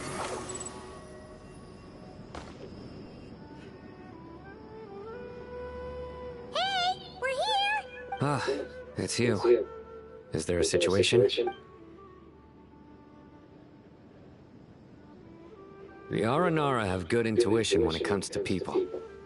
In other words, there may well be a traitor among us. Given everything that's going on, I'd be more surprised if there wasn't. Miss Nefer, as a professional intelligence broker, I trust you have a solution? Not one that I'm willing to volunteer. What's in it for me? Let's say I'll treat this as a pilot project aimed at expanding your intelligence operations. Whatever business you're in, an avenue to demonstrate your abilities could never hurt. I like the sound of that. Glad we're on the same page. Given that you rarely set foot in Sumeru, practically no one at Caravan Rebot knows who you are. I take it you've read the files on everyone in the area? Yes. I also skimmed the list of evacuees, and am more or less up to date on where everyone stands. Any initial suspects? Limiting the scopes to males whose recent activity could be viewed as suspicious. I've identified 3 names. The Aranara saw 2 people talking, but currently we only have 1 suspect. The other person was probably just a messenger, and in all likelihood has already left Caravan Rebot. Everyone is heading for the desert per the evacuation order. Anyone willing to turn back at this stage is almost certainly with the Fatui. There's no way it was a spur-of-the-moment decision to act at a time like this. Yes, we need to smoke him out from wherever he's hiding. Sounds like you have the beginnings of a plan.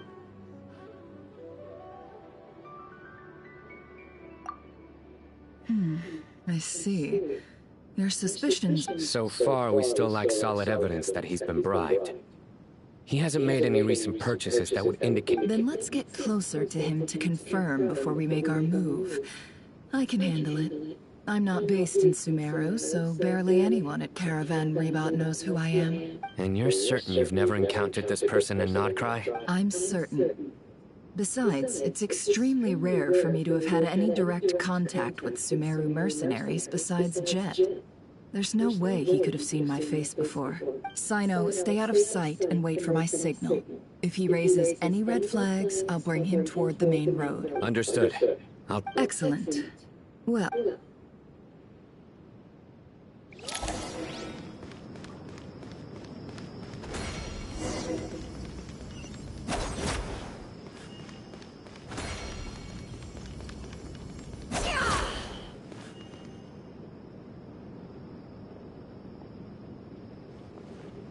darker skin, scars, frequents the desert, and has ample combat experience. Nothing unusual about how he dresses or acts. A coin. Interesting. Could that be how his contact paid him? Conveniently discreet for someone trying to hide any unexplained income. And sorry to bother you. Has everyone here already left? I don't suppose you happen to see a lady wearing a hat? Ma'am, what are you doing in Caravan Rebot all by yourself? The main group evacuated some time ago. Didn't you pass them on the road? My friend and I lost some of our cargo along the way. I didn't want to miss out on potential business, so I told her to go on ahead and meet the client while I retraced our steps. I didn't think it would be so late by the time I found it. And then there was a terrible sandstorm. I guess I must have taken a wrong turn, because I didn't see any large groups on my way here. Forgive me for asking, but just to be on the safe side, could you describe this friend of yours? Sure. She has blonde hair, and she was wearing a hat and a white dress. You'd definitely know if you'd seen her. Yes, I think that does ring a bell. Ah, my apologies. During this exceptional time, the Corps of 30 are under orders to be extra cautious when dealing with unknown people, whoever they might be. I understand. Well, sir, is there anything else you... Hey, wait! They left a good while ago now. You'll never catch up with them on your own. Why don't I give you a ride? I'm here to collect the last few people anyway. We have plenty of carts, so one more won't be a problem. That would be amazing. Traveling with a group will... Hey, let's not worry about the money for now. Wait here a moment. Once I'm done packing up, I'll take it... All right, thanks. Let me know if you need a hand carrying anything. No need... Okay. Well, I wish there was some way I could repay you. Guess it's my lucky day, running into... You're not wrong there. I mean, what kind of cargo is so important that it's worth risking your life to get back? I hope for your sake that it's priceless. Actually, I suppose I can tell you, since you've been such a big help. But be sure... Oh, really? We're in the antiques business. You understand? Some of our goods aren't acquired through the most legitimate means. We have to be very discreet when we're selling them. That's why I... Ah, no wonder. Well, ma'am, in that case, it turns out that maybe there is something you could do for me. I'm all ears. But to be clear, our commission isn't cheap. Think carefully before you ask. I'm sure that won't be a problem. My issue is, I have something that...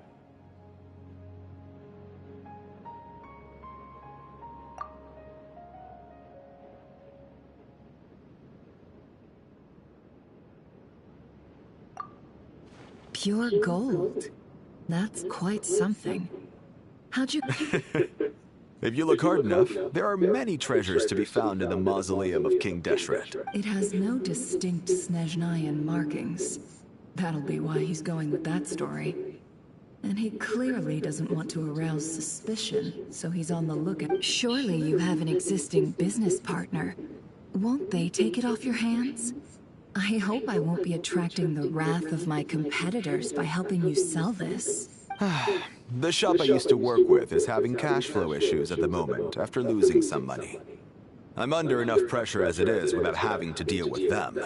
On the off chance anything went wrong, I'd never get my money back. I understand. Gold is the last thing that traders with cash flow problems want to see.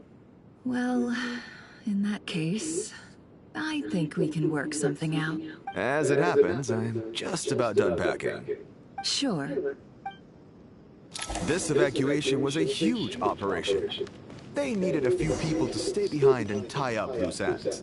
And I ended up being one of them. You're lucky you ran into us in time. I certainly am.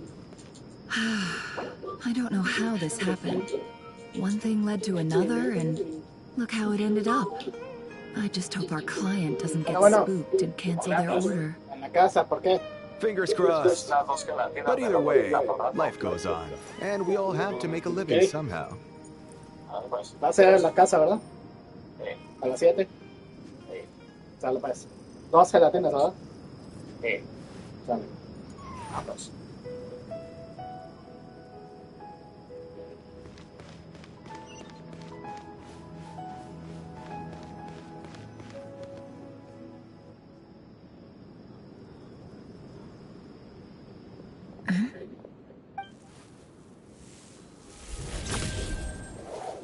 Hands where I can see them. General Mahamudra! No, wait! What are you doing? This is the coin? Sadly, you won't have the chance to spend it. Nicely done. Looks like Sumeru's Matra are a well-oiled machine nowadays. Unmarked gold coins are quite difficult to trace. Thanks to you, we have secured the evidence. Here's what's gonna happen.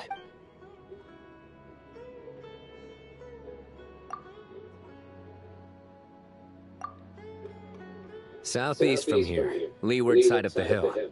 That's where he's meeting his contact. Great work.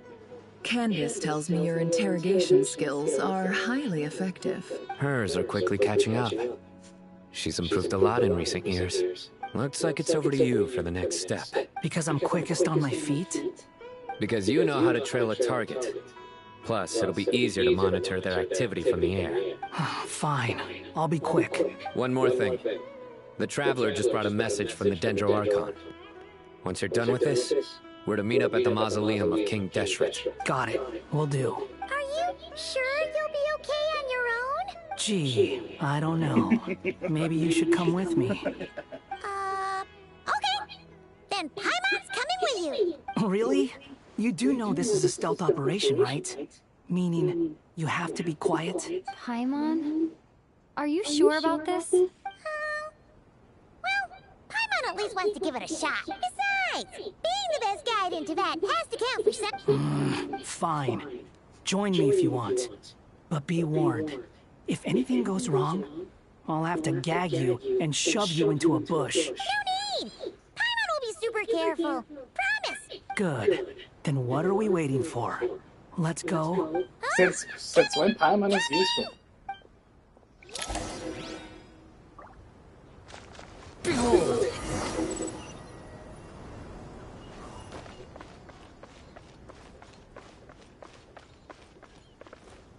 The wind rises.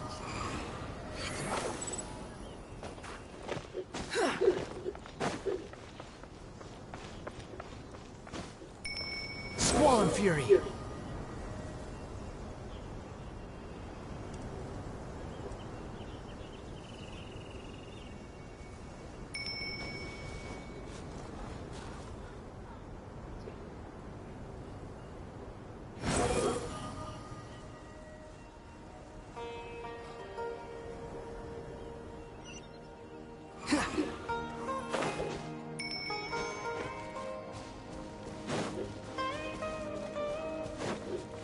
Rises.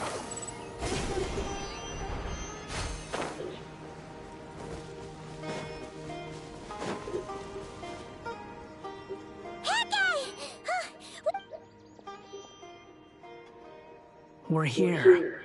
Now we wait. Okay, yeah, cool. Cool. What's on your mind, Paimon? Huh? Nothing?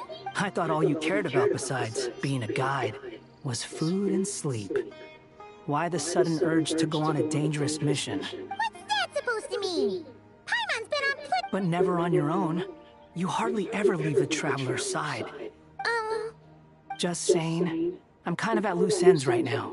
So if you did want to share, I suppose I'd have to listen. If not, suit yourself. Makes no difference to me. Hat guy? Do you think Paimon is useless? What? Where's that coming from? When we were in Notcry, Paimon suddenly realized something. Even though Paimon's with the Traveler every single day, whenever we face real danger, she can't do anything to help. Paimon doesn't get like this very often.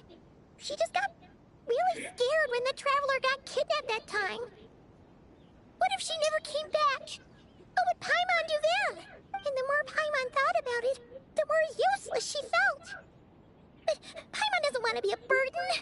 Paimon wants to be a friend who's actually useful. Does that make any sense? You know, that feeling of just being completely useless and... You asked the right person. Boy, do I know that feeling. Oh, that guy. I'm not gonna try and encourage you.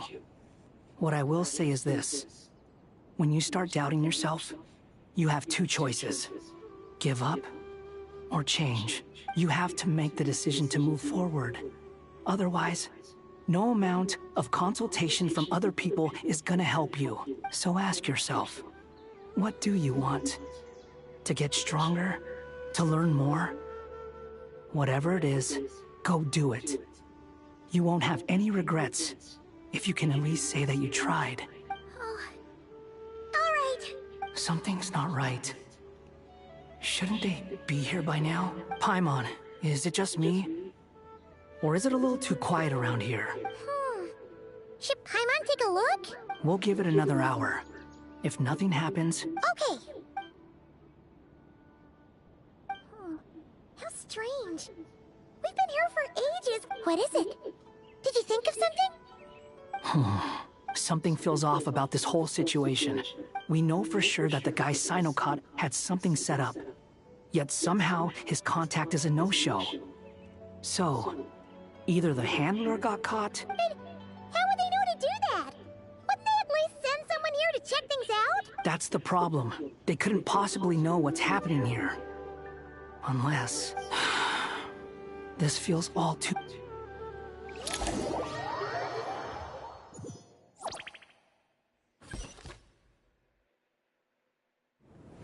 Even though this isn't a formal meeting, I'd still like to start by saying how grateful I am to each and every one of you.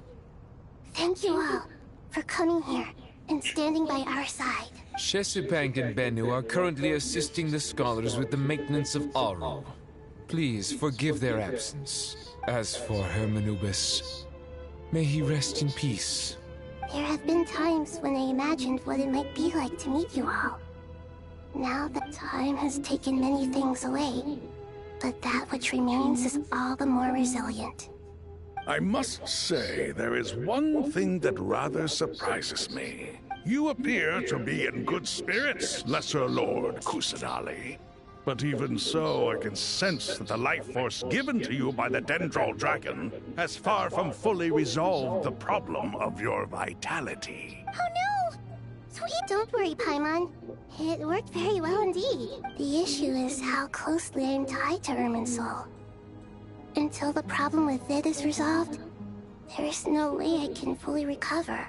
Sumeru has undergone tremendous changes during her absence. When gods pass away, inevitably, people's faith in them grows weaker. You must have sensed it already. Your power is not what it once was. Regrettably, this is true. I too have grown weaker due to the effects of Irminsul. Right now, we're all in quite a sorry state. Then what do you suggest? We take all the help we can get. Sumeru is our shared home. You and I, gods and humans alike. We must unite all our strength in this moment. Though Al-Ahmar is no longer with us, the alliance between the three gods remains in force. Regardless, as subjects of our king, not to mention that it was the people of Sumeru who released us from this prison of Aru. Times have changed, and the people of today... You really know how to give a rousing speech, Koti. Now then, let us learn more about your plan. The brightest minds of the Sumeru Academia are busy opening and renovating Aru. They claim it has something to do with Irminsul? Correct. Irminsul has existed in Teyvat since the very beginning. But during the Age of the Dragons, it did not possess the significance it holds today. After the heavenly principles arrived, the power of the Light Realm was divided into elemental energy, and Irminsul was refashioned as a device that records and preserves all information. Since then, everything in this world has been inextricably linked to it. As the Dendral Archon, I have a duty to protect Irminsul. To Sumeru, Tevad has seen many upheavals in the last few years. The most recent of these was a major crisis in Notcry, which forced Sumeru to be even more vigilant than usual. I made sure to monitor all the pathways through which an outsider could potentially transmit themselves into Irminsul. But I still believe that someone has actively invaded Irminsul. But rather than taking any of the pathways I referred to, the intruder chose instead to utilize the most direct route. And the only one that cannot be protected against, by entering Irminsul through death. I see what you mean. You cannot simply stop all deceased souls from returning to the ley lines because of a potential invasion that could occur at any time. That's right. As important as it is to guard against external threats, I couldn't allow myself to stop the souls of the departed from finding peace. Please, understand how difficult this predicament was for the Dendro Archon. Defense has never been an easy task. After Irminsul was invaded, my authority was quickly restricted. Soon after that, the tree began denying access to any connections. I'm sure you feel responsible, but you are not to blame. No one can predict every possible disaster. But the people of Sumeru should not have to endure this. We must find a way to break through the lockdown and connect to Irminsul. And this is why you need Aru. Yes. The only thing in Sumeru capable of rivaling Irminsul in terms of overall function and performance is Al-Akhmar's legacy, Aru. All I managed to do before falling into a coma was make some minor adjustments to Irminsul. Using Aru is a last resort, and a move that comes with enormous risks. The Scholar's initial plan was to borrow Aru's power to reboot the Akasha, then use the Akasha. Unfortunately, Irminsul has suffered far greater damage than they first thought. To rise to the challenge, we had to resort to more extreme and far costlier means. This has led to reclaim Irminsul. Our brightest scholars have made further modifications to Aru with multiple goals in mind. I thank you all for Human wisdom has clearly improved over the millennia. You have not only our support, but that of the Jinn, the Arana. Together, we will do everything in our power to save Irminsul. By the way, when you spoke earlier of an intruder, it almost sounded as if you knew who you were dealing with and what they were capable of. Well, since you ask.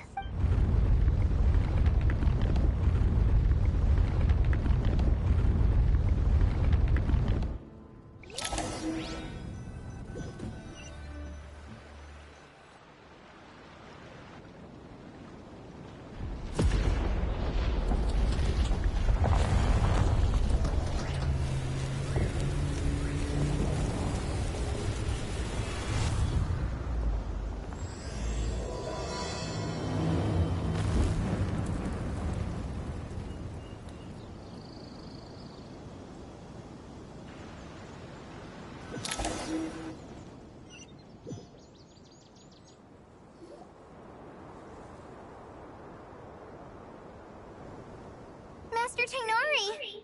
What is that? Is this Irminsul? How did this happen? What's going on inside? Luckily, we managed to evacuate everyone. What in the world was that? That was terrifying! Oh my. I understand now, Dendro Archon. You make yourself quite clear indeed.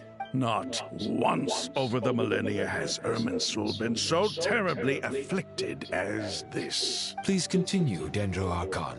Irminsul's root system is what comprises the ley lines. In the past, it has always been hidden away, going unseen by the general populace. But now, it has become a tree of unbridled greed.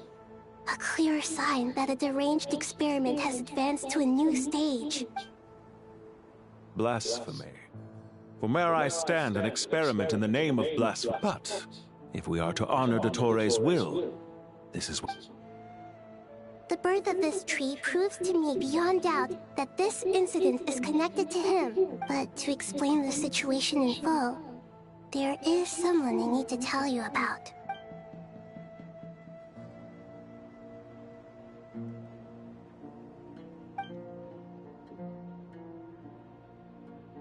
Zandik. So it was him. I saw him in the desert once. But didn't Dottore die and not cry? How is he still able to do all this? He must still have loyal followers amongst the Fatui. Even so, I'm still unclear as to how he has been able to wield such a profound influence over Irminsul. I can confirm that Fatui forces have arrived in Sumeru. Furthermore, Irminsul seems to be undergoing some kind of mutation. Evil branches are beginning to grow. Things that do not belong to this world are slowly but surely materializing. Sorry, I couldn't think of any other word to describe it.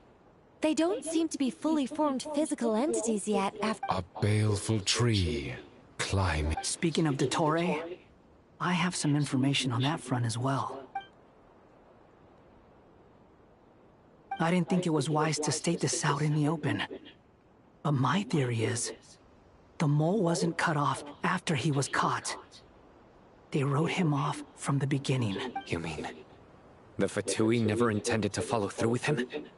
Then why plant a mole at all? It's hardly a conventional strategy, and the rationale behind it is pretty twisted. But as it happens, I know someone who works exactly this way. And when it comes down to it, his goals are very simple. He's been a collaborator of Dottore's from the outset. That fact alone confirms that Dottore is involved with this somehow.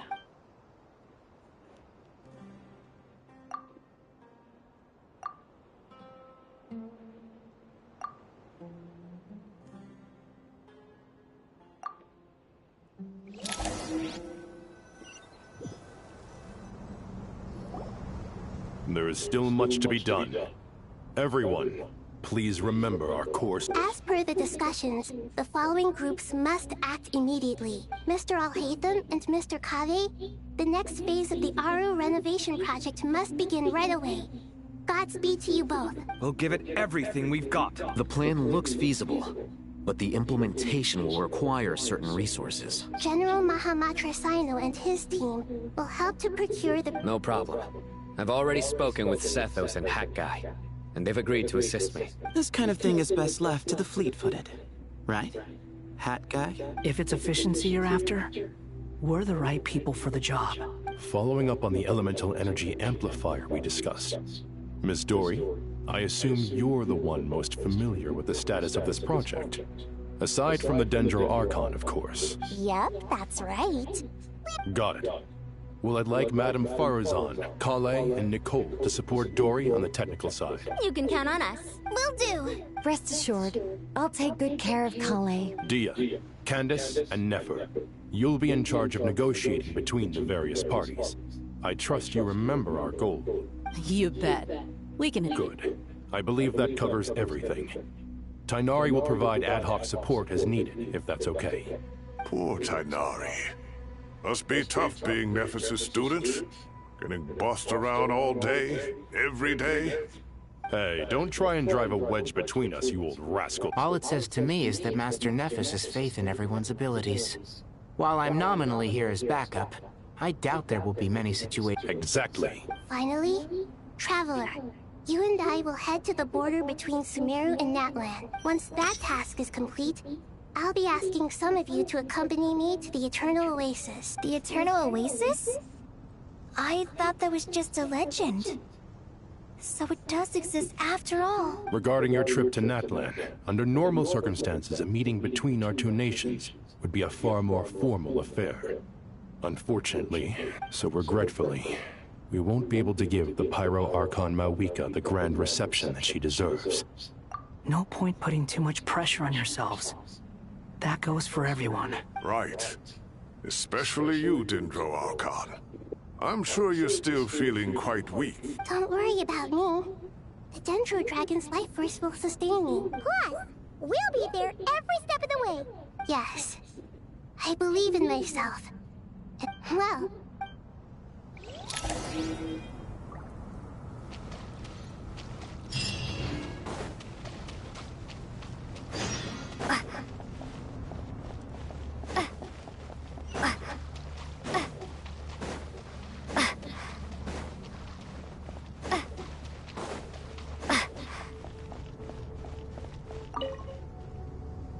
To what extent we can implement the final plan depends on how successfully the Akasha can be modified and configured. And to make sure the configuration works, Aru will also need some further optimization. Yeah, no surprises there. Once we roll this out, any Sumeru citizens who already have Akasha terminals can simply continue to use their existing devices. This still leaves us with a significant equipment shortage, though. Many groups of people were never issued Akasha terminals, including mercenaries, the desert folk, and many others. We'll need a supply of rare materials for the renovation of Aru and the production of new terminals. Right now, the best place to source these locally is from the primal constructs within King Deshret's mausoleum. Time is not on our side here. It's gonna be a race against the clock. The Aru merge and renovation project will have to be carried out by you two. Everything's riding on this, so failure is not an option. Best of luck to you both. As discussed, General Mahamatra Sino and Mr. Hat Guy will source the required materials. Mr. Sethos is quite familiar with the layout of King Deshret's mausoleum. With him accompanying them, things should go quite smoothly. I have every confidence. In the meantime, we may as well take a breather. Makes sense. There's not much we can do until the materials arrive. Get in formation and stay close. What is this, boot camp? Knock it off. It's just Sino being Sino. You know what he's like. Everyone clear on our mission objective. Look at the excess primal constructs, dismantle them, and extract the required materials. And King Deshret's 7 pillars agreed to this? If they're just sitting there doing nothing, we might as well put them to use. Thoth's words, not mine.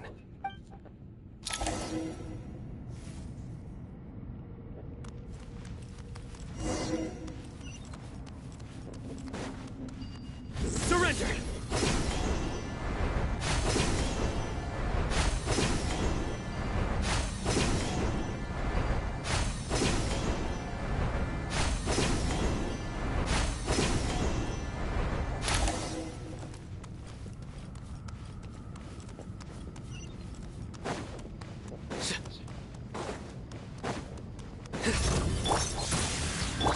Nowhere to run!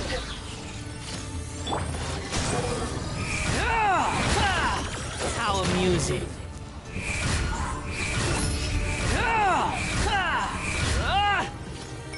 Excuse me? Move or be moved! Surrender! Through me, justice is served! Your penance is due! Guilty! Your penance is due! Way ahead of you! Behold! Search for it!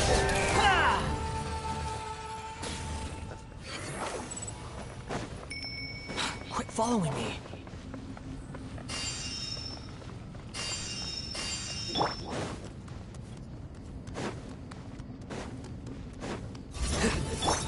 Empty space.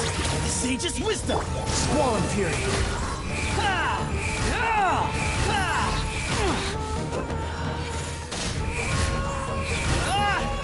Wretched vermin. Way ahead of you. Futile. Your sins weigh upon your soul.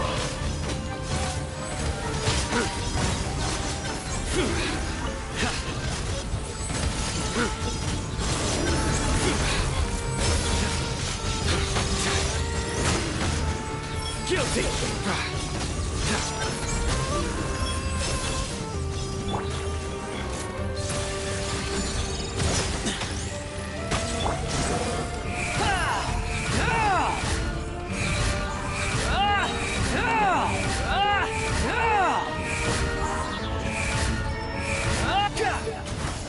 Unsightly insects! These devices should still be usable even though they're broken down. Let's take them back for the others to review.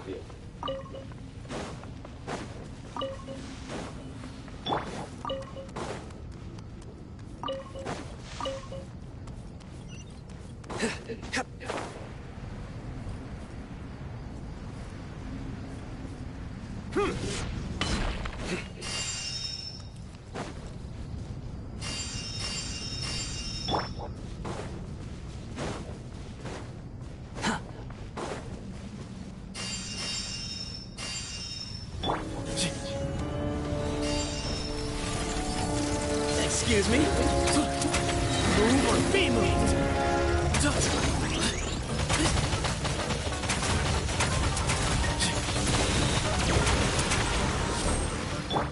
Nowhere to run! Judgment is upon you! You stand condemned!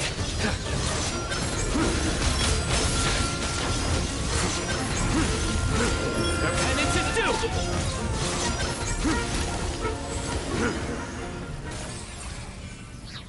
How many do you need again? Enough to make an Akasha terminal for everyone who doesn't own one. I remember you telling me how revolutionary these Akasha terminals were. You've used one before, right? The Academia declared the Akasha to be the most powerful and comprehensive wisdom dissemination system in history. That should give you an idea of how powerful it is. Certainly sounds impressive. Neither Hat Guy nor I have ever had an Akasha terminal. Well, if it all goes to plan, that's about to change.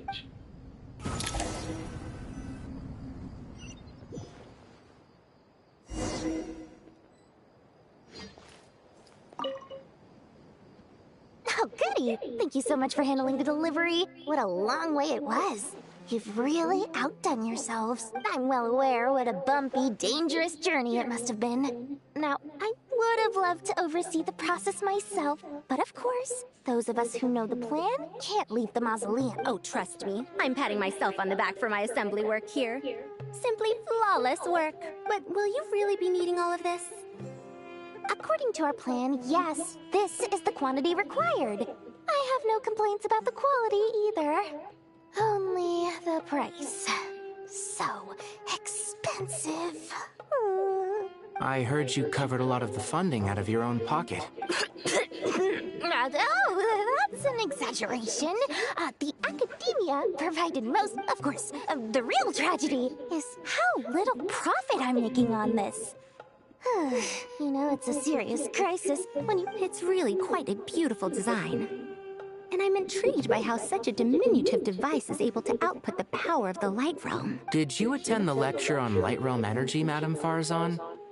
I don't believe I saw you there. Of course I attended. I was just a little late, so I had to listen to the whole thing from outside the back door. Anyway, I have a perfectly good understanding of Light Realm, elemental and abyssal energy, as well as the relationship between the three. Good to know. Master told me in private that the conversion process between Light Realm energy and elemental energy involves highly classified knowledge that shouldn't be disseminated too widely. But even so, the scholars still shared said information. Well, you can't enforce a rule that everyone breaks. At first, the Dendro Archon was reluctant to explain it in great depth for safety reasons. Later, she came to terms with it, and simply informed my master that we would all have to protect someone from such dangers means keeping them in the dark. But for someone to know and embody the wisdom within, they must understand its very essence. It's an information hazard. We're exposed to danger just by knowing the facts. And just like bait, it lures us in by offering us the solution to our problems. But if you're not careful, you'll end up pursuing it down a dark path. A tricky problem. But today, this big problem has been broken down into many smaller, more trivial ones. What do you mean? I get it. For instance, you and I share secret knowledge, while she and I take on the risks of life, death, and fate. Hey, what? That is not what I call a trivial problem. Well, as they often say in Bahumana, an event that is monumental to the individual is negligible in the grand scheme of history. Generally, the fate of the individual is an insignificant affair. Being from Amorta, where the subject of our research tends to be a lot more personal, I have to disagree. It's hard to dismiss the individual as insignificant. In other words, the big problem of survival has been broken down into many small, interconnected factors, and each one of us represents one of those factors. When the same secret is shared with a group of people, the same fate binds them together. Most people would find this unimaginable, but to us scholars, this is the path that has always beckoned to us. Sharing knowledge is a good way to fight against fate. I will always believe in that. All right. I think that's everything. Thanks a lot. But don't go anywhere just yet. I'll still be needing you to calibrate the equipment.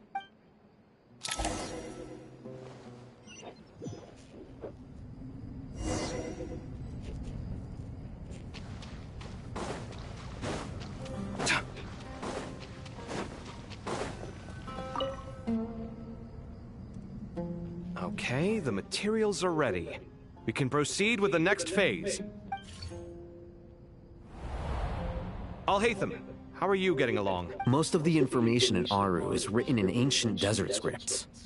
Some of this is written in a tribal language, while other parts seem to be a variant of an Oasis script, based— Oh.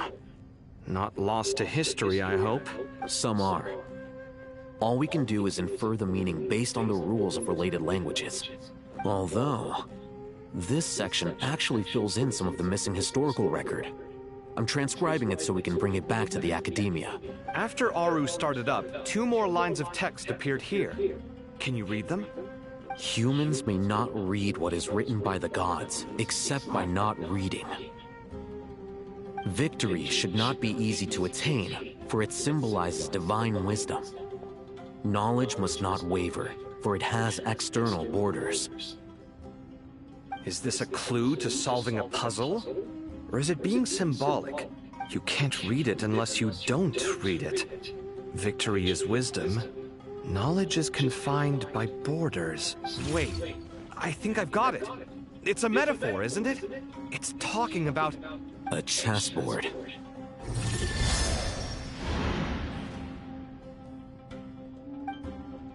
You were right. The youth of today are skilled at solving riddles.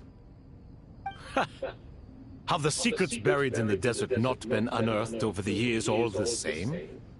Since Aru is a place reachable through wisdom, this day was bound to come sooner or later. Oh, I've always been against overly cryptic sentences. Don't you get tired of reading and writing all that? Ah, it's you 3. Just in time. We've been delving deep into Aru, and now this board has appeared. I've heard this was how you'd while away your free hours. You must be quite the experts by now in that case. It is true. King Deshret's chess games are some of the most well-loved of all his wonderful creations. If you have ever been to Safhe Shatranj, you may well be familiar with the chess pieces you see here. Is this chessboard supposed to be another visualization of the interior of Aru, then? Naturally. Visitors, everything is ready. Only by completing the challenge on the board in accordance with the rules will you be permitted to overwrite Aru. 1 second. It's not dangerous, is it? Dangerous? Why, yes, of course. I should be the one to go, then. Wait for me here. Sounds like the self-confidence of our present company has rubbed off on you. Don't be ridiculous. I'm your upperclassman, and that means I have to look out for you. I appreciate the sentiment, but a game of chess typically requires 2 players. Besides, I'm sure they won't let things get out of hand. Keeping things relatively safe is in your best interest too, isn't it? Fair enough.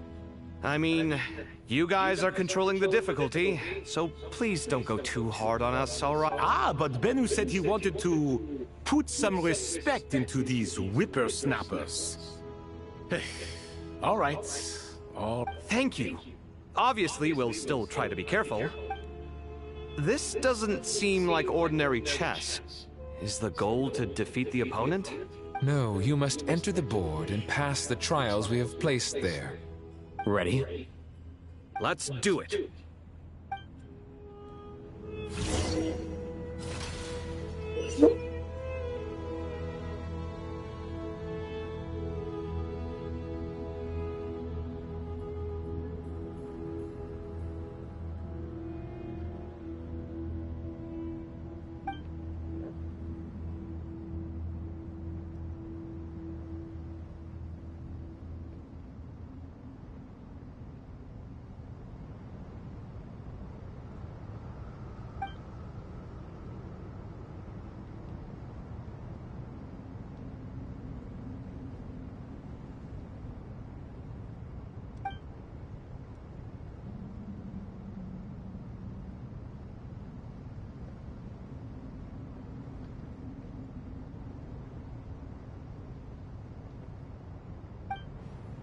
The first trial is posed by me.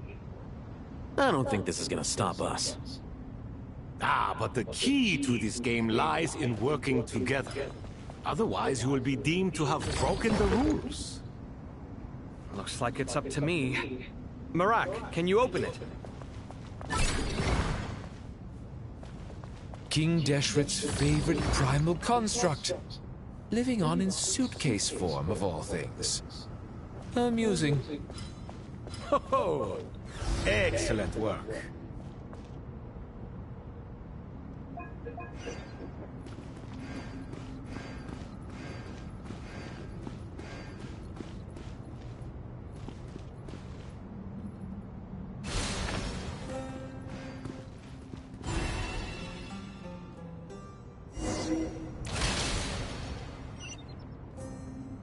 Now is the time for my trial. Now, don't be nervous. I'll make it nice and easy for you. Really? Thanks in advance. We appreciate it.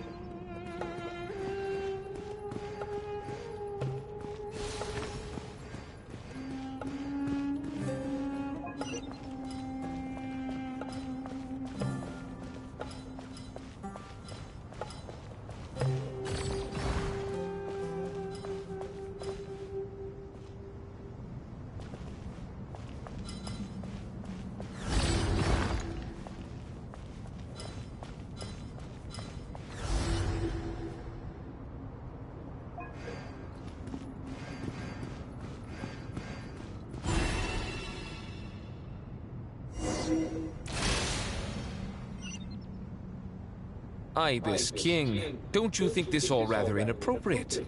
You may as well be handing them victory on a silver platter. Do not expect me to follow your lead. Ha! Suit yourself.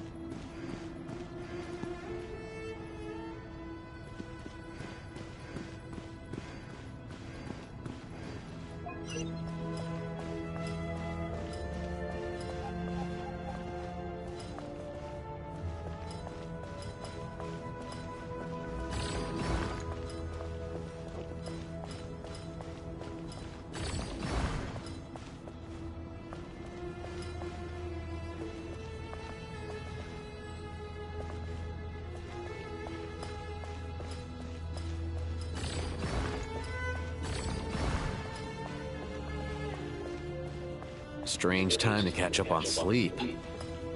I'm not sleeping, I'm thinking! It's not that simple, you know.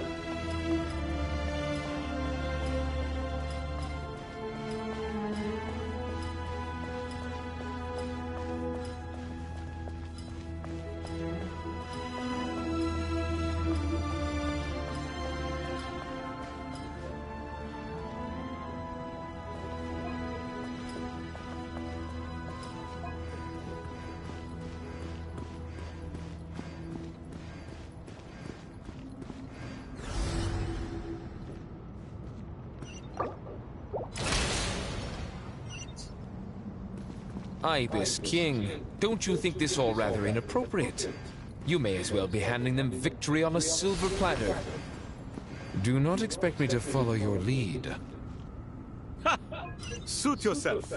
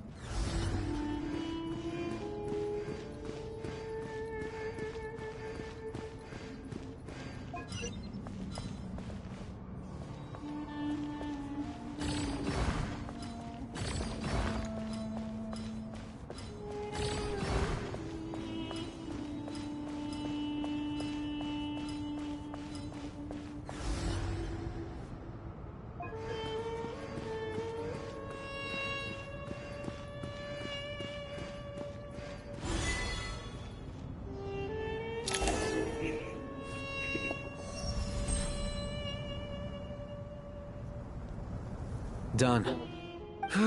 Finally. It's over. But seriously, that was incredible. Standing on the chessboard felt completely different from standing on... Oh, sorry. I'll save my thoughts for later. Thanks to the three of you for helping us out with this. Is it just me, or were you giving us... We made but a humble contribution. You lived up to our expectations. Bravo! Our aid was... In addition to the existing functions, I'd like to ask you for another favor. Since Aru's interference shield can cover the entirety of the mausoleum, it should be possible to extend its range even further. Perhaps you can... So, building upon the existing functions to... Ah! I'm with you! Imagine for a moment. What would the ideal outcome look like if this function were compatible with the devices? I agree. This is the best solution possible. Me, oh my! Well, since you ask so very... Naturally. Time to go! Let's go find Nahida!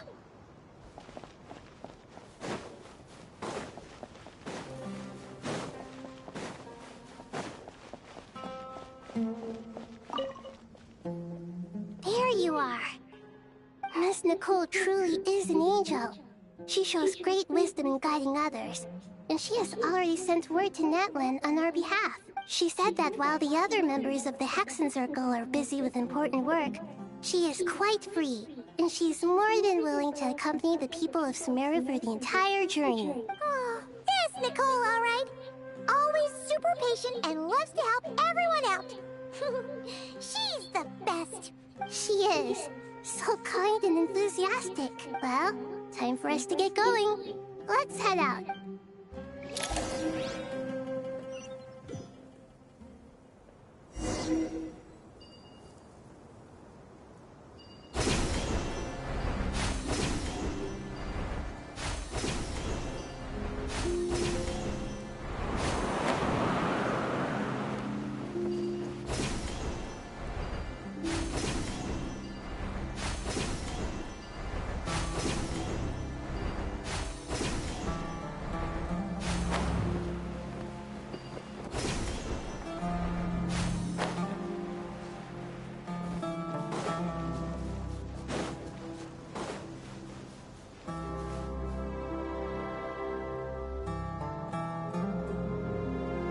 This should be one of the closest places to Natlan in all of Sumeru. There's the barrier Nicole and Nefer mentioned. It completely cuts this nation off from the others. But why? Why separate you from the rest of the world now, specifically? And if I'm not mistaken, Irminsul was polluted once before, wasn't it? Good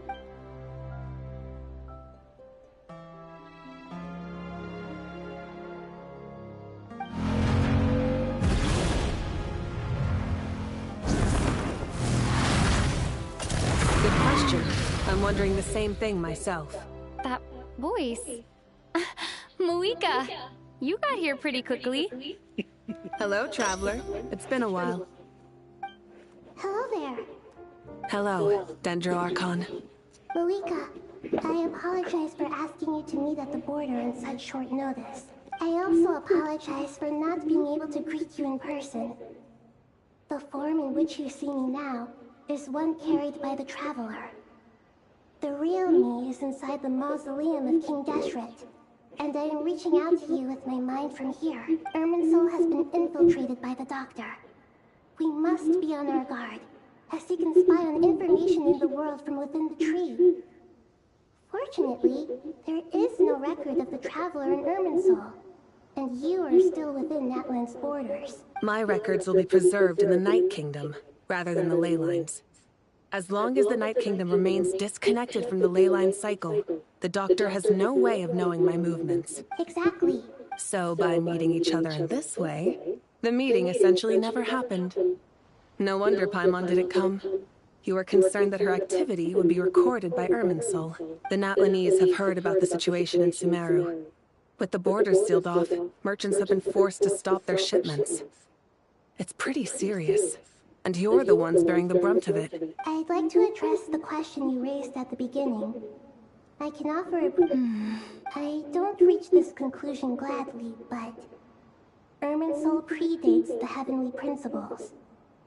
It existed long ago, when the dragons of Natlan were at the height of their power. So even when the people of Sumeru became ill because of pollution, it was not a critical issue from the perspective of Irminsul itself. But this time, the Doctor's invasion has directly affected the tree. That is what caused the barrier to deploy. The Heavenly Principles established a rule that when Irminsul is plunged into grave danger, a portion of power will be reserved to isolate Sumeru. That way, even if Sumeru is destroyed, the outside world at least has some time to catch its breath.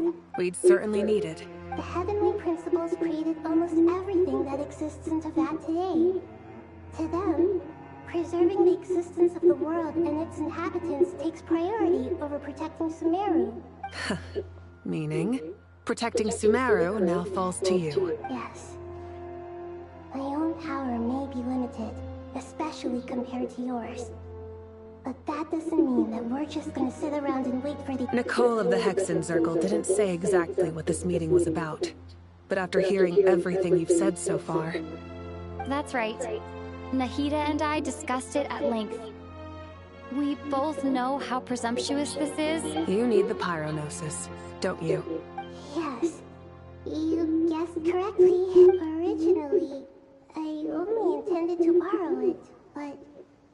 the situation is far graver than I foresaw. Why do you sound so nervous?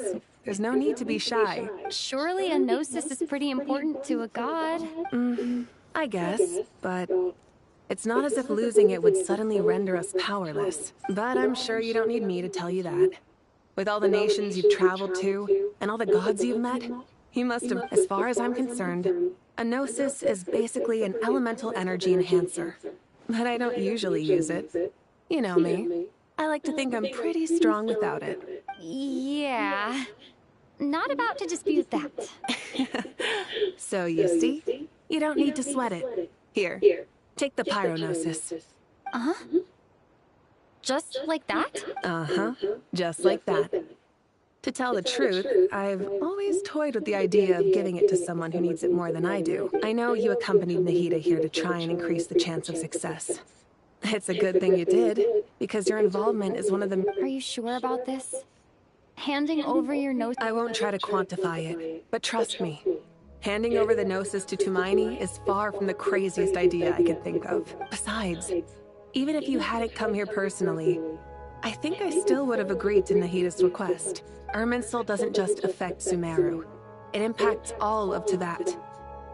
I know all too well how difficult it can be to protect the things you care about.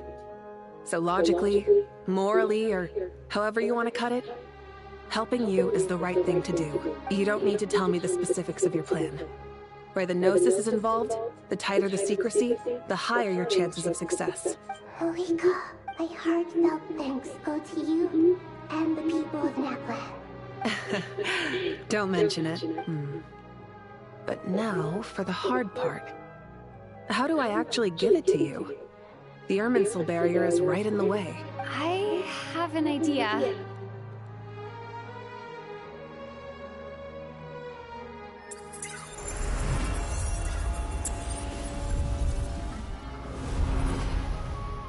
Just as I thought. Incredible. What did you do? Just made a lucky guess. This seems to happen quite a lot. Things that apply to everyone else don't seem to apply to me. I figured the same might be true here. Irminsul usually produces effects based on the records it holds. Since the Traveler is a descender, Irminsul contains no records of her, and thus has no way to impede her. Is that right? You really are full of surprises. Catch. Whoa! Thank you, Moeka. Thank you for trusting us with something so important. All right. No need to get so formal. It's not like we're strangers. Besides, there's still one problem. You might be able to pass through the barrier, but I don't know about the Gnosis. Any other surprises for us, Traveler? Let me try something. I have the Pyrognosis in my hand. It feels strange. I need to think hard about my memories of Pyro. My memories of journeying through Natlan. All those important experiences I've had. The Gnosis disappeared. Traveler, are you alright? I'm fine. The Pyrognosis disappeared into my body. Just like... phlogiston. Maybe it resonates with you because you've mastered the power of phlogiston. You might not be recorded in the ley lines, but you're still our Tumaini. Whew.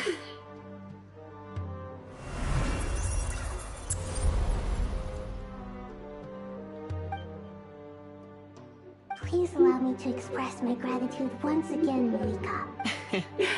Pleasure. Well, I've given you all the help I can. The rest is up to you. Good luck. We won't let you down. Yeah, we aren't about to lose.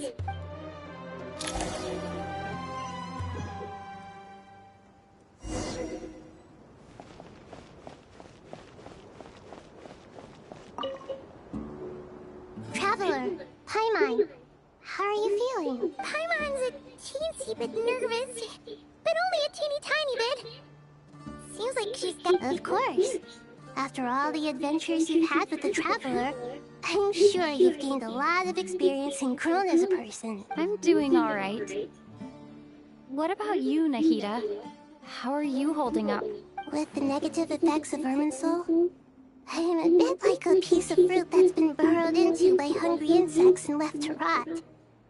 I'd be lying if I said it was nothing, but please don't worry. We all know what we're getting into, and we've prepared as well as we can. I believe in everyone. I believe in you. And I believe in myself. Stoking the fire inside oneself is certainly one way to live, but knowing when to rely on one's companions is also a form of great wisdom. I've been quietly learning little things from everyone, like plucking tufts of fur from a sumpter beast. Me too. With the constant traveling, I'm always learning and growing. That's the journey of life. I think there's someone else here who would share that sentiment. Don't worry about what I think. I was just passing by and happened to overhear your conversation. What are you talking about, Hat Guy? This is the top floor. No one passes passes by the top floor. Says who? You can fly just like I can. I would have thought it makes sense to you, of all people. I don't know why, but I feel a little more relaxed now. It shows that you feel comfortable laying down your burdens in our presence.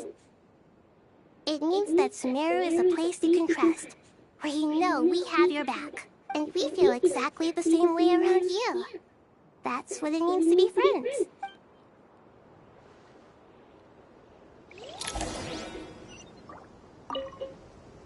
Feel free to mingle if you'd like some time to catch up with people. Just remember to get a good night's sleep when you're done. Tomorrow is a very important day.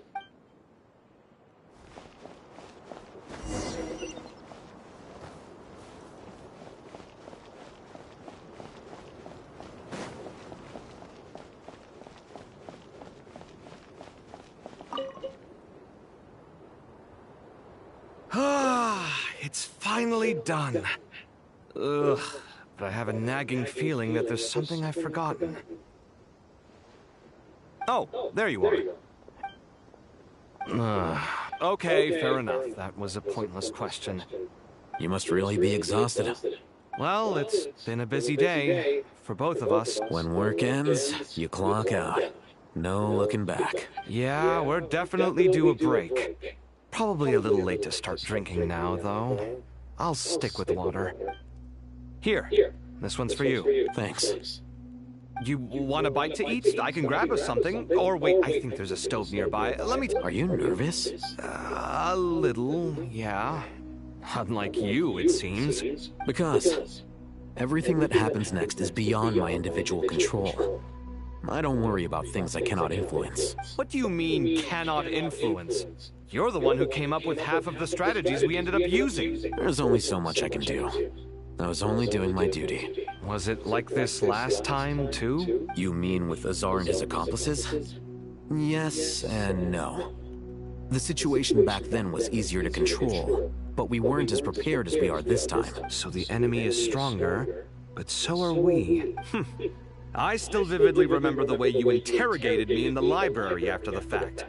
Where were you when If your memory is so vivid, you might also recall that it was you who came looking for an argument. You're often the one who initiates these things. I came for a conversation! I didn't know it was gonna turn into an argument! Anyway... What do I think? I think we're certainly better off for it. It's good having me around to help out, huh? Absolutely. As a citizen of Sumeru, you display... Certainly feels that way. I just shudder to think how the world would have ended up if we hadn't gotten control of the situation. So, do you think that the sky is so clear? And there isn't a whiff of decay or destruction in the air? It's hard to imagine. Awful things happen all the time. Sometimes people can stop them, and sometimes they can't. What you and I have done is increase our chances of stopping this one. Lofty ideals may provide no defense at all against nihilism. But perhaps little decisions can. Oh, nothing. It's nothing. I hope everything works out tomorrow. It will. As long as we stick to the plan, our chances of success are good. It's really strange. You're my junior, yet you always seem to act more like an upperclassman than I do. I think it's mostly a matter of temperament. Ugh, walked right into that one, didn't I?